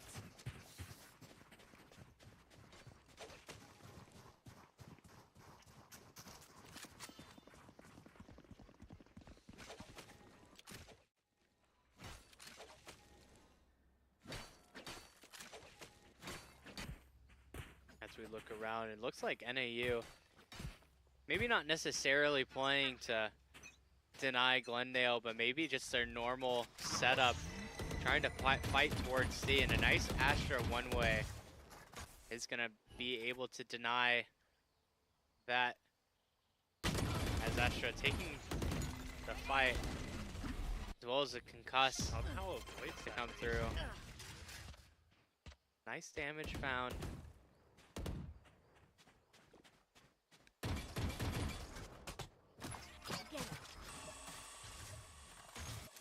Has only 1, maybe 2 noted for NAU, but you know, as that fight over towards C starts, the wingman gonna be giving Glendale that free plant, the half extra man that they have. Wingman, little bro, if you will. Wingman, the MVP. You love me some wingman. I love Wingstop. I don't know what made me think of that. I've basically been able to get Dinkers. Pi getting stunned in the process. Trying to deny as much as possible. Girth just spamming Util, trying to keep them in tree. The defuse is about to come down. And now it's just Max. So I was going to say, the defuse was still sticking. They had to be careful there. Yeah, I don't think anybody from Glendale even realized that the wingman was still on the bomb. Kind of just tunnel visioned on the last player, and if Max was able to survive there, how disappointing would that have been for Glendale? Just realizing that they just let the wingman defuse. Oh my gosh. I mean, I feel like at that point we had to get wingman up here in the interview after the game. That's all I'm saying. Bro, give me more wingman, bro. Wingman is the goat. I wish I need a wingman plushie. That's what I need. I was literally thinking the same thing. Yeah. Oh god, Oh, Monster is on the loose. That kill does come through. Grab Rin? Oh, the spray comes through, but they didn't get the kill. So do they recheck the box? Oh, this flash could be big. No, but Lux is there to check it. Now just comes. Oh no. This could be terrible. They Wait, don't I don't know. recognize it, They didn't clear him. They didn't clear him. That is 2 free kills for Prowl. And Max on the help. Now in a 2v2, and I mean, it's just going to be a mad dash towards A. Pi going to be playing the cutoff man, just trying to see what kind of value they can get as this rotate comes in. Now the bomb plant will be going down quite soon. Lil Bro, the main contributor to that plant. The pickup now comes, and the audio cues here for Pi are going to be given off as, you know, both players definitely heard, definitely noted. Oh, and a nice shot from Pi, and Ralph not too worried about the flank to come in. Now just has just a little bit of time. That wingman still here to help. No, but the mosh pit. Oh, and a nice shot, but you know, time ticking down. Not going to be able to do too much. The swing out and Pi to find the last, but I might not escape here. Nope, not gonna be able to get out. Should have turned your headphones up. You would have known he couldn't defuse. So they got the econ. I should play some 8-2. Astro Stars in Jesus this Christ, galaxy. Pi is cooking right now. That'll work. as Fresh out the oven. said fresh out the. What? It's the best kind of pie.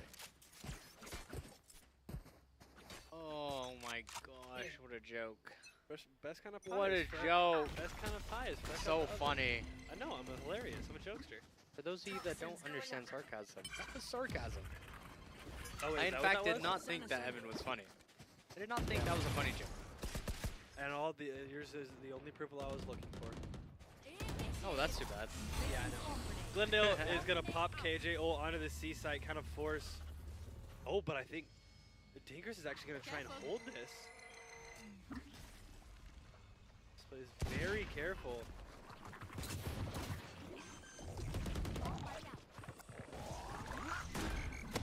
Oh wow, this retake is gonna come in fast here. NAU trying to Find one, the get the timing is initiative. insane. Ace finds the second before his Earth makes the trade. Lux is gonna find Max, Umbrella's gonna find Dinkers. And with it planted for Mound, it's just going to be a hold for Glendale in a 4v1. And there, High Lux is gonna find Girth and Waterfall. And they're gonna be up around now. Such a chaotic round, especially with NAU trying to take such an aggressive, fast retake. While the bomb was still even getting planted, the flashes come out, but no kills found in general. Glendale, I even found it weird that Girth was the last one alive, finding that odd timing in that waterfall smoke, not finding any value, no kills, no nothing, just kind of swapping places with the attackers.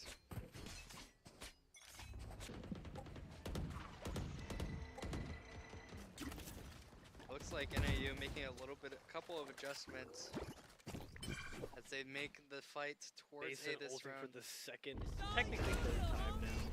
Oh yeah, he's had his I know there's one on this site. Need to find it.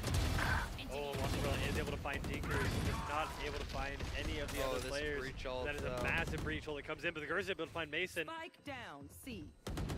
The Umbrella is still in this site, and as they double click, Max able to find two. None stuff able to find Foul. I wanted to say Favre. It's the guy that did the Mandalorian directing. The Mandalorian director? Yeah. Favre or whatever his name is. Nick Filoni? What? No. He's the guy that plays Happy in all the Marvel movies. Then why'd you say the Mandalorian? Because he directed The Mandalorian. Dave Filoni directed the Is that what Mandalorian. it is? Are you sure? Okay. Yeah. This guy. Bro is quoting Revenge of the Sith and just... What an L. What an L moment. Oh yeah, Jon Favreau too. Yeah, Favreau. That's what I was It's talking about. both of them. I know, it's but both. I wasn't saying you were wrong, but you were saying I was wrong. Well, Right there. I was saying you were wrong. But I wasn't wrong. I Well, just couldn't you pronounce it were. right. I don't want to hear it. That's it. You have been Fire in the hole. Oh wow, a Uh, little bit of a Raze ult, or Rosa ult. Oh, double Rosa ult. You'd Rosa love to ult see for that. all. The double satchel. I don't think they cleared this corner either. Ooh, I thought the execute was gonna come through, but And now it's just make it full a little seaside better. push. Oh wow, a nice rotate as well. Got two on the side to contest it, but as Rin finds one, Lux finds the trade. Welcome to my world. Oh, now this Viper ult. Now Proud was actually going to try and contest this. Down. What? Is able to find Umbrella on main with the volley? Oh yeah. Gecko Finds moment. a third, or finds a second. Girth able to find. Lux is able to find a trade. Finds a second. Finds a third. Maybe a fifth for the ace. It will be a 1v4. Oh, saw the head. Saw the head. Maybe just I don't think. Oh, the spam. Ah, the spam. Loton low No. on time, but Dinkers will find the headshot. I thought they saw the head first. I did time. too. You know what? It's such a close call. It's also so easy for us to have realized that it was the head when we kind of True. have the X-ray, but What? I don't. X-ray. What are you talking about? oh, you mean the X? So you see those? Oh, You see those green figures right there, and the red figures? Oh, I thought that was. No, that's not standard. I thought that was like the I thought it was like last round. Oh, you like ghosts? Yeah. Like when you're doing racing games Yeah, and you're exactly, playing against your personal exactly. best. No, that makes sense. It's a common misconception. No, that's not the case. They're just X-rays. So those are the other guys. Got it. Yes, and the players in the games cannot see the X-rays. They can only see the X-ray of their teammates, not of the other team. As per a competitive nature, it wouldn't make sense for that to be the case. Here. And here we That's where go. cheats mean. That's true. That is what cheats mean. I don't think that actually found Dinkers. Dinkers Oh. almost fumbling that. Able to find a second, able to not find the third. Girth finds one, Pi finds Fralv. Oh wow, over on the C site. Holy util dumps. Trying Grab the anything gun he and just can to back try and get away. out. And as that happens, Oh, oh my great. goodness, just Great finds turnaround for Max. Mason. Oh, and a fantastic play from these two players. NAU, no idea where Pi is at, having to play as careful as they can. And Mason just, 30 seconds left. all right, we turn around. Free A site. GG easy, I guess. Yeah, and I think Glendale now not gonna realize it till the bomb does go down, but had a that's- thought of, you know, maybe if Pi did get that kill onto C, maybe not just leaving, but somewhere ratting around in B, and that presence just not being well known.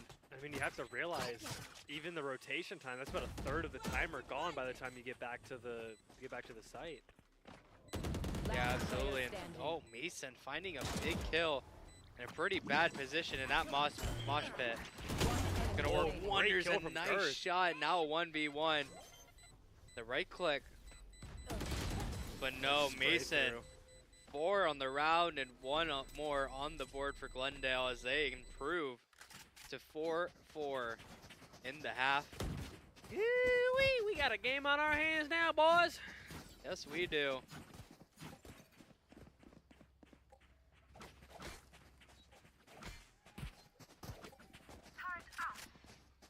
A judge for Girth. We got two ults on the side of each team, but then nothing else really coming up. And I mean, both of these teams are looking dire if they were to lose this round. Actually, I think, does NAU want to save? I think NAU's want to save this round, so they're not looking A too little bit, yeah. unhappy. Couple of deagles and a judge. Oh, but the judge Girth, behind the box. I don't think Pi he gets does not cleared. check it. Dragon judge. It finds 2 before getting taken out. And that is unfortunate timing. And now the flank comes through, and I don't think they realize there's one behind them. And then now their vision is just terrible right now, just getting absolutely dominated, not clearing their corners.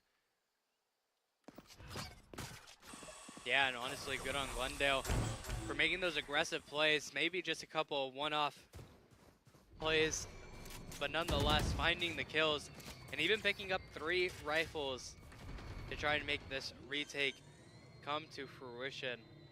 2v4. There are 2 ults on Northern Arizona University. It is going to get popped, but that does not handle Tree, so they are able to just kind of sit and watch as that spike timer continuously ticks down. Oh, and that is Oh, a a great fantastic stun. restun. Done stuff, Not able to gonna find find the one. next, but Ping hasn't come out on the bomb yet. And the, oh almost the craziest spray transfer through the smoke I've ever seen in my life. I don't have to Imagine he sprays all three down. Yeah. He had a chance. He made the movements for we it, gotta but- PC check them on in GC Esports Arena. Yeah, at land. That'd be yeah. really funny. That makes sense.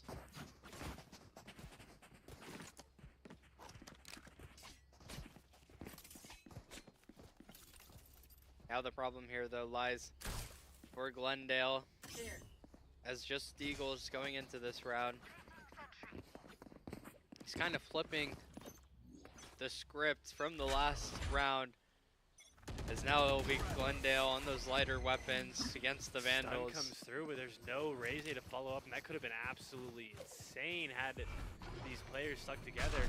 But now there's just a 5-man dash into this interesting. Max somehow able to find. Yep. I think Umbrella was lost there in Wow. that instance. Mason able to find Max though, and bring it back to a 4v3.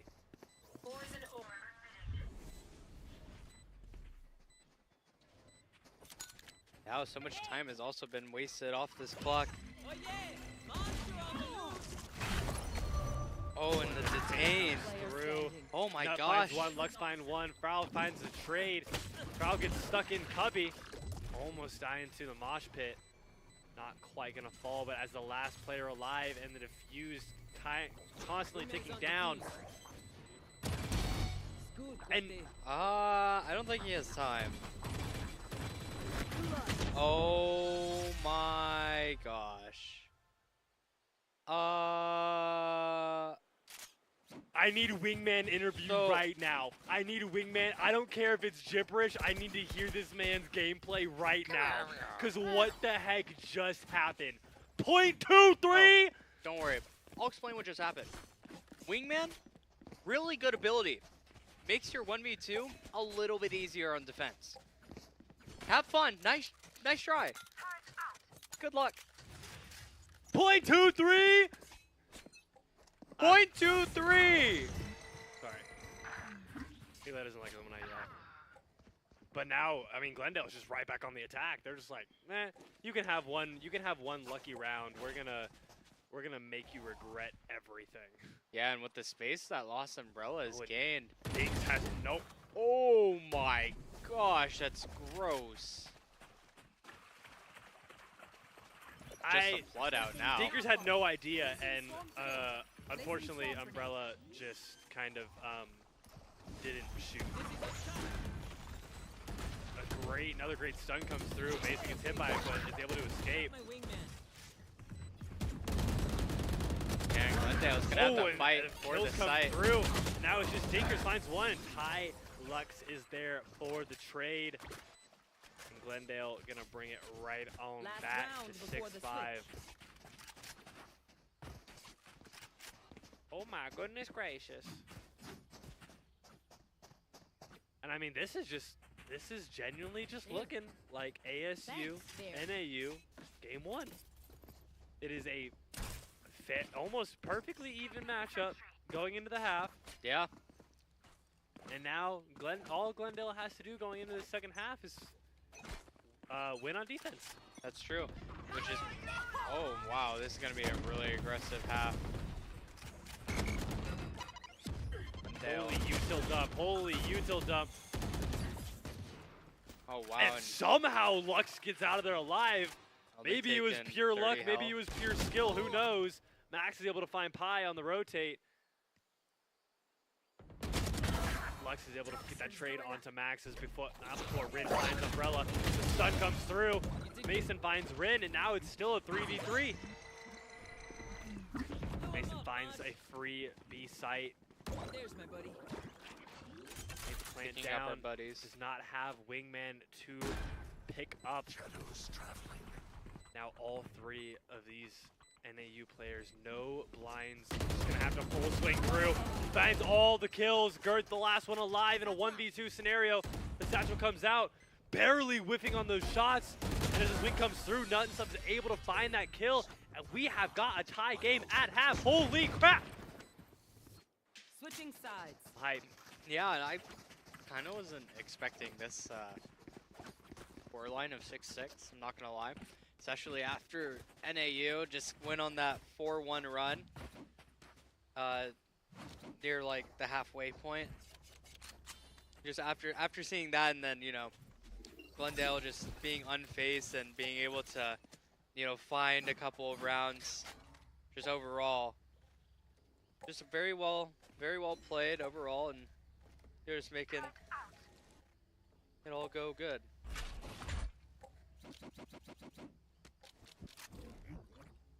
The pistol comes through. And I wish that bat had the metal pipe sound whenever you hit somebody with it. That one? Yeah. Yeah, I'm glad you knew what I meant. Mostly because I knew it. So like wind chimes. Yeah, it's like wind chimes, except metal pipes. But metal pipe.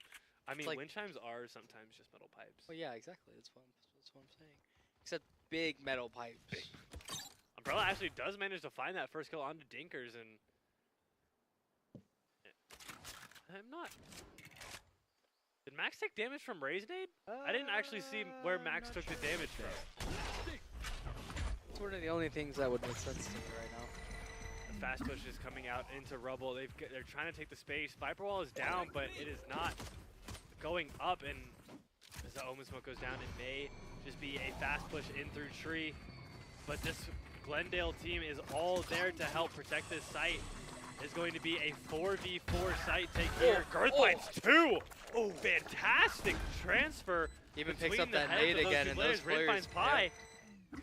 And now these last two players are in Cubby. Oh, that finds one. Lux finds the second. And now back into a 2v2. Oh, and there comes that Astra Sec, such an important piece of util for the post plan. Is now the spam. The timing on not the quite box. hits. Rin finds one. Prince finds a second.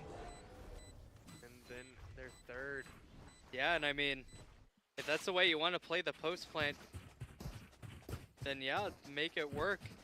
I mean, Rin just finding 3, also finding the delay on the bomb defuse is going to have that suck readily available on a lot of these post plants. And it's going to have to be something that Glendale makes sure that they adjust to, especially when you go to a map like Lotus where you don't see the Astra quite as often.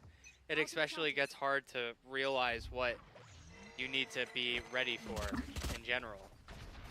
Oh, and the stun barely misses Pi there as the NAU team is itching to fast take this C site onto these 2 unsuspecting players. But Dinkers finds an early kill onto Lost Umbrella. Lost Umbrella maybe getting a little too ambitious there.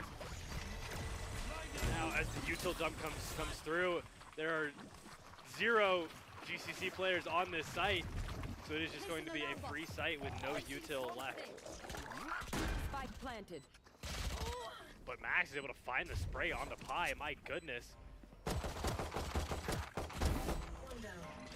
Slowly but surely ticking down Max's health until Lux is able to find that kill. And now it is a 4v2 for Glendale. 1 enemy remaining. Lux swings out, finds 1, but the trades come through. And that will be round 8 to NAU.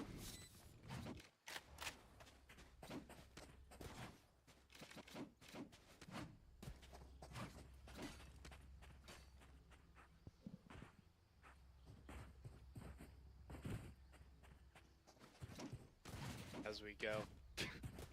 Why are you laughing No, at me? Don't be laughing. Don't be laughing at me. Nom, I'll laugh at you. Nom, nom. I like that laugh. Justin Bieber clip? I know exactly what you're talking about. Yeah, you do. I know you do. Dude, I'm chronically online, of course I knew that. But that's a good It thing looks or a like bad thing. Fast push into B. Actually, it's not. I wouldn't even call it a fast push into B. It's literally just Girth taking pure space for no reason. Yeah. Yeah. Has B site if the team decides to rotate through C, but it's actually going to be a rotate. Okay, no, here comes the spike. But Nutsup actually, they now lose his sight. Spike comes through, but Lost Umbrella finds 1, Mason finds another. Lil Bro, no! Lil Bro goes down, and Lux is going to be able to find it, and now Glendale brings it back to a 1-round game. And yeah, I mean, I like the initial idea from NAU, just trying to get aggressive up through B, but really looked like there wasn't really any idea to build upon, or they didn't really build upon the idea that they had, rather. You know, you get into that such a deep position, and the only thing that you have to show for it is just kind of nothing, really. Yeah, I mean, you just go for a kill, but you don't have util to support you, things like that. Yeah, I mean, either you got to follow through all the way to C and help take that push, or your team has to fast push onto that B side right after you clear it. But yeah, just no decision was made while Girth is just sitting there empty-handed with an open sight.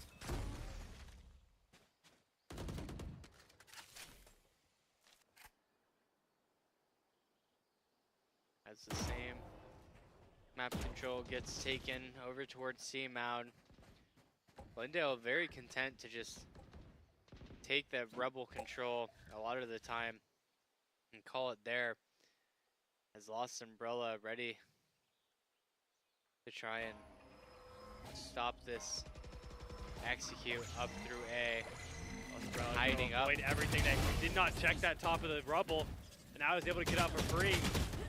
The spray comes through, and Prowl is able to find the trade, but not before losing half their HP. And now mad dash towards B, but Pi is here to contest. Oh yeah! Monster on the loose! Oh yeah, and there's Gecko ult.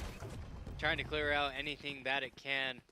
It's not going to really find too much here this time around. And high locks. One on. And here comes the counter. Gecko ult goes He's able to find nice Rin, launch. but then Spray comes in. And now Lux is able to push, and now Prowl is on 1 HP. Wingman spraying, but as the Vandal shows tracers, Mason counter sprays. And Tylux is 20 and 9. Wow. Holy. I didn't even realize how huge of a game they're having.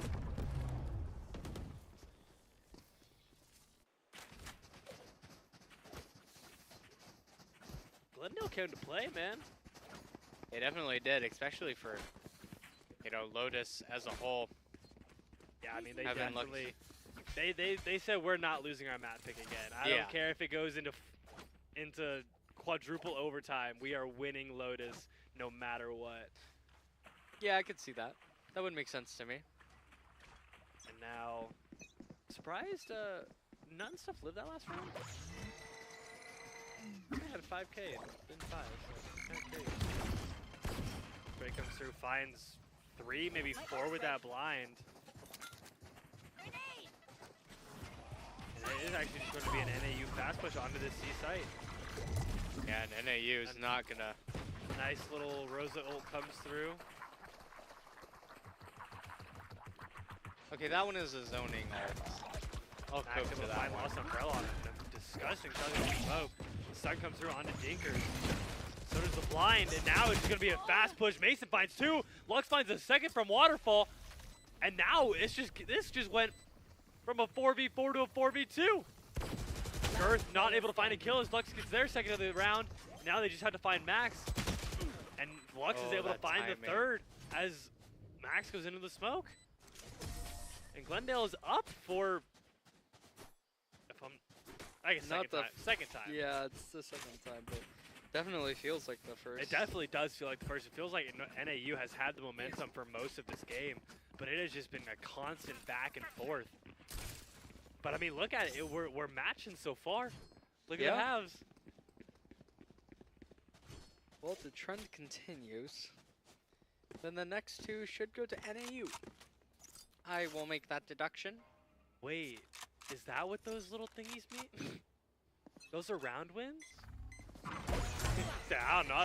Trying to teach someone something new every day. I don't know. How does it work here? Pi gonna get ticked a little bit, but nothing crazy gonna come from about half HP. The ult comes through, but it actually doesn't hit anybody because nobody's on that side. Pi gonna get taken out by Rin.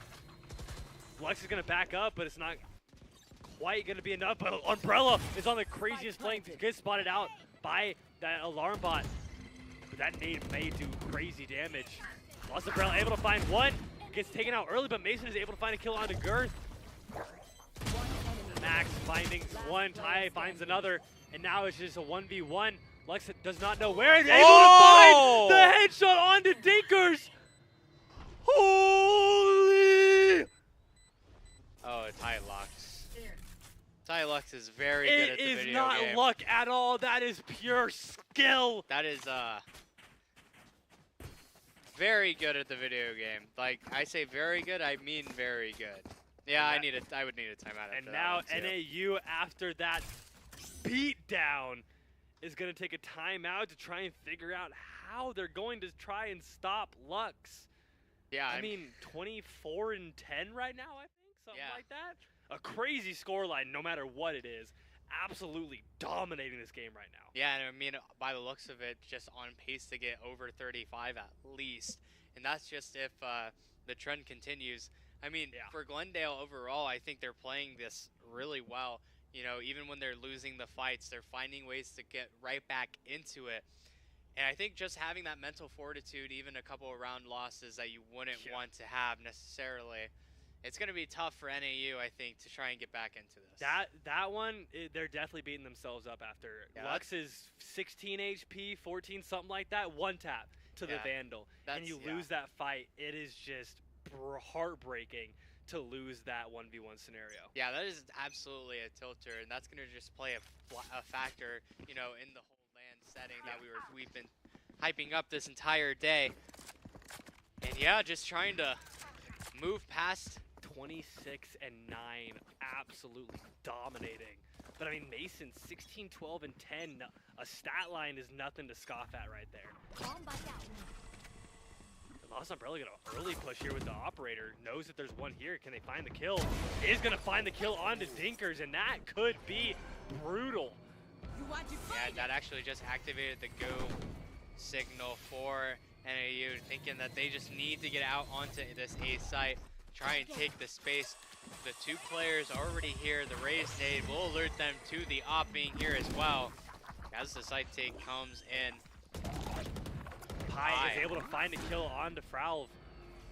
And this round, and Umbrella finds Max. Rinfi is able to find Mason, but it might just be too late. Girth is able to find Pi. Oh! Girth is able to find Umbrella. I may have spoken too soon. But Girth in a 1v2, Nut and Stuff able to find Rin. And now in the 1v2, this could go horribly wrong, but Girth almost able to find the spray transfer, but Lux is right there to bring it back. And now Glendale is just 2 rounds away from securing their first victory of WCL. Man, and Lux is definitely just being the safety net. And grabs the operator. 27 and 9. That's a 3 KD as it stands, and Maths. Huh? I said that's maths right there. Oh, maths. I thought you So you said said that's maps? max. No, I Oh, thought you max. said that's max, and I sat there and Oh, like, no. Yeah, what that's about actually Max? Max's scoreline. 3.0. That's not Max is actually that's not negative. correct. You're Dude, incorrect. actually, it's crazy. The entire NAU team is negative. That is yikes. Oh boy. Umbrella is able to find Diggers again. Lux is able to find Max. And this is just another fast push onto this site. Girth has the judge, but is not able to find anything with it. Sitting in smoke, waiting for somebody to push, but there's nobody to contest. And now Lux is playing from so far away. Mason finds one, Nut finds another. And that round is over just like that. Yeah, the flawless to come in, and Glendale taking in the aggression perfectly. Kind of what we were hoping to see when they were playing against ASU, just taking in that aggression. I being able to, you know, spin it up and find the round win. And NAU was looking for maybe a stop in the momentum, but I don't think it did what they wanted it to, as Glendale just took that timeout, figured out how they're going to finish this game off, and they're just going to continue with it. Yeah, and as we go into this potential last round, this is the map point for the side of Glendale. NAU is trying to get really aggressive. 5 players, and the Gecko ult is going to be used. A nice wall bang onto Pi. Comes from Dinkers, and now the hit seems to be working out, even though that Rosa ult, the zoning ult, I should say, does come through, and the push through CT looks to be inevitable.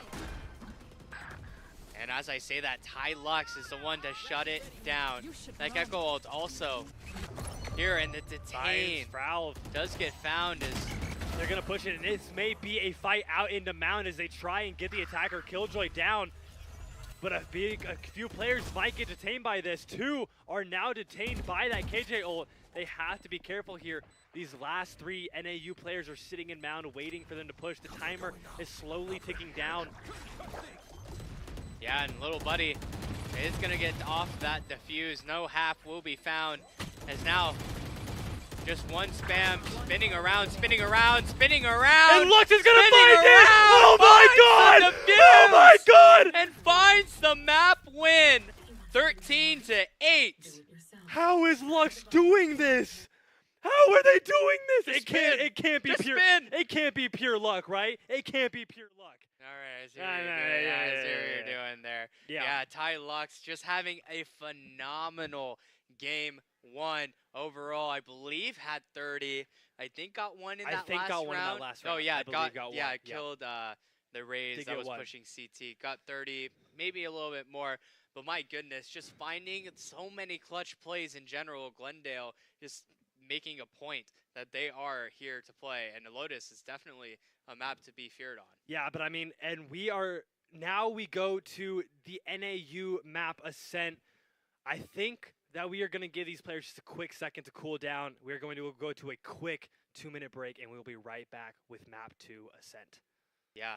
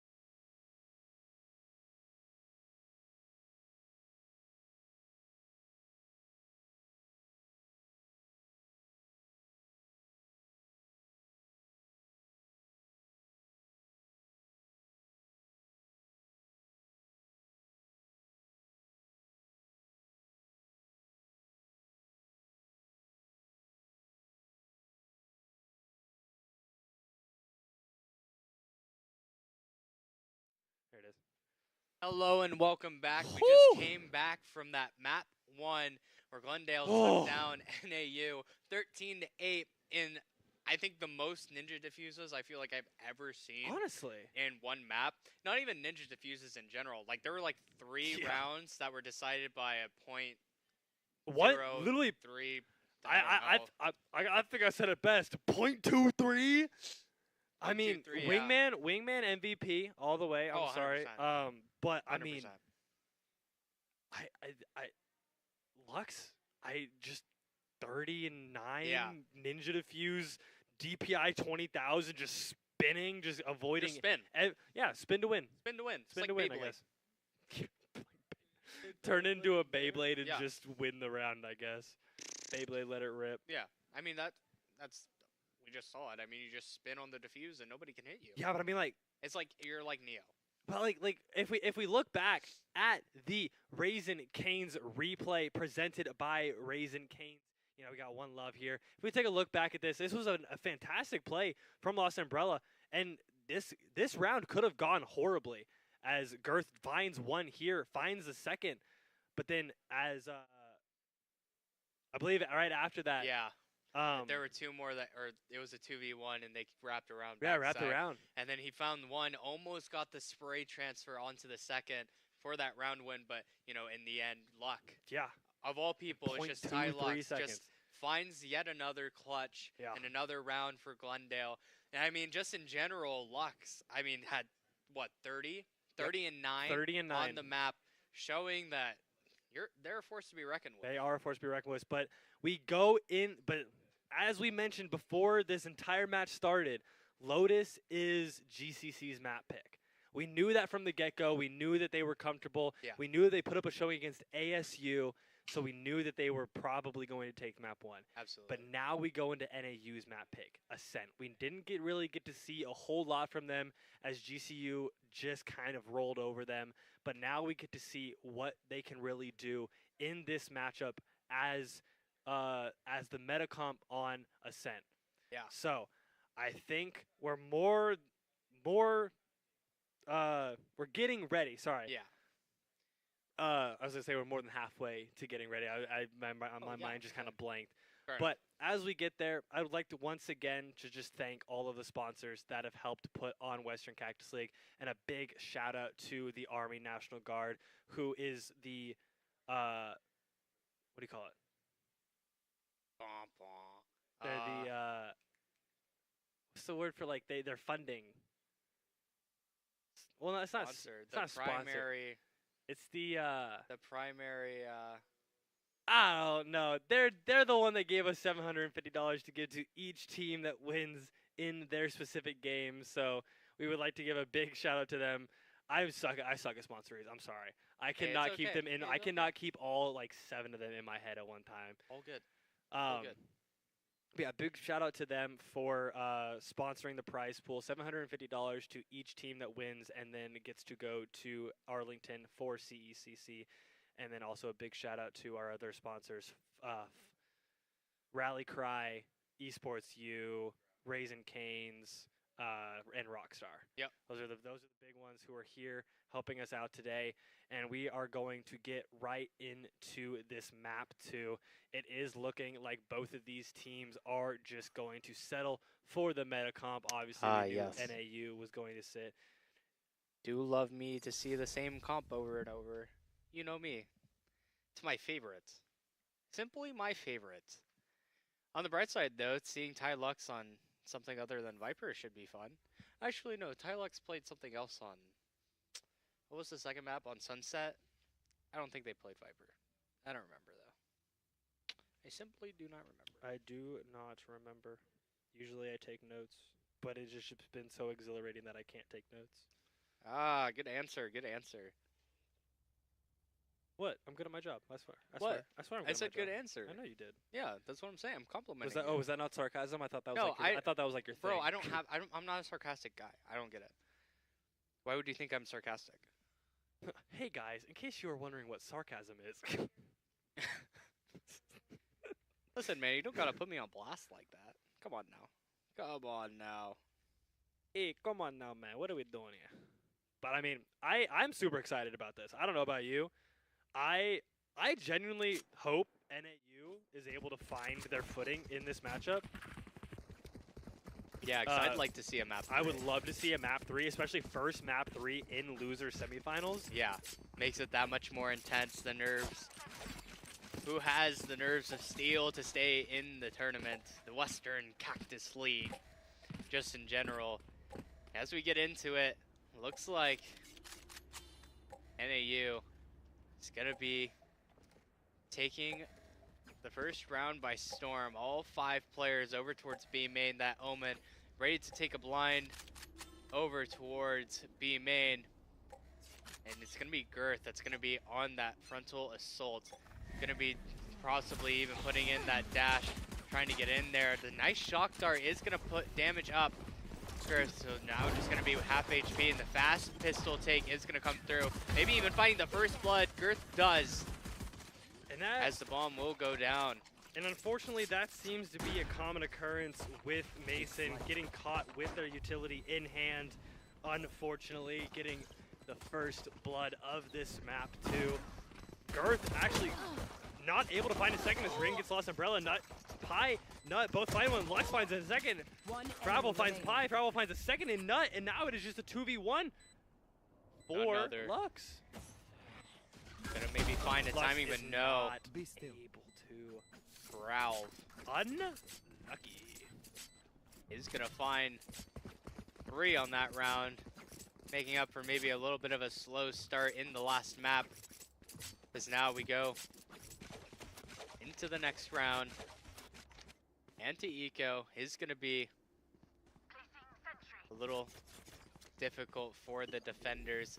At least when you're on the eco for the second round on offense, you can just kind of deathball together and make sure that you take the fights all together and maybe take out 1 or 2. But you know, when you're on that defensive side, it just kind of comes down to you know, randomly hitting the classic shots you need. And I really like this fast take for NAU. Mason, though, is going to be the one to find the first blood, the trade to come through. Now, Spike gets planted in action, and you see Dinker's there on the flank. Nobody knows that they are there. And as these Glendale players clear, it's going to be a fast kill. Girth actually finds one in between, and Dinkers finds 3 with the Spectre. Nice little snap for that last kill as well. Gonna give NAU the lead here. And I believe the first pistol that they've won this series. I want to say that's true. Actually, I definitely know that's true. Yes, it is true, because we were talking about the match. Exactly, yeah. So, going through and finding those first 2, finding that nice footing. Well, no, I think NAU's Glendale won won every both. single one. Right? Because wasn't it 2 and then Glendale comes back and wins 3? You know what? You're not wrong. I think NAU has won every single one. It seems that I am in the wrong. That doesn't I happen. think somebody needs to take notes. Uh-oh. Well, Lux actually finds a kill on the Dinkers with the molly. And a turret Girth kill? just spinning, Sure. and a turret kill. Okay. Spin. Glendale is unironically accidentally trolling. Oh, And like, this fantastic flank. The crosshair right on the head. Might not be enough. Girth actually does find Lost Umbrella. Rin is on site, and now we're in a 2v3. 2 of these Arizona players are very low on site. 1 enemy remaining. Pi finds 1 with the Vandal. Looking for the second and the third. Knows where this player is at. It might just be a save for Pi in this 3rd round. Yeah, that's what it's going to have to come down to is the bomb ticks down, and no more time will be left. Might even catch, yeah, Fralv actually gets caught by the bomb. Girth as well. I don't quite understand how that happened, but I mean, sure. Maybe it was just a preference, didn't want to have that Odin, but honestly, I don't see a reason why you wouldn't just save. Save it and give it to Fralv. Yeah. Yeah, interesting decision, but as we always say, we can only speculate. That would be correct. And, you know, as we go into the next round, Glendale's got their work cut out for them. That's 3 in a row that they have dropped now. As NAU looking a little bit more comfortable, and now Glendale getting on the offensive as this tiles crunch comes into fruition, but Rin not phased in the slightest. Is going to find 2. Proud finding 2 more. Max on the last kill. Woo-wee! Yeehaw! That one got me. That was funny. Now I mean, just yeah, lost it's- Umbrella operator moment. I mean, it worked last time. They were down and they got a few kills and it made them almost positive. So That's true. That is it may just be what it takes to. And I mean, kind of got a crazy read. They are looking to go mid rather than go into this B main section, but definitely could potentially get a pick onto Dinkers here. Yeah, and this op is in the right spot, but you know, it just kind of comes down to if Noah is so ballsy with these plays. Here's the operator. yeah, and that's gonna deter NAU from wanting to go back towards B main for sure. Unless you can try and take it with pose a KO flash, maybe Omen Paranoia. But I can't imagine that'd be the case. And Oh, but wow, lost Umbrella. once this fight. And Oh. barely whiffs walking as they take the shot.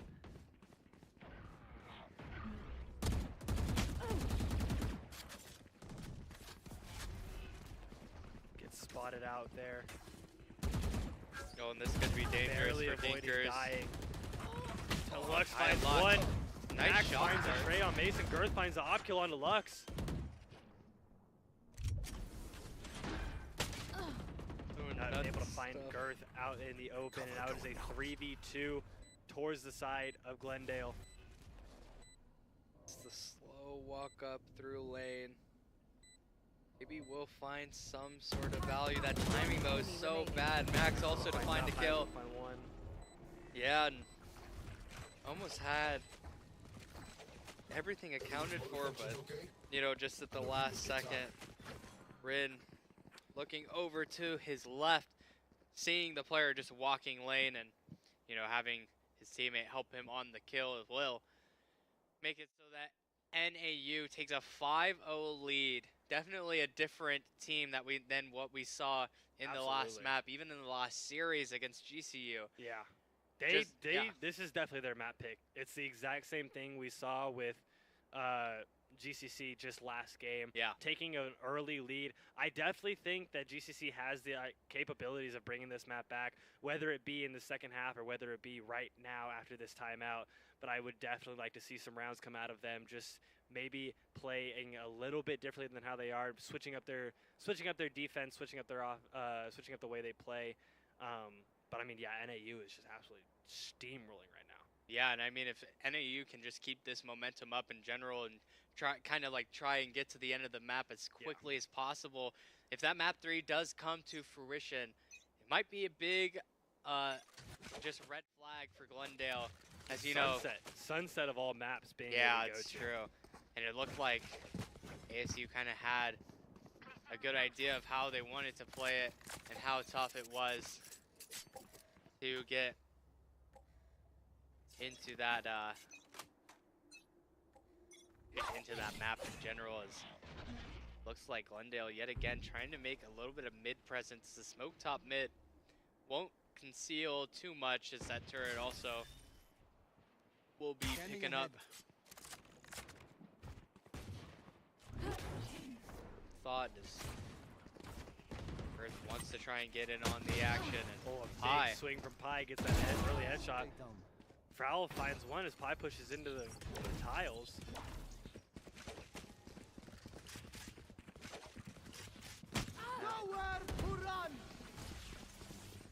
Oh, and it looks like a little bit of a snowball is gonna find some damage onto Glendale, but not much at that as Ren comes away with a kill.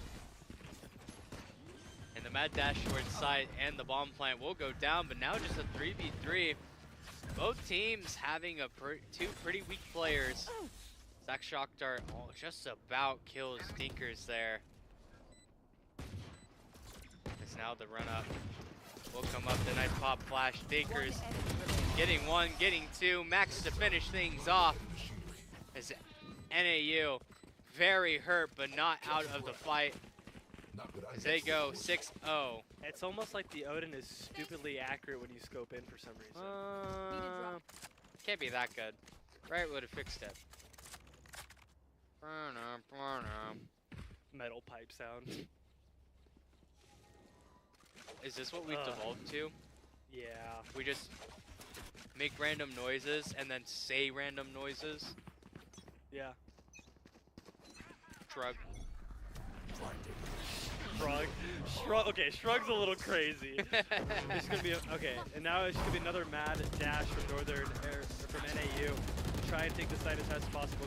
Glendale gonna hold this down as much as they can. Pi not able to find one. Not quite able to find a second one. Still full HP. Not Valve gonna take her out. Dinker's able to find a kill on a lost umbrella. Ray with a nasty shot onto Nut.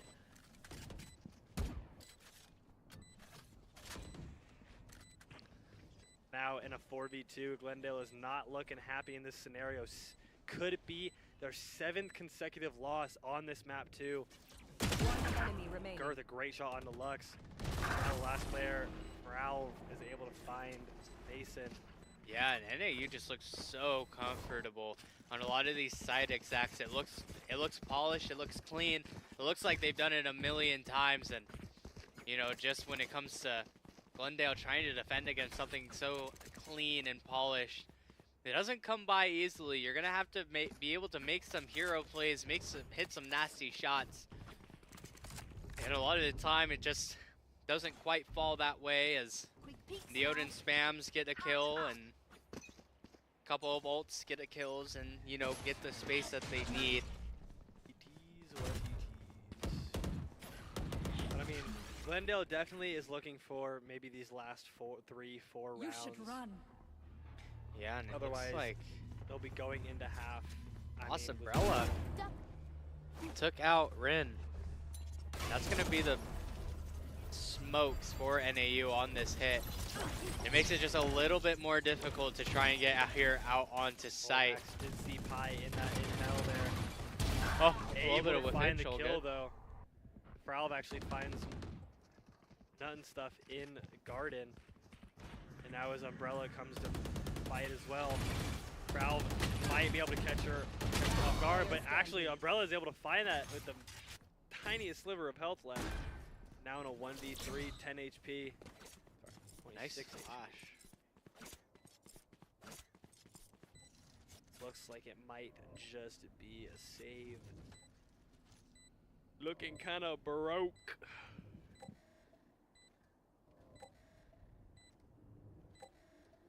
Yeah, just complete silences.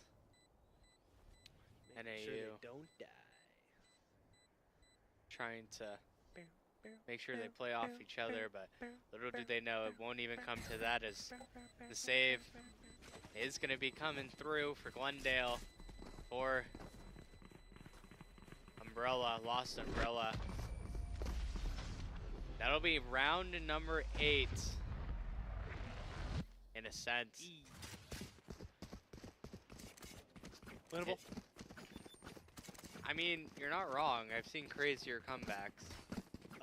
Loud 11-3. Yeah, it's true. Also, 100 Thieves 11-3 I feel on like the it's always same map. everybody talks about 9-3. I feel like it's 11-3 in Pro League. I don't know what it is about 11-3. 11-3 is the crazier one.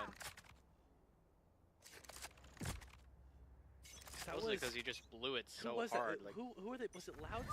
It was Loud played against Fnatic in the finals. in on Icebox. Yeah, on Icebox. Fnatic got the Map 11-3. 5. Oh my goodness, what a fantastic updraft dash. Caught with their hands out. Prowl was able to save. Girth getting caught out with that. That's the updraft. Umbrella finds a second and Mason finds Max. And Glendale have a lifeline.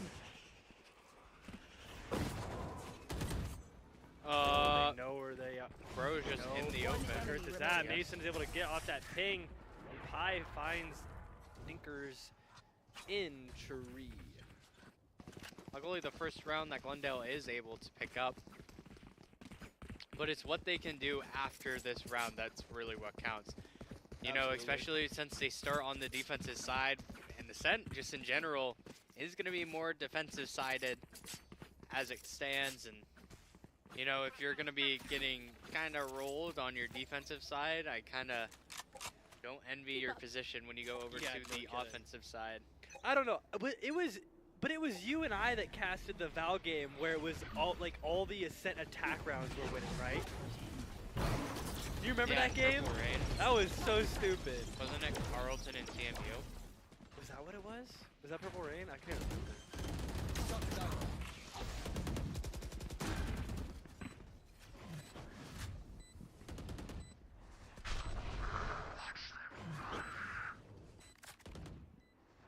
I don't even know where Lopra went. Oh my god, stop getting the crazy wallbang pie. Does get the trade, but and a nice ult to try and help his teammate. It might be a little too late though, as Last player oh standing. yeah, It is actually Girth. gonna be too late. Scanning ahead. Found them. Oh my goodness, but nobody gonna break the dark. Oh, Holy, I thought for my a goodness. second. POV or Glendale, just stick it. Just stick it. Dude, that's true. POV spin to win. Need a drop. Spin the wheel. Dude, I hope I see. I'm gonna go on like GCC's Twitter and I'm just gonna see hashtag spin to win. I'm feeling pretty spinny. I don't know about you. Just okay. I was like, I don't. Oh, do you ever do this in sports? The arm circles. Well, yeah, it's called stretching. Yeah. Oh, Op diff, jet diff, that is actually duelist a little diff. bit. I don't know. No, Glendale diff. It is a bit of a jet diff there. It looks like NAU kind of taking that as a go signal, trying to make something happen over towards A as the smokes come through and a couple of flashes as well. Side does go pretty free, but now just NAU have to worry about that Killjoy ult. No Sova contested either. Cooling down. They do have. They have a do different way have for Silver to break up. It's called Frau. flanking. I was like, they do have Fralv on the flank. Could potentially catch this Killjoy off guard. Oh yeah, 100% could. Mason gets taken out. But Umbrella gets Rin. taken out as well. Finds two, but now Max. Pi actually able to find two. Revealing area. Fralv is on the Player flank. Pi standing. finds Three. three. Pi finds four. Oh my goodness. No, can I say the line? Can I say the line? Ooh, we have a game on our hands. Ladies and gentlemen, we have a game. It's called Five Nights at Freddy's. Actually, I've never played Five Nights. I at haven't Freddy's. either. Oh, okay. I feel less weird now. Thank you for confirming my odd actions. I wouldn't call it odd. I just don't like horror games. That's true. My freshman year, it was the greatest. It was like the last week or two of school. And while we were doing like finals and stuff, Get out of my or way. like, it was like the week of finals or like the week after. It's kind of like that. We always just, we played a horror game. Not like we played it, but like we sat around and watched our friend play a horror game on his console, and we just all, like 7 of us just watching him play. It was so much fun, but Looks like And it- Northern wants to take a fast fight here into this A. yeah. The site is clear though, and it is pretty much just going to be a free A site to Northern. They just got to keep this locked down. There are no ultimates left except for Gert's jet knives, And and this all will it be is, 2 of these players are very low. Have to be careful. They do not want to be the first one taken out. Yeah, and it looks like this flank as well, up through mid, could prove to be quite impactful as And now Wow. Northern is just finding the kills onto Glendale. Lux finds 1. Enemy remaining. Dinkers finds 1, and the 9-3 half comes through. not that Glendale would have a chance in that Switching retake, but sides.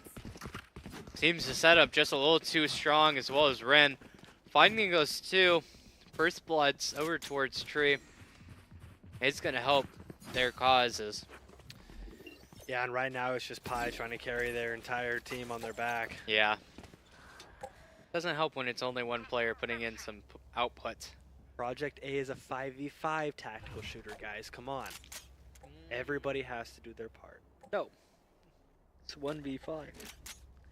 Actually, it's a 1v9. Yeah. The classic 5v5, the 5v5 line. It's actually a 1v9. They wouldn't get it. Omega lol. See, now you're just degrading to like Into Twitch chat. 2014 memes. Literally Twitch chat. What? Oh, okay, yep, a nice pistol pickup for Lux. Sure. Sure. Here comes that paranoia and reposition from Rin. As yet again, like we saw Glendale do in previous maps in general, it's going to be Pi making the advance over towards the other site. The lurk getting through, getting so much value. But Nut is able to find Prowl. Dinkers finds Nut, but Lost finds Dinkers, and now 4v2 to the side of Glendale with both of these NAU players coming from Market. Ties just has great positioning to keep an eye on Market while the other three players just keep a lock. Yeah, now definitely know that Double both players smoke are there. through main. Just waiting for that drop. The blind comes through. Not gonna follow off of it though. Waiting for these players to push in.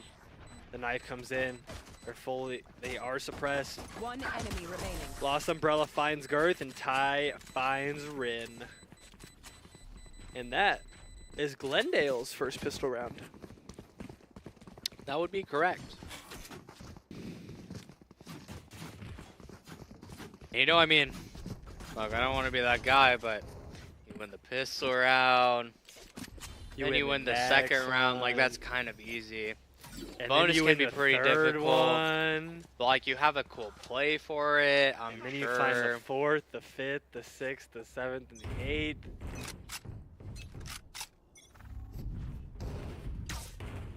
I mean, looks like NAU trying to make a bit of a gamble stack over towards B. Is going to be wrong this time around, as only not even one player going towards B main, just one late. It's a split. Comes in onto A. They The say dash out. screw it. Pi still in that mid spot. Gonna late lurk up into tree. But for now, it is just going to be a 4v5 retake. This could be brutal for them. Oh, almost fantastic from Pi there, but Dinkers is able to find the kill. Dunstuff finds Max. Mason finds Frau. Lost finds Girth, and now the last one coming from Tree. And it is down to a 3v1, and there is the last for Lost. Yeah, and that's just gotta be Glendale's round to win. Have those better weapons. In this one, this is the determiner. To find out. I don't know. I was trying to come up with a cool name for round 3 and I couldn't figure it out. Don't worry, I got one. It's called the bonus. That's lame. I don't know, it sounds pretty cool to me. Me and every other Valorant player. Maybe that's what it is. Maybe I'm just too cool for Valorant. What? Okay. Glendale kind of pushing towards mid here. They kind of play very aggressive with the bomb in hand, which is always kind of throws me off. A Mason first one up to that wall with bomb in hand. I mean, one little thing and that could go horribly wrong.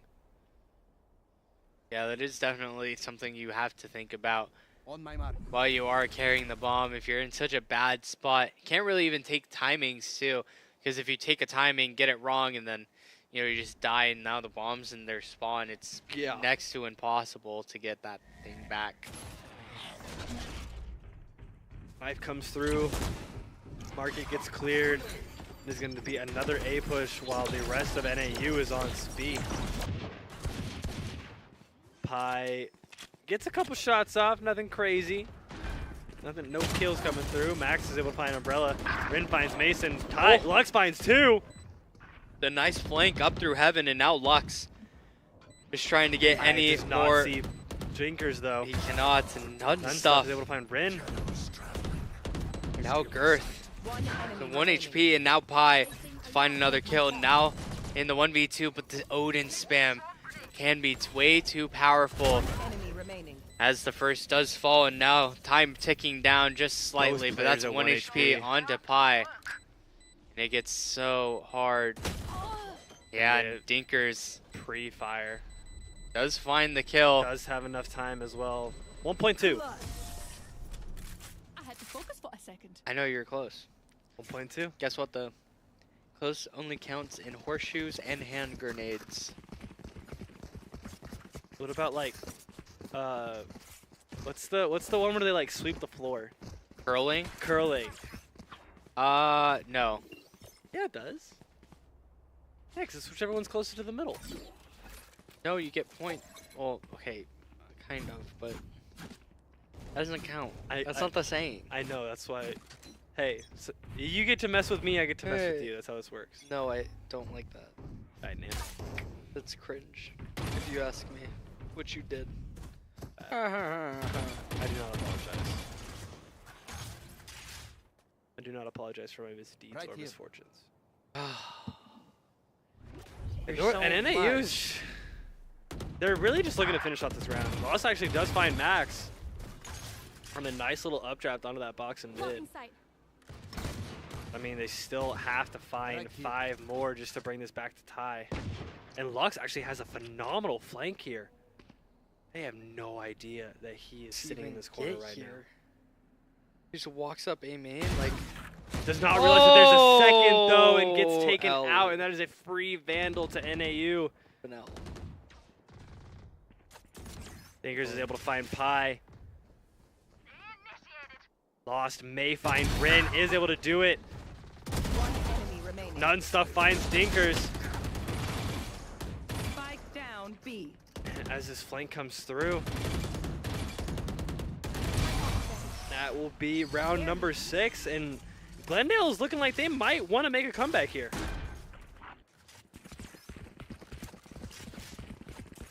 Scoreboard is looking a little more leveled out in terms of kills across the board. Nobody is looking at too fancy schmancy on the kills.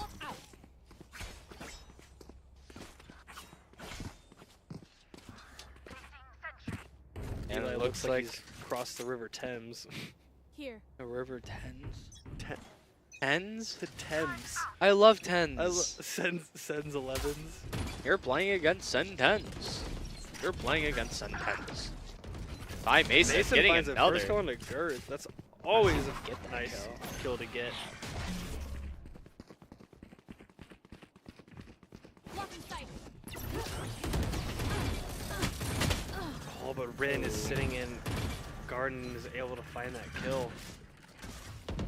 Dinkers is in hell. They do not know that he is sitting in there. Nunstuff finds Rin. And Dinkers is still just kind of chilling. Chilling like a villain. Finally crosses over to the other side. I believe was spotted out, but actually manages to get a kill first. Finds the second. Pi finally gets the trade. Now we're back to a 2v2. Yeah, and it looks like Hilux. Oh, I thought he was in a good spot, but actually got caught up just a little bit. And Frauv is going to be able to clean up the rest of the round, Thanks. Oh, as now the defuse will come My through. ult is ready. You failed. Now flee. And now Glendale is needing to pick up a few rounds here to not risk going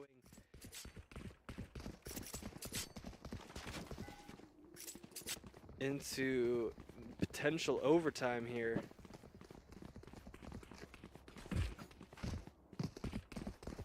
I mean, even NAU is looking, their buys are looking a little weak here. Oh yeah, it definitely is. Guardian, Light Shield, as well as a Deagle. Or I guess they do buy up the Guardian finally, but I can't use that. What if you wanted to use jet knives, but God said suppressed? Here. unlucky then, I guess. I don't know.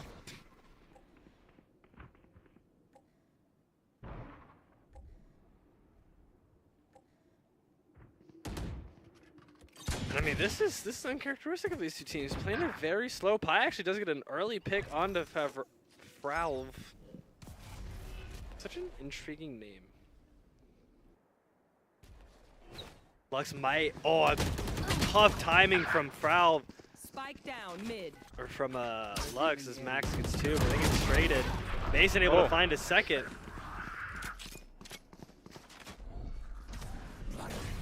Oh, what a nice Omen blind. Almost gets taken out by those shot Enemy cards. remaining. Ren able to find Pi.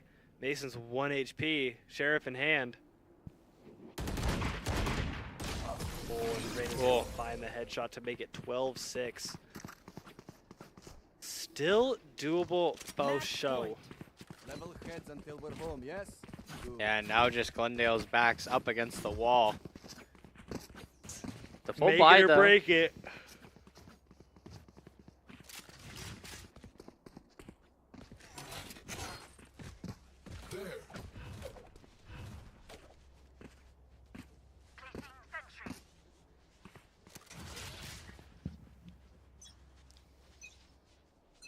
Here we go. Could be map point for NAU.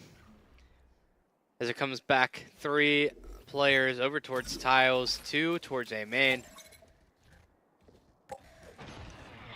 Trying their best to default a little bit. Even fake out the site. The Sova ult does come through and even tags up the Killjoy randomly. But they also take out the Killjoy ult. Or sorry, KO ult, but they're using the KO ult towards B. They do not want to lose this 12th I round. cannot use that. Spike planted. Ren is able to find Unsup early on.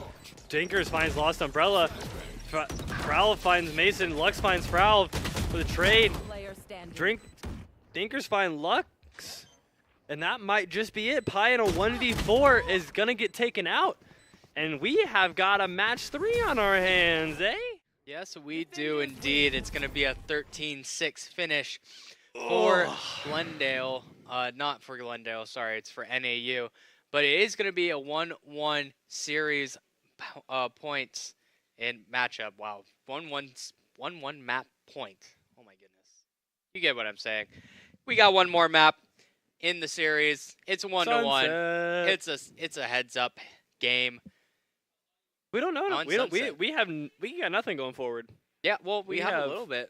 Well, We have oh, did GCC play Glendale. Sunset? Glendale played Oh, Sunset. That's right, they did. They played against ASU.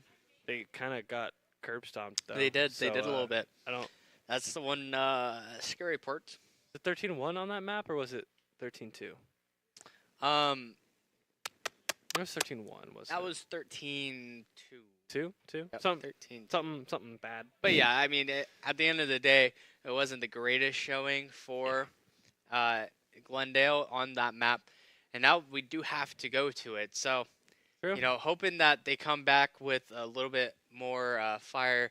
You know, they didn't really get the momentum that they were hoping to get off that map. So, you know, just overall hoping that they can find the strats, the needs that they need in order to win that map. If they need, hopefully. Yeah. Yeah. Yeah. See, he gets it. I get This it. guy gets it. I get it. Yeah. This guy. So I believe Sunset. We did see Mason play Gecko. I think it was. I think we more or less kept their like comp the same. Actually, to be honest, from their Lotus game. I believe Lost so plays too, yeah. Raze. Lux plays Viper. Nut and Stuff plays Omen, and I think Pi played KJ. So I think they literally copy and pasted their comp from Lotus over to Sunset. I think the KJ got replaced for a Cypher, Did if they get anything. replaced? Yeah. Okay, I couldn't remember if they replaced the Cypher or if It was both. okay, both had Cypher. Okay. Sunset's not a KJ map. It's not a KJ map. I feel like Fair when it first came out, people were like, "Yeah, KJ." Yeah, because people are dumb. And then they realized that, If you play oh, KJ we're on dumb. Sunset, Eli thinks you're dumb. I mean, it's just not that good. Just play Cypher. I don't know. Yeah. But anyways, we are going to go ahead and thank our sponsors once again. give a huge shout out to Army National Guard. They make a lot of this possible, and just being able to sponsor this event and just in general help us make this event possible. Just go ahead, give them some support, along with all of our other sponsors. Yeah, this one right here. We got Rally Cry, Canes, Rockstar, Esports U, and yeah, that's going to be all of our sponsors there. Thanks again for being here, being just supportive. Yeah, being a supporter of us just in general. We really appreciate it. We really appreciate all of the support. Help. Yes, it's been a long day. I'm starting to decline mentally. We're going on hour number, if I can do math, No, you can't. It's 5. We're going on That's it? hour 5.5. We're about 5.5 hours in so far. oh, that can't be good. It is currently 3:22, Mental function's declining. and That's you not- get to leave after this. I get to stay here and do Rocket League. So Hey, but Rocket League is always fun. And I mean, Western Cactus League, there are going to be some really good matches there as That's well. true. So, I am like absurdly excited for these Rocket League matches because I know NAU has good Rocket League teams, and I know U of A has pretty good Rocket League teams, and I know we have a good Rocket League team. yeah. So yeah, yep. Yeah, I missed that part. Yeah.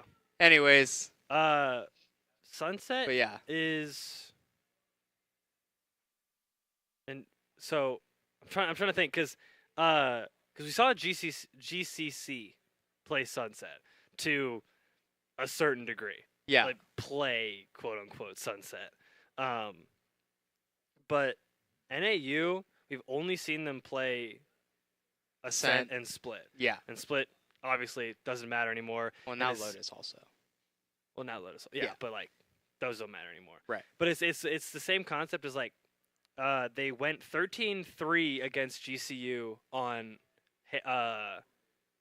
Ascent, and then basically did the exact same thing to GCC. So now I'm kind of curious if they're able to find the same thing on Sunset. GCC obviously losing pretty bad to ASU.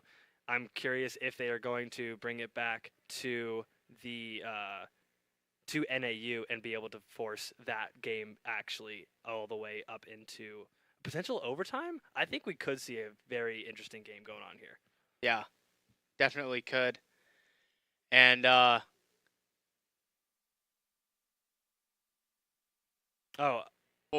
wait.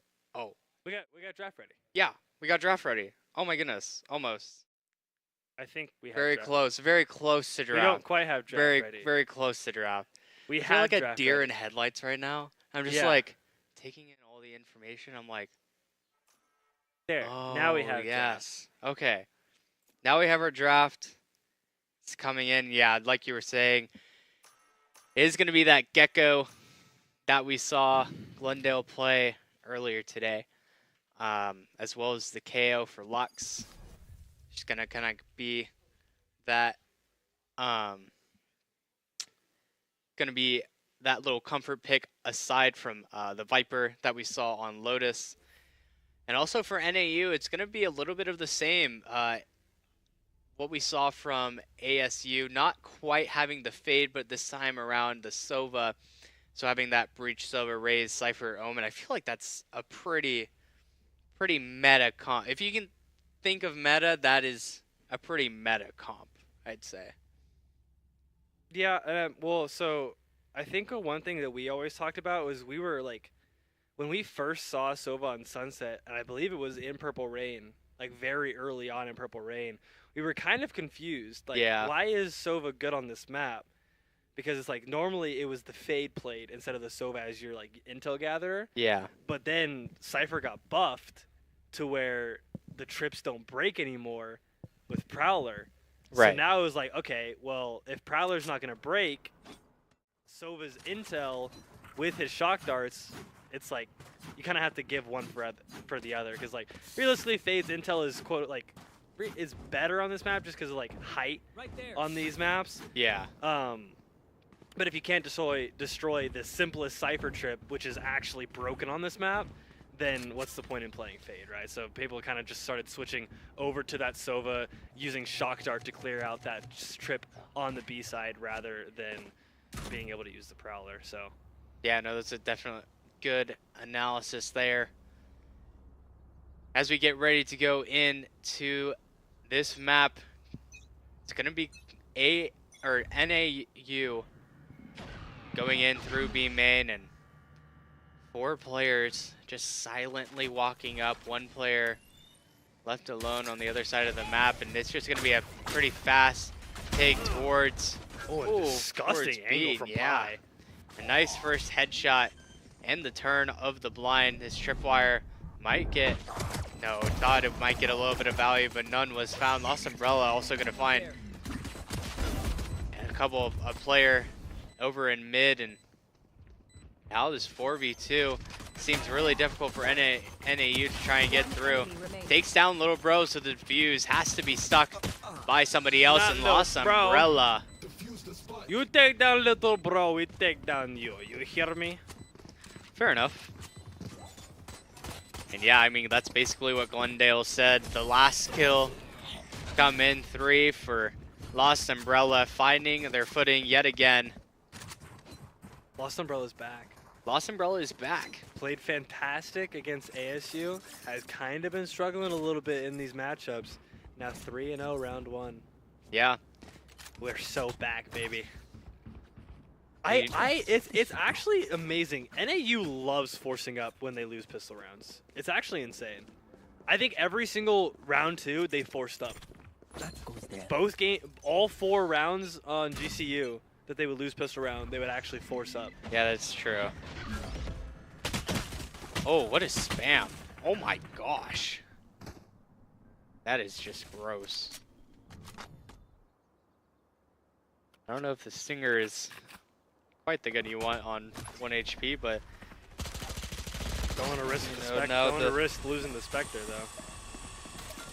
It's going to be an attempt to take a lot of this space, and there's going to be a fast push on throughout B. As the Stinger high backside finds 2 players, maybe a third, but no. Dinker says, "I won't have any more of that." Glendale comes away with the man advantage. 4v3 to come up. The smoke just about to fade. And there comes the flashes. No damage found. Thigh Mason gets 2 off of the double headshot. And Lux is going to find a kill of their own, making it 2-0 to start off this map. That's maybe a momentum builder that Glendale could need. Actually, such a surprising turn of events there. As I'm not entirely. I think it was Dinkers had the perfect read on Mason, double doinked, and then went to spray transfer, and it didn't kill. So Mason just got 2 free kills. It was actually insane. Wow. Definitely an unfortunate turn of events, but as we go into the 3rd round, it makes it a little bit easier for Glendale to try and pick this 3rd in a row up after that force. As now it just comes down to what can happen as we go through. Up-down angle used. This can be pretty strong if no CT smoke does come. But even if the CT smoke comes, the Rays will be able to look over the smoke. Oh, but the drop down, not going to be playing that. Just jumps back up, though. Never mind. Accidental. I got a little bit of an accident. All good, all good. But, I mean, Glendale is not given any room. They're just kind of like, eh, if you want to push, you push. If you don't want to push, you don't push. It does not matter to me. And now the push does come out. Yeah, and even that smoke denies a little bit. Oh, yeah, just falls down yet again. Oh, maybe even a spam to come through. A nice flash as well. Oh, the Bucky whiff. Oh, no. The double Bucky whiff. Lux Wow. finds 1. Rins finds the trade onto Lux, but it may not be enough. Player standing. Oh, Dinkers is in the back line, but it is not enough. Gets taken out. And Glendale is up 3-0. Now this is kind of where things get serious. Yeah, NA. you win your bonus. Yeah. Need a drop. It's never a good sign. Thanks. Yeah, it's not wrong, and NAU finally gonna have the weaponry to try and make things a little bit even. Buying up those phantoms, specters in the hands of Glendale. And I mean, this is where Northern needs to get a win. If they lose this, they're losing potential rounds 5 and 6. Yeah, it's true. And on the aggressive, Lost Umbrella gets out. But they get punished as man advantage goes to NAU. I actually does find Dinkers. Rin finds a nut and stuff. And now down to a 3v2. Yeah, and it comes down to kind of value can be found by Lux as a nice molly finds the kill. That actually pushes Fralv out of the way of their teammate. Gonna get the plant. Ren's gonna get the plant down, but it's just gonna be both of these players pushing into the CT spot. Yeah, and that shock dart not gonna really land on too much as 2v2 does commence. A couple of flashes to Paranoia, finds one in Rin. Yeah, the spam through the smoke. Makes use of that, and now just a 1v2. Seeing how Lux turns out and gets the first, one. maybe no. Great shot from Fralv. As Fralv, yeah, finds the 1v1 clutch. But man, Lux definitely made a case for himself there as going into it. But I mean, it's Glendale. You can't ask for anything better there, right? Like, yeah, you kill 4 of them with lesser weapons, and now you're not up, but you're really on the same econ as they are still. Yeah, definitely true. As it looks, it's gonna be Glendale. Has a little bit of a lighter buy, has been losing a couple bodies here and there on the rounds they've been winning. So now, gonna have to pay just a little bit for that lack of eco control. And it looks like NAU is gonna run right into the site as his tripwire gets hit high with yet another kill. Trying to hold the back of the side, and it's gonna be just absolute chaos trying to get out. The flash is gonna find something, but nut and stuff finds 2, locks with another, Lost Umbrella with the final kill up through mid. And that's gonna be Glendale stealing back that momentum.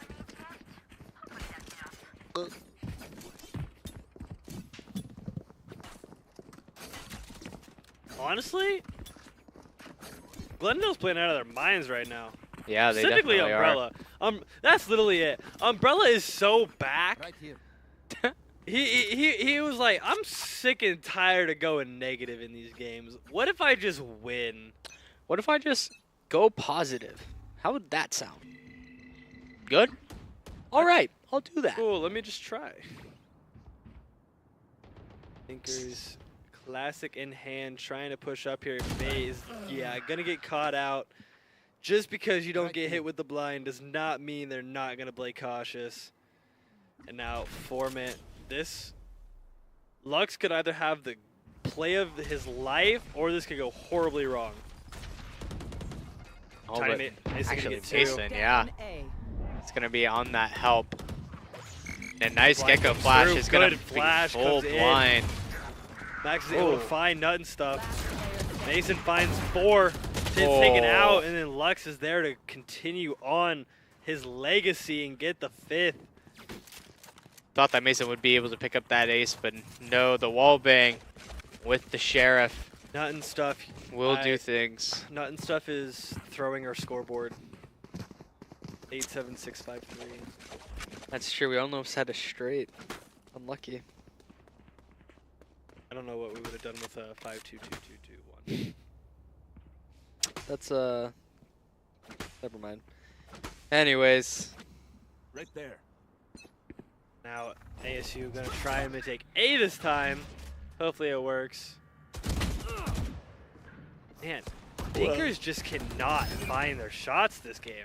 Yeah, and especially it's like you find an encounter like that, you would think that one or the other comes through. Not actually hitting any of the players. I think Pi actually lives entirely through that ultimate. And now the bomb gets planted, but these players are ready to go. Pi finds one. Yeah. Girth finds a kill on the nut and stuff.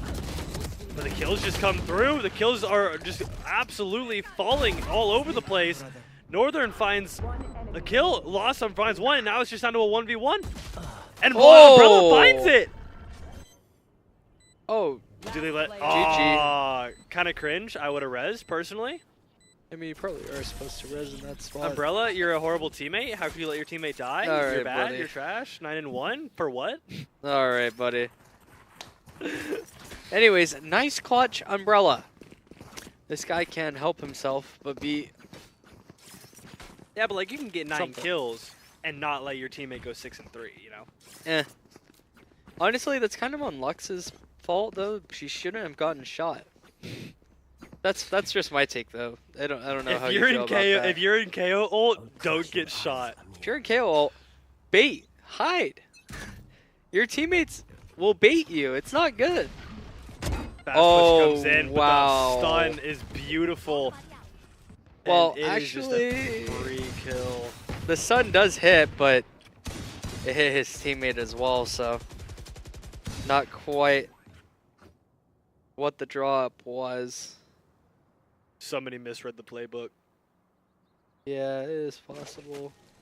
But now Glendale just up again in these player advantages and just continuing to do it, just slowly but surely retreating, but keeping the space that they've already taken from that kill advantage. They're not trying to cause too much havoc. Don't want to risk losing the advantage that they have, especially when they're up 6-1 on an eco round.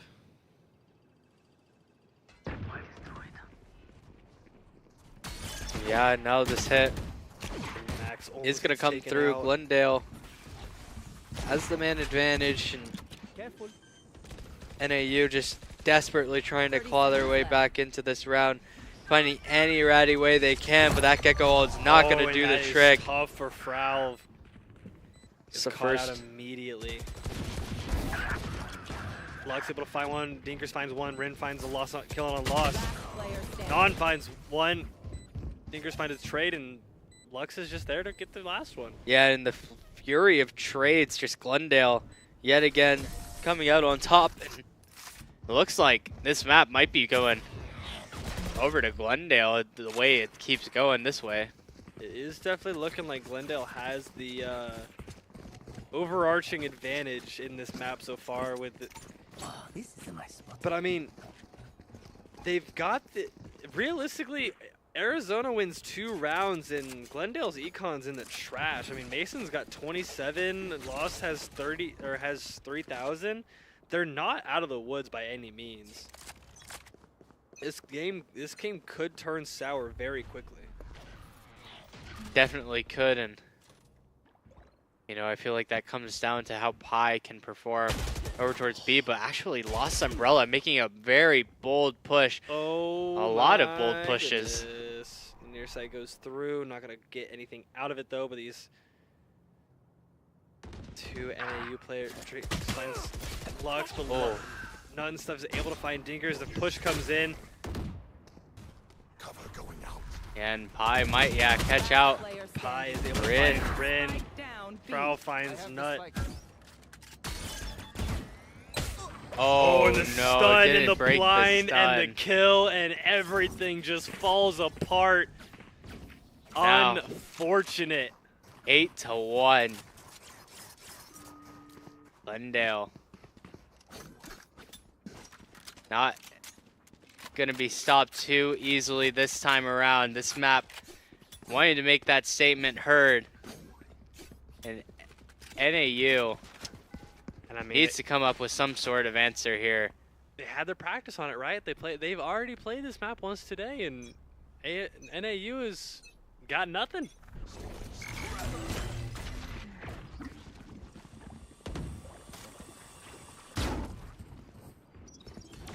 And now just trying to break out onto the A site. Judge in hand for Girth.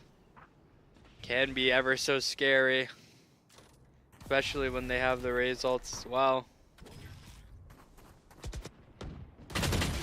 Oh, and that double setup is just too strong. Disgusting up down. Lux is able to find Dinkers. Rin finds Lux. Lost finds Rin. Girth finds Umbrellas. Non finds Valve. Girth finds Mason. 2v1. The ultimate gets popped. No satchels. No nothing. Oh. Rosa ult. The damage is dealt, but it's not enough. And Pi gets it. Moly. I thought it was actually enough.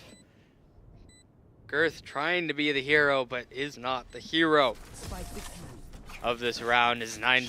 It's Pi giving the round over to their team.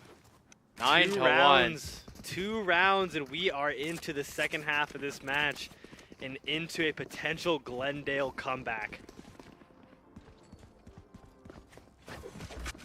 Yeah, and I mean, Glendale showing their stuff on this map as well.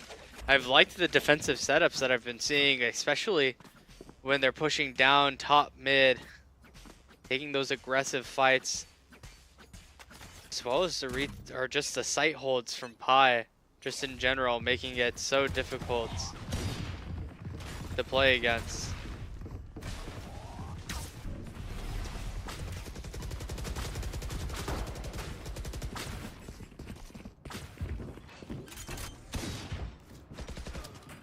Oh, yeah, there's Pi again, too. Finds Thinkers. Lux finds Fravel.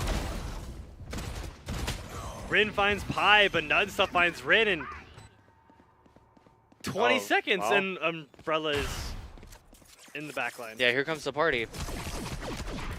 Here comes the party. Yeah, 10-1, Glendale. I mean, Last round and it's before the just switch. like it's just night and day. It is. Maybe a Centris isn't their map. Hey, sunset, night, day. Sorry. Ha ha ha. Ha ha ha. Detroit become human. Detroit, yeah, it's not wrong. I mean, Lux with 12 assists too is doing crazy. And I gotta be honest, Pi has been confusing NAU this entire game. They have no idea where these trips are at, ever. Yeah, and that's just one of the benefits to having a really proactive Cypher. But Pi finds one, the stun comes through. But I mean, it may not be the trade you want, but it's the trade you got. And now Glendale needs this to make it an 11-1 half. Arizona and NAU needs this to make this game worth playing. I know exactly where you are. Doing a nice little flash there. Not gonna clear the right though, and gonna be less than ideal. The full blind players is now, yeah, Max fights 3. NAU is able to find 2 rounds before the half ends, but is it enough to bring back 8 rounds or even 11 rounds? You know, I don't know the answer to that question. Don't assume, 'cause you know what they say about people who assume. You don't assume. Oh, this is my spot. Assuming is bad. That's what they say. It goes something like that. Yeah, it's good enough.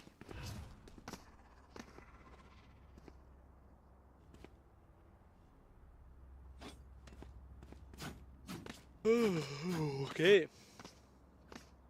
Now just having the side switch, Glendale now on the attack.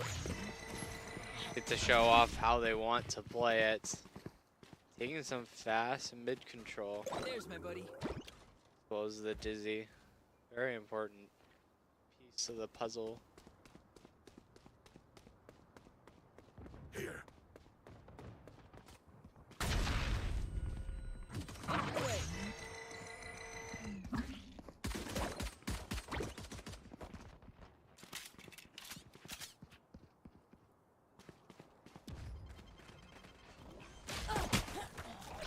That is just tough. ASU finds 3 and finds 4 as well.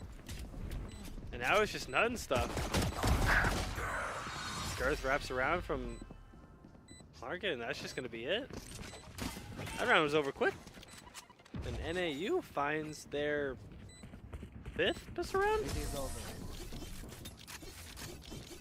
Gun here. Yeah, maybe the breath of fresh air that NAU could use.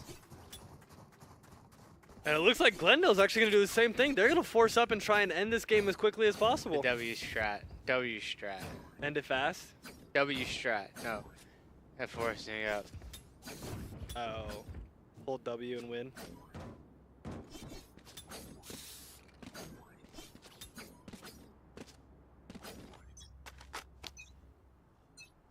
You think they got this? I think they win it. Fast up into Market. Oh, so close to be taking out Rin there. And Thought Rin is that going to Stinger TP was up gonna into do Boba, it. and it is just going to be a free escape for Rin. 47 HP could have been absolutely phenomenal. I got you, I got you.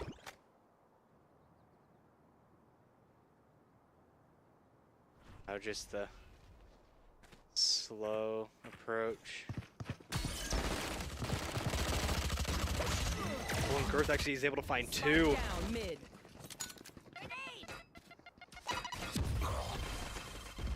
Last player standing. Max is able to find Pi and BNA main. And that Nice triple Stinger save. having the absolute worst spread in the game. And Glendale is going to hit an insta timeout, make sure NAU gets nothing out of these couple rounds that they've been handed, we'll say. Yeah, definitely handed. I mean, it felt like Glendale just kind of let their foot off the gas and just kind of allowed NAU to, you know, come in and have a chance just in general after these 3 couple of rounds. And it looks like, or at least I'm hoping that, you know, NAU can make it a little bit of a closer game, given that they are getting the opportunity for it to happen.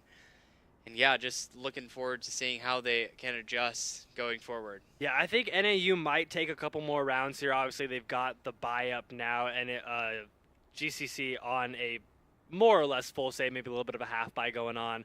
But I think once GCC gets back on those full buys, gets back on those weapons, NAU is definitely going to have to be playing way more cautious, definitely going to have to be playing into the strats that they know rather than playing into GCC's game. Right, absolutely. And as we get back into the game, it is going to be Glendale yet again, obviously on that attack, so going to be the initiators of most of the action. And right back towards mid is where they want to go, and or B main rather. Taking that knife, hitting 2 players, wanting to maybe get pretty aggressive up through B main. It's 2 smokes now used. Sana, sana. Trying to just keep Glendale at bay. As the lurks started up. Luck just trying to walk up A, and his possible found a bit of a timing. The camera is going to be searching. Getting maybe a timing here soon. But as it stands, that camera is not turning off yet again.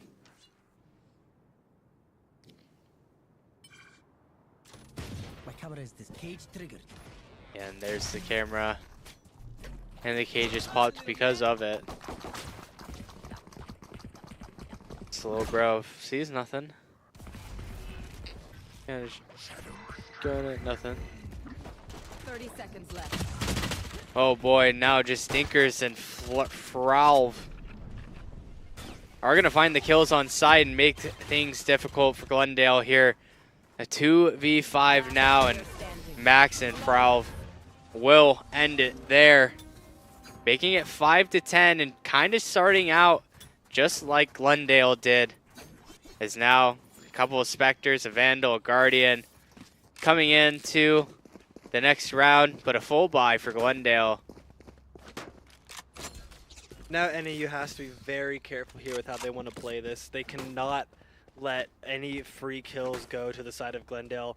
Glendale loves playing the numbers advantage, and even if they, especially with them being on attack, they can actually press the advantage more than they can on defense. Yeah, and you know, Glendale not going to be giving up over towards B, just making it known that they want to try and take the space no matter what. And they get both. Oh my goodness. Getting so aggressive. That Brooch Sun is going to be so terrifying for Glendale, as Ty Mason now just has to walk away, and contact finally being made over towards A. Camera finally broken, and you know, the one way over towards A main, and Glendale all along has been walking up close towards the A site. Now the hit feels like it could be close. Actually electing for a bit of a B hit instead, and now it's just going to be the rush over through B main. The paranoia does find a couple of hits, and yeah, umbrella finding one. Mason nice from Mason. Pi finds one on Defralv. And it looks like Lil Buddy is going to get that. Oh my goodness, Max though just runs through, finds one, finds two. Pi finally able to shut down Max, and now in a 2v3, they've got two ults ready to go here in round 16. Well, I can't count. Yeah, it's all up to Dinkers against a Thrash, against the entire kit of a Gecko. Yeah, and it's going to just be a hard ult to win. A nice angle from Mason as Glendale picks up the 11th. Now trying to use that momentum, try and close out this map, try and win the series in just try and win. Yeah. Just try and win. Right there. That goes there. At this point, making the losers bracket run, it's all that remains for these teams. So obviously one will fall, one will remain. Right there.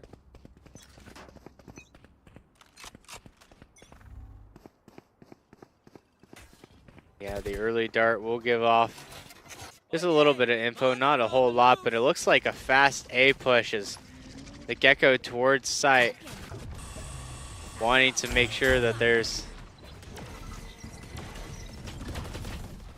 Oh wow, Dinkers able to find that kill onto... Back to me. Another. Hold on it. Enemy. There's my buddy. Mason able to reclaim full kit. Has to wait out those timers if we're going to use it again. Oh, and the detain finds one. Finds not able to find the second kill. Max finds the rest. And NAU has a lifeline in round 17.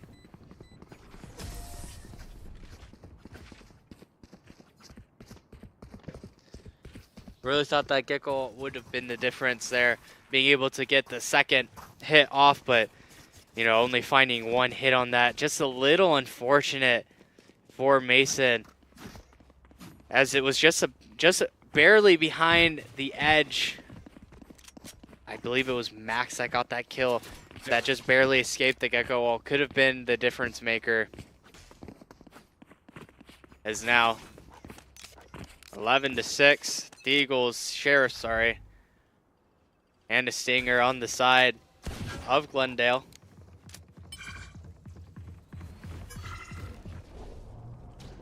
And it looks like NAU is ready for this fast B aggression. A lot of players stacked here.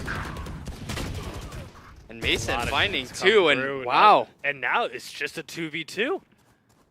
This might be a huge kill. The ult already, but the whiff from Pi. Thought might be able to get away from there, but and no guns were picked up, so this could be very difficult for Nut and stuff to pull off. Yeah, and oh no, and not that is so unfortunate. Ooh. Escapes the dart into the Cypher trip. Not gonna be loving that if you're Glendale, but you know what can you do? It is an eco after all, so you know, as we go into the next one, it's just kind of see Glendale falling apart a little bit. That's 5-1 in the last 6 rounds in favor of NAU, making each passing second just a little bit more difficult for Glendale to try and get through this map, as the Odin saw in the past couple rounds getting pretty oppressive. Now the bomb slowly making its way back towards A.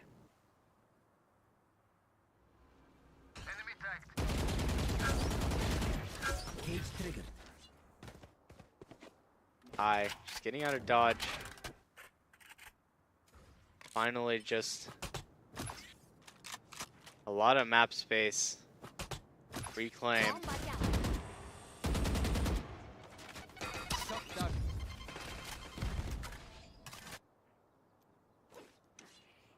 Trying to make the rotate back towards B, and even sending a KO knife over towards A. Even got a suppression over towards A. Now that KO ult, no breach util to be used, and even the Gecko ult trying to be found. Wow, but Lux. That Odin is just absolutely laying into. When a nice Gecko. The plant and the res come through, and now it is a 4v4 to these teams. As to avoid the Rosa ult, does avoid the Raze ult. And now still in a 4v4, 3v4 now. As the trades come through, 3v2, 2v2. Both of the NAU players are low. Able to find the one. Not able to find that last one. It is all up to the Omens here. This could be the make or break for these players. Oh! And Red is able to find the 4K. 6 HP left. I am not quite sure about that peak. Had plenty of time left. And you know what that reminds me of? Map 1 Lotus with Lux. Finding the same win. Low HP, finds the kill, finds the defuse. I mean, if that's not poetic, I don't know what is. NAU picking up a lot of momentum off of that one. And the force, it looks like, from Glendale. As we see a Guardian, Bulldogs, even a couple of Phantoms with the light shield have to come in. And, oh, wow, the fast aggressive up through mid. This tripwire, though, might cause a little bit of trouble. Have to, yeah, shoot that, but not going to find too much. Oh, the fast reaction from Girth. Dinker's also going to get one. Orlov gets another kill. Now Lux try and trade some back. Dinker's maybe to get a third, but no. Girth on the last kill. And that's a fast round for NAU. That's a needed round for NAU. As now the 4 straight rounds, rather, do come through. Yeah, I mean, this is just tough to watch. You end the half 10-2, and now you're barely up 11-9. Yeah, just feels like it is starting to fall apart a little bit.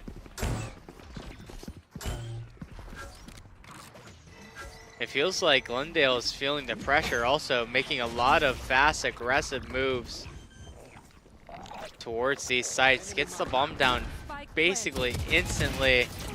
And the first blood goes in the favor of NAU. That spam almost found another kill, but Nut and stuff. Oh, but the breach ult is going to make things a lot more difficult. Dinker's Mason is going to be just a 1v3. 1 HP. Can they make anything out of it? No. Pi falls. It's now. It comes within striking distance for NAU. 10 to 11. Glendale has the econ to buy up here. They have to make the most out of this round, or else it could genuinely just be over. Yeah, you said it. It is gonna be quite the swing round, and you know, if NAU comes away with this one, it might be the nail in the coffin as that blind does come through, and it looks like Glendale trying to make a move yet again, just trying their hardest to be aggressive. Try and go through and break their way onto the A site. No Cypher here this time around. Maybe expecting a bit of a B push this past round, but as of now, just right there. Slowly clearing each corner. Now the util is going to start to be popped out. The cam, the double satchel, a nice one. Not going to find another. And Girth also in the help. Pi and Nut stuff. Do find some more man advantage for the first time in what feels a long time. They've got the eyes on these last two players. They just need to stay alive. Both Omens have their ults.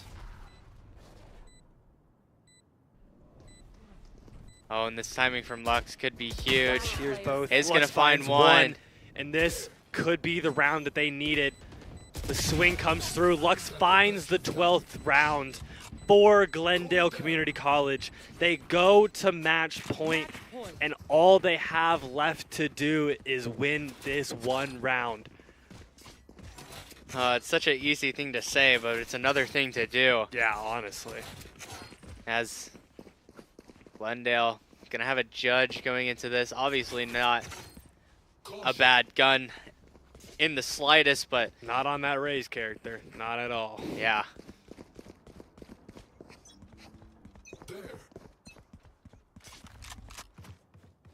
Yeah, it looks like Glendale wants to rinse and repeat over towards B using that Gecko ult. Gonna get that detain. Barely survives. Oh my goodness. Teammate. I didn't even realize. I didn't either. Was in there. Well, I mean, what just happened there? The bomb plant does go down, but I mean, a 1v4 finds one. Not gonna find any more of those. Girth finds 3 on the round, and pretty dramatic fashion, NAU finds the hold on the site, basically shutting down Glendale altogether. Nut and Stuff TP just a little bit too early.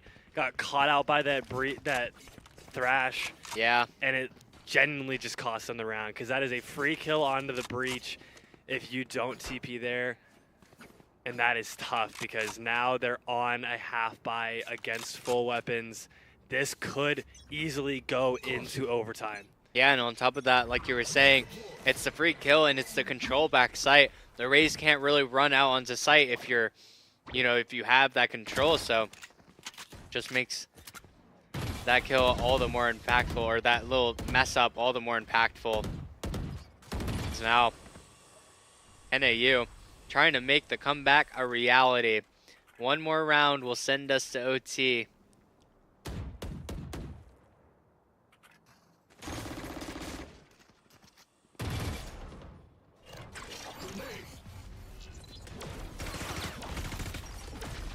A nice molly, trying to force that breach out of the cubby. They know that he's been playing this position a lot of the time.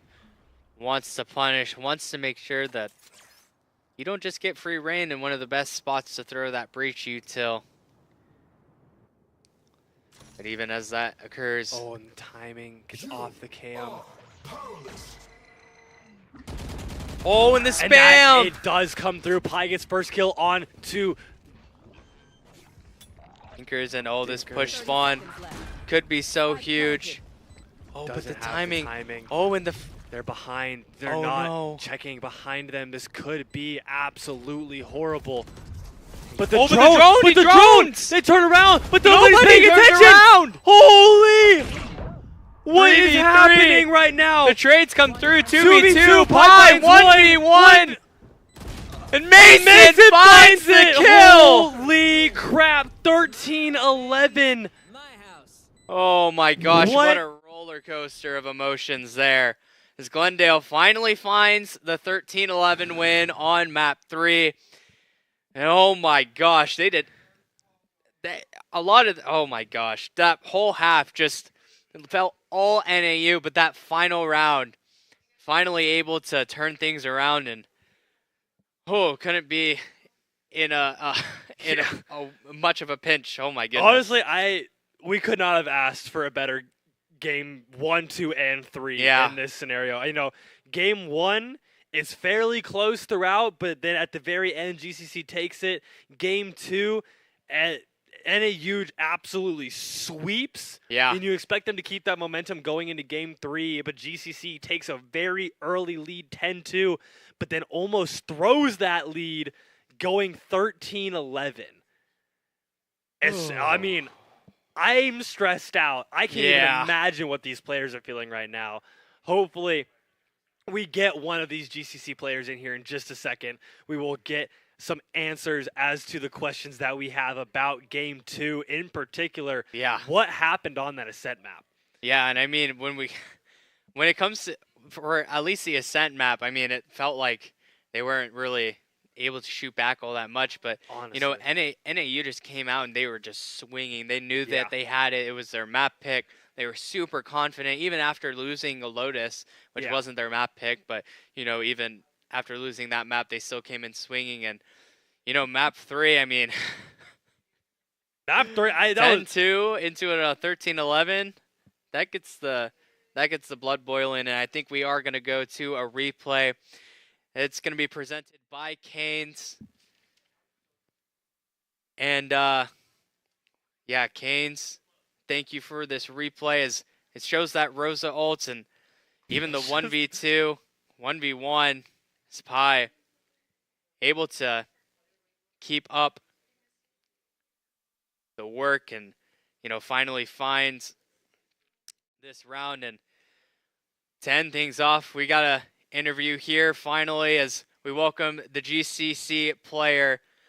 If you could just give us your name while we come in, and Yeah, so my name is Mark McGovern. I'm the captain of the GCC Valorant D1 team.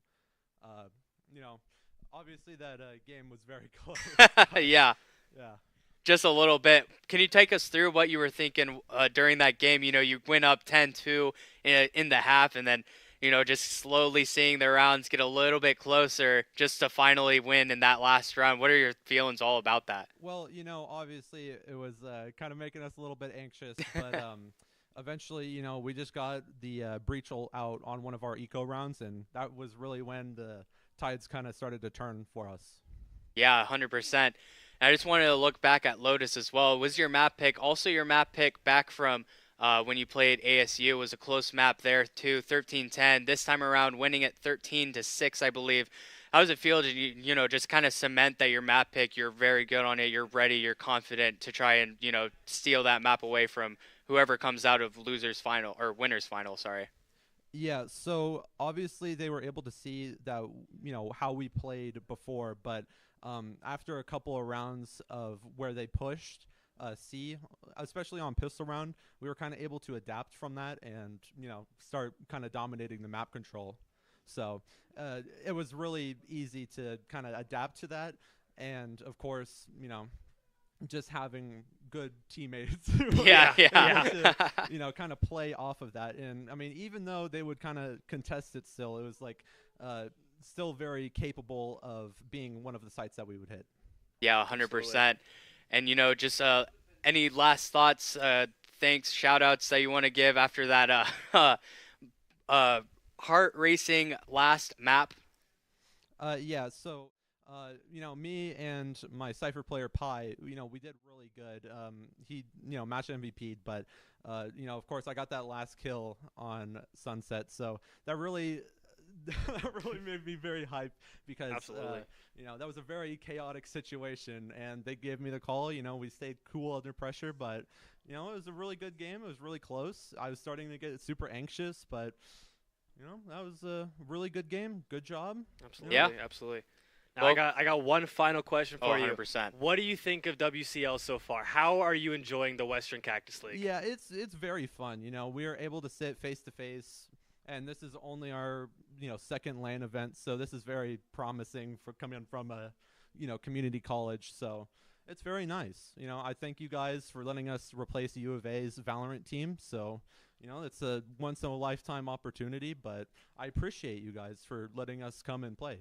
Well, we are grateful that you were able to make it. Once again, congratulations on making it through losers semifinals. We will see you guys back tomorrow again to play against either GCU or ASU in that losers finals match. And I think with that, we will send it off for just a little bit longer than normal as we switch between Valorant to the Rocket League streams. And we will be right back with just more Western Cactus League.